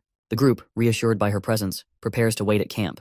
The captain reminds Lu Fan that they have brought a teleportation scroll in case of emergencies. Lu Fan manifests his dragon wings and reassures the team before soaring into the sky with Xiaoye. They fly continuously for 2 hours, covering vast icy terrain. However, something feels strange. Despite flying for so long, he still cannot see the end of the chain. Suddenly, the system issues a warning regarding them entering into the Fallen Corpse Ruins realm. Our boy, startled, tries to analyze the situation. Could this realm be tied to everything they have discovered so far? What level is this Fallen Corpse Ruins realm? Han orders Xiaoye to advance cautiously. The ancient god's proximity to this realm aligns with the findings of the Star-Spangled Kingdom. Perhaps this is where those who ventured to the sacred temple were turned into sacred slaves. As they continue flying, Xiaoye suddenly halts, roaring loudly. Lu Fan, surprised by her sudden aggression, looks down. Beneath the snow, something massive is buried, which is a gigantic black coffin. The system reveals that this is one of the mysteries of the Fallen Corpse Ruins, as enigmatic as the Blood Moon itself. There is no available information about it. Lu Fan inspects the area closely and notices a strange shadow moving near the coffin. A sense of unease settles over him. Xiaoye continues roaring uncontrollably, seemingly sensing imminent danger. Lu Fan attempts to calm her down but suddenly realizes that the black shadow has noticed them. Without hesitation, he orders Xiaoye to retreat toward the lake. To increase their speed, he activates the spiritual wind ring, boosting his agility by 35%. With this enhancement, he and Xiaoye manage to escape the unknown entity. Back at the camp, the group is resting, their eagles feeding nearby. Changkung notices Lu Fan approaching and rushes toward him, eager for answers. Lu Fan, visibly disturbed, delivers his report. He explains that beyond the lake lies the ruin of fallen corpses, but something highly dangerous lurks beneath the snow. The group listens in silence, their expressions shifting from curiosity to concern. The realization dawns on them that whatever forced Lu Fan to retreat must be beyond their imagination. Changkung, stunned, looks at our boy seriously. The fact that even Lu Fan chose to withdraw confirms that they are dealing with a threat unlike anything they have encountered before. A quarter of an hour later, the group finally reaches the office, where all eyes turn to the screen. Senior 2 explains the situation clearly, that the black coffin, the shadows under the snow, and the massive chains all signal extreme danger. He reminds everyone of what happened to the Morgan family, warning that no one will survive if they interfere with the fallen corpse ruins. Lu Fan, while maintaining a serious tone, describes the eerie atmosphere of the area, noting how it appears to be sealed off with chains everywhere and a strange creature lurking in the lake. Even Black Dragon Xiao Ye, usually an unstoppable force, seems uneasy and struggles to maintain control. That alone is enough to send chills through the room. The senior wastes no time in taking action. He immediately marks the frozen lake as a forbidden zone, canceling all special routes in the area. Captain Lu is ordered to notify the Dragon City scholars about the discovery as soon as possible. With that, Team 78's isolation mission is officially called off, and instead, they are reassigned to assist the scholars in researching the ruins. Shortly after, Senior 2 turns to Lu Fan and delivers unexpected news. He commends him for leading the team to such a significant discovery in less than a month, and awards him the Griffin Corps Silver Military Merit Medal. This is a prestigious honor, as only a handful of individuals have ever received it. Naturally, Lu Fan tries to downplay his achievement, insisting that he does not deserve such recognition after only a month in the Griffin Corps. However, Senior 2 firmly dismisses his modesty, emphasizing that the medal will open many opportunities for him if he chooses to join the Griffin Corps after graduation. Eventually, Lu Fan accepts the badge, and his team celebrates his accomplishment. Captain Lu jokes that if Lu Fan decides to join officially, he might have to take orders from him in the future. Meanwhile, Changkung cannot help but express his jealousy, playfully pouting about how quickly Lu Fan is rising in rank. Shan Kai shakes his head in exaggerated disappointment, muttering that it is a shame how things turned out. However, the light-hearted moment is short-lived. Once the others leave, Senior 2 pulls Lu Fan aside and hands him a book, explaining that it is time to prepare for the national trials. Realizing he has only 2 weeks left, our boy immediately begins planning his return to Dragon City Academy. Meanwhile, trouble is brewing in the Taiki Nation. Jin Chenghan, the princess's brother, is up to no good in the forest. His summoned creature, an abyss crawler, looks terrifying even though it has not yet reached its full growth. To accelerate its development, Jin Chenghan unleashes it on a nearby family, mercilessly sacrificing them to the beast. Even when Chun Tiang, an old family ally, attempts to stop him, Jin Chenghan dismisses his concerns, coldly referring to the citizens as mere sacrifices. The princess, horrified by her brother's cruelty, finds herself powerless to intervene. Though reluctant, she follows him, deeply disheartened by his actions. Elsewhere, preparations for the national trials are in full swing. Leaders from various nations gather to discuss their strategies. Kirin from the Heng Nation, Weiji from the Han Nation, and Yasanlai from the South Nation all share the same goal: winning the trials. Confident in their 4-nation alliance, they believe they have the strength to claim the top position this year. Meanwhile, in the Snow Nation, Andre trains near a volcano, fresh from slaying a demon. Upon receiving word that it is time to prepare for the trials, he smirks, ready to prove his strength. Over in the Starstripes Nation, Charles Morgan stands atop the ruins of the Sacred Mountain Temple, declaring his inevitable victory in the trials. Back at camp, 2 days pass, and Lu Fan is busy studying the documents Duke Jinbei has given him. The team gathers to see him off. Lu Chongkong, unable to resist teasing, asks if he is aiming for first place in the trials, while Shan Kai enthusiastically cheers him on, promising to support him from afar. Captain Lu reminds Lu Fan that it is time to leave. Before he departs, Senior 2 offers him one last piece of advice, urging him to make full use of his abilities, especially the mountain summoning skill and the fallen corpse dragon in his arsenal. Lu Fan thanks him and assures everyone that he is ready. The next morning, our dude arrives at the academy and heads straight for the vice principal's office. Inside, Vice Principal Zhao greets him warmly, shaking his hand like they are old friends. Zhao, excited about his temporary position in charge of the national trials while the principal is away, stands beside 2 intimidating shadow guards, Yue and Zhen. These guards, sent by the high-ups to protect the delegates heading to the Empire, are on another level which is far beyond the Griffin Regiment. Zhao cannot help but mention how much attention the higher-ups are giving this year's trials. Lu Fan casually asks if Zhao can accompany him on a trip to the Taiki Nation. Zhao agrees, but reminds him that the principal will not return for another 10 days. He informs Lu Fan that he has already arranged a private plane, and they will leave the next afternoon. Over a cup of tea, Zhao presents an interesting offer, telling Lu Fan that he can ask for anything he wants, and the academy will provide it. Without hesitation, Lu Fan requests a pet slot expansion scroll. Caught off guard, Zhao spills his tea everywhere and admits that the school does not have one in stock. However, he reassures our dude that he is free to handle his time as he likes and that the shadow guards will not interfere. Later, Lu Fan stops by to meet his close friends, and emotions run high. Han practically tackles him with a hug, while crying and telling him how much she missed him. Q chimes in, while saying that they had been waiting for him since the night before. Lu Fan, looking a bit sheepish, admits that Vice Principal Zhao had tipped him off about his return, but jokes about not bringing gifts. His friends wave it off and drag him to the dining table, where a feast awaits. Han proudly announces that she cooked everything just for him, knowing how bad the food was in the far north. Lu Fan does not deny it that he had missed Annie's cooking the most. As they dig in, Chu peppers him with questions about his adventures and whether he has grown stronger. For hours, Lu Fan shares his experiences from the far north, from battling demons to discovering forbidden ruins. At some point, he shows them a bracelet he has crafted, intending it as a gift for his senior sister. Xiaomen notices it immediately and begins teasing him,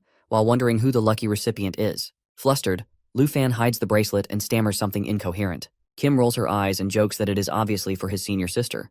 The teasing continues until Han changes the subject, reminding Lu Fan to return early tomorrow night because they are all going out. Later that evening, Lu Fan visits the spot where his senior sister had trained him. Sitting alone, he reminisces about her introducing him to Sister Du at the auction house. Missing her presence, he decides to call Du to ask for news about his senior sister. Du, amused, teases him, suggesting that he must be blushing. Eventually, she admits that his senior sister had to leave for personal reasons, but had left something for him at the auction house. That night, our dude heads to the Tianao auction house, where Sister Du greets him with her usual charm, while teasing him about traveling with shadow guards now. He brushes it off, explaining that they are professionals who do not interfere. She leads him to a private room and unveils a flowing meteorite sword. This is not just any weapon, as it is a level 30 beast with incredible stats. 256 strength, 204 agility, and a primary ability called Flame Enhancement, which boosts fire skills by 50% and stores damage for an extra attack. Lu Fan's jaw drops as he holds the sword, immediately feeling its power. He realizes that it has been custom-made for him by his senior sister. Du smiles while pointing out how much thought went into the gift. However, she is not done yet. She hands him another surprise, which is a Magma Burst skill book. This rare skill turns targets into magma, dealing massive damage, making it a perfect addition to Lu Fan's arsenal for the national trials. Finally, there is a letter. Du, ever the tease, jokes about it being a love letter.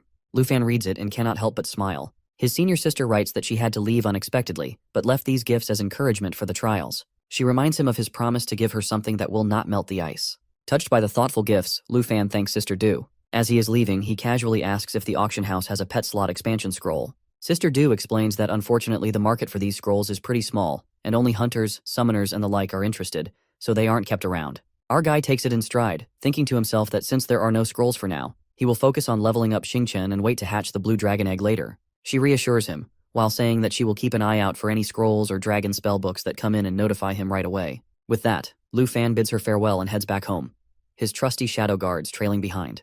As he walks, his mind races with plans. He realizes that he needs to level up during the early stages of the national trials to give Xingchen the proper training she needs. He reflects that the far north might have sharpened his military skills, but he still needs real leveling to stay ahead. Just as Lu Fan nears home, he spots Jianying waiting for him along the path. She calls out, teasing him about how relaxed he looks despite the looming competition. Lu Fan grins and asks her why she is there alone. Jianying gets straight to the point and tells him that she wants a practice match before he heads abroad for the trials. Lu Fan, always up for a challenge, agrees that it is perfect timing, feeling eager to test out his new flowing meteorite sword. The two head to the training hall at Dragon Capital Academy, where Jianying draws her sword, ready for battle. Lu Fan unsheathes the flowing meteorite sword, its fiery aura lighting up the hall. Jianying smirks and reminds him not to rely too much on new skills, wanting to see how far his training in the far north has taken him. The duel begins with Jianying launching swift attacks, but Lu Fan's new sword makes quick work of them. Its lightweight design and responsive movements amaze him. He marvels at how the sword seems to already know his next move. Activating Wicked Surge, Lu Fan adds a fiery sheath to his weapon, amplifying his power with every strike. Jianying, impressed, notes that the bonus attack power keeps stacking. Our boy thinks that the sword is incredible, and acknowledges that his big sister was right, that it is the perfect match for him. He considers that it might be time to retire his permanent dragon-scale sword. The battle rages on, with Jianying countering using Army Breaker Great Squad, but Lu Fan effortlessly deflects her strikes. She admits that she can no longer keep up with his combat skills, even as she pushes herself to the limit. Finally, Lu Fan activates Mountain Shaker, a devastating move that deals massive physical damage and reduces health. Jianying is knocked down but smiles, acknowledging Lu Fan's growth. She tells him that he is stronger than ever and expresses confidence that he will win first place in the national trials. The next morning, Lu Fan gathers with his friends and family for an emotional send-off. Sister Han fusses over him, reminding him to stay safe and eat on time. Shiman reassures him that they will always be with him in spirit, and Han Ke wishes him a smooth trip. Lu Fan waves goodbye, thanking them for their support. Vice Principal Zhao accompanies him to the airport, reminding him that the national trials are a big opportunity to prove himself and rise among the elite of Dragon Nation. Lu Fan reflects on everything and silently vows to seize this chance. At the airport, Vice Principal Zhao mentions that the Dragon Nation overseer is already waiting for them. This sparks Lu Fan's curiosity, and he asks who the overseer is. Zhao explains that every nation sends not just representatives, but also an overseer to ensure the competition rules are followed. As they arrive, Lu Fan is surprised to see the shadow guards bowing and kneeling before the overseer. Zhao warns him to mind his conduct and stay humble. The overseer, exuding authority, steps forward and commands everyone to stand. His attention shifts to Lu Fan, and he acknowledges him as Dragon Nation's representative. At Jinyu City International Airport in Taiki Nation, Vice Principal Zhao is surprised to see Old Han personally welcoming them. Zhao quickly expresses his gratitude, acknowledging the rare honor. Old Han, however, humbly insists that it is a fitting gesture for state representatives. Vice Principal Zhao introduces Lu Fan as a second-tier professional from Dragon Capital Academy, highlighting his dual professions as a beast rider and tamer. Lu Fan suddenly realizes he has met Old Han before, which surprises Zhao. Old Han confirms their past encounter with a knowing chuckle and praises Lu Fan's large dragon, likening him to ancient heroes. He expresses confidence that Lu Fan will bring glory to the Dragon Empire and advises him to seek out Tu Jing if he encounters trouble. If that does not help, Old Han himself will intervene. Old Han departs in his car after reminding them about the evening banquet. As the car speeds away, Lu Fan asks Zhao if Old Han is one of the 3 olds of the Dragon Empire. Zhao confirms, emphasizing Old Han's immense influence. Our guy is shocked to hear the name Han Feibi. He asks if this is the same person he has heard about, and the vice principal confirms it. They follow behind while our boy expresses that he notices Old Han's status is extremely high, yet there is no strong aura around him. He wonders why Old Han seems so ordinary. Lu Fan considers this carefully and suggests that his own rank might be too low to sense Old Han's true power. The deputy principal laughs and corrects him. Old Han is not hiding immense power. He is only a mid-tier level 40 illusionist. Compared to the greatest warriors, his strength is average. Our guy is surprised. If Old Han is not that powerful, how does he command so much authority? Zhao explains that Old Han's power comes not from physical combat, but from wisdom and influence. Despite being in his early 40s, Old Han has the ability to shape the Empire's future. Zhao elaborates that while combat strength is valued, true power can also lie in intelligence and strategy. Among the 3 olds, only one is known to have combat skills at the rare 5th tier. Another specializes in enhancement rather than direct fighting, but remains crucial to the Empire. Old Han exemplifies how power extends beyond physical strength. Zhao also mentions that Old Han's elite bodyguards, the 4 legendary swords, who follow him everywhere. Lu Fan is amazed by these revelations. The 3 olds are shrouded in mystery, their true abilities unknown, but their influence extends far beyond battlefields to wealth, strategy, and leadership. As they arrive at their destination, Lu Fan is greeted by a chaotic scene as reporters and onlookers eagerly awaiting the Dragon Nation's representative. Cameras flash and voices clamor for his attention. Vice Principal Zhao stays close, shielding him from the overwhelming crowd. Reporters bombard Lu Fan with questions about his dragon-taming abilities, his rumored feud with the Ji family, and his plans for the championship. Feeling the pressure, our dude recalls Old Han's wisdom and the responsibilities he now carries. The reporter's excitement reminds him of how much his life has changed since his days in Gan City. Vice Principal Zhao firmly announces that interviews will not take place, and bodyguards clear a path, allowing Lu Fan to enter the hotel and finally find some peace. That evening, the banquet hall buzzes with conversation as representatives arrive. Lu Fan remarks on the persistent media presence, making it difficult to even step outside. Zhao advises that staying indoors would be wiser. Lu Fan then asks about Charles, the representative from the Star-Spangled Empire. Zhao explains that their representatives always arrive at the last moment, so there is no need for concern. Lu Fan's attention shifts to Jian Qing'an, who sits quietly observing the room. Just then, Jin Zion, the overseer of the Tai Nation's national trials, approaches Old Han. Jin Zion respectfully greets Old Han with a handshake, acknowledging his presence at the trials. Whispers spread across the room as guests speculate about Old Han's identity. Some wonder if he is truly one of the legendary 3 olds, while others notice the figure standing beside him, suspecting he might be one of the 4 great swords. One guest excitedly recalls seeing Old Han at an international conference in the Roman country, further fueling the speculation. The presence of the Dragon Nation's top figures signals that this year's trials will be intense. As Old Han moves to take his seat, Lu Fan gestures invitingly, an interaction not lost on the onlookers. The guests exchange curious glances, while whispering about Lu Fan's connections to powerful figures within the Dragon Empire. However, attention soon shifts to the banquet itself, a grand event meant to showcase the host nation's hospitality. Vice Principal Zhao leans toward Lu Fan, offering a word of advice. He should be mindful of his reactions to the food, as the Tai Nation's cuisine may not meet Dragon Nation's high standards. Our dude nods but is left both surprised and curious.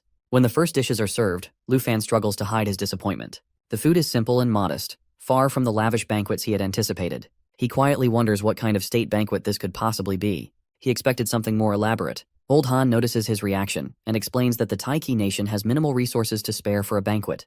Our dude is quite disappointed to see that and really misses his aunt's food. But suddenly, he realizes that he has the food made by his aunt in his luggage. Before he can do anything about it, a loud noise breaks the moment.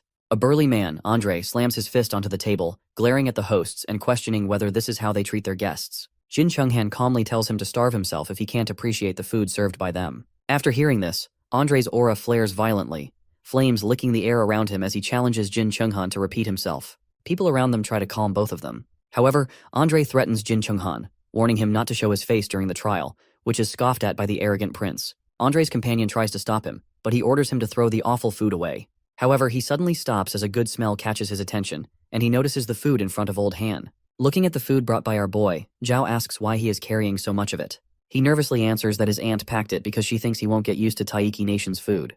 While looking at nervous face of Andre, our dude asks him to join them. Andre can't resist any longer and eagerly accepts the offer. Lu Fan hands him a freshly steamed momo. He lifts it to his nose, inhaling the rich aroma before taking a bite. The flavors surprise him, filling him with delight as he continues eating. Lu Fan invites Elder Han and Vice Principal Zhao to join, and they accept. Elder Han, curious about the enthusiasm, takes a bite and acknowledges the taste with a nod. Jin Chunghan watches the scene with growing irritation to see that Andre, furious moments ago, is now happily eating, and others are drawn in by the aroma. The sight frustrates him. Lu Fan's cooking is overshadowing the carefully prepared Taiki Kingdom state banquet, and he can't ignore it. His clenched fists betray his frustration. Vice Principal Zhao enjoys the food, praising Lu Fan's aunt for her skills. Jin Chunghan's anger deepens at the unexpected attention given to Lu Fan's side. Sensing Jin's rising frustration, Jin Zion places a hand on his shoulder, urging him to remain composed. To shift attention, Jin Zion stands and commands the room's focus. A beep from the sound system interrupts the atmosphere, silencing conversations. The room turns its attention to the screen as a detailed map and the rules for the national trials appear. The map displays 9 regions, each filled with fierce beasts. It is the largest trial area in history, with Taiki Nation selecting locations across the globe.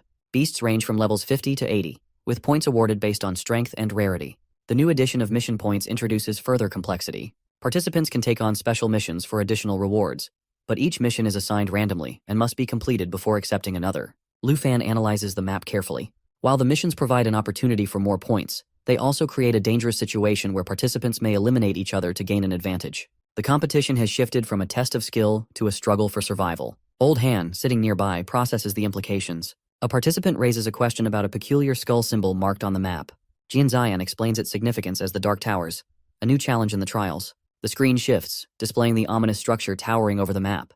The Dark Towers imprison ancient armies of beasts, with a powerful commander at their core, the Demon of the 9 Realms. The revelation unsettles the room. Jin Zion emphasizes the severity of the challenge, revealing that this demon is the same entity that nearly destroyed Taiki Nation 50 years ago. Gasps ripple through the crowd as the weight of the information sinks in. Lu Fan's mind races.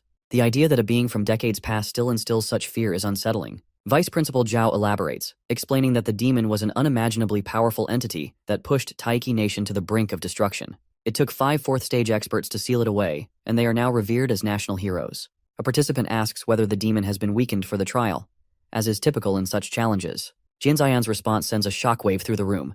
The demon remains at full strength, which makes it the most dangerous trial in history. A participant is recalling the devastation from decades ago. If the demon and its army escape the test area, the consequences could be catastrophic. Andre, visibly shaken, mentally calculates the odds. At level 60, it would take at least a team of 10 strong individuals to face the demon.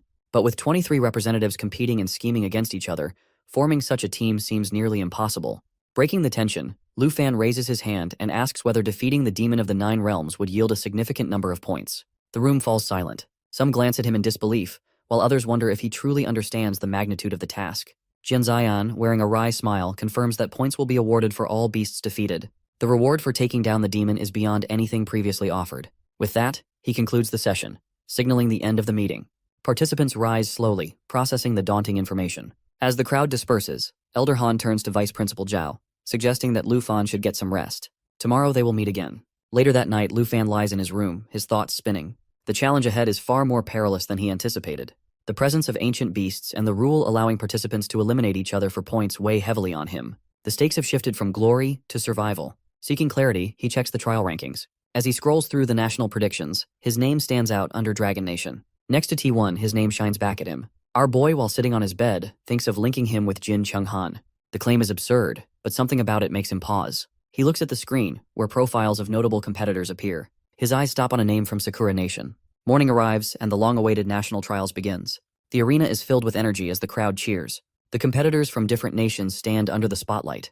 The Secret Realm's teleportation gate activates. Waves of energy surge while surrounding the participants. As the process begins, Lu Fan stays calm, focused on his goal. If he lands in the highest-ranking tower, he will gain an advantage. The teleportation ends, and Lu Fan finds himself in a vast frozen landscape. Snow crunches under his boots as he looks around. He recognizes the northern extreme.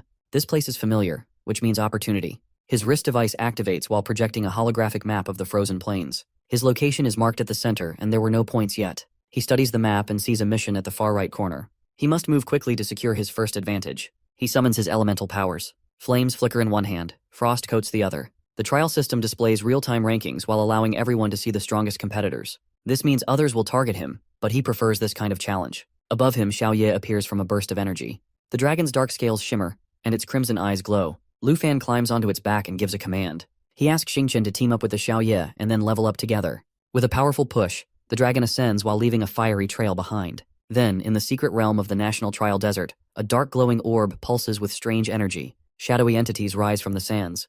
They scatter in all directions, blending into the terrain. It was the Abyss Entangler fragmented ambush. Unlike others, this competitor has 9 revivals. He plans to control the battlefield and outlast his enemies. Suddenly, one of his shadow summons vanishes, cut down by an unseen force. Chang'an thinks that he possessed 9 resurrection chances along with this entangler, so he is immortal. Nearby, Musashi Ten stands with his katana still glowing. He said that he now has 8 revivals left. Chang'an asked the reason of killing his summoned beast, but he said him to calm down as he only wants to see whether it helps in gaining points. Chang'an mentioned that if he wants to gain points, then he should kill Lu Fan. Musashi asked the reason of his frustration as he was already left with 8 lives. Chang'an said that he will be dealing Lu Fan, meanwhile he should fight with Black Dragon. He also reveals a secret about the Black Spire. It never stays in one place. It moves across the map, and anyone who gets too close faces instant death. Musashi is caught off guard. This is crucial information, deliberately kept hidden. His strategy makes sense now.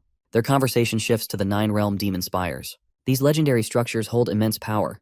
The summoner, confident in his abilities, sees them as obstacles he can use to his advantage. But for Musashi, the risk is greater than expected. He asks Chang'an about himself, to which he mentioned that he will also protect his life. He makes his move. With a flick of his wrist, he sends abyssal energy forward. Musashi barely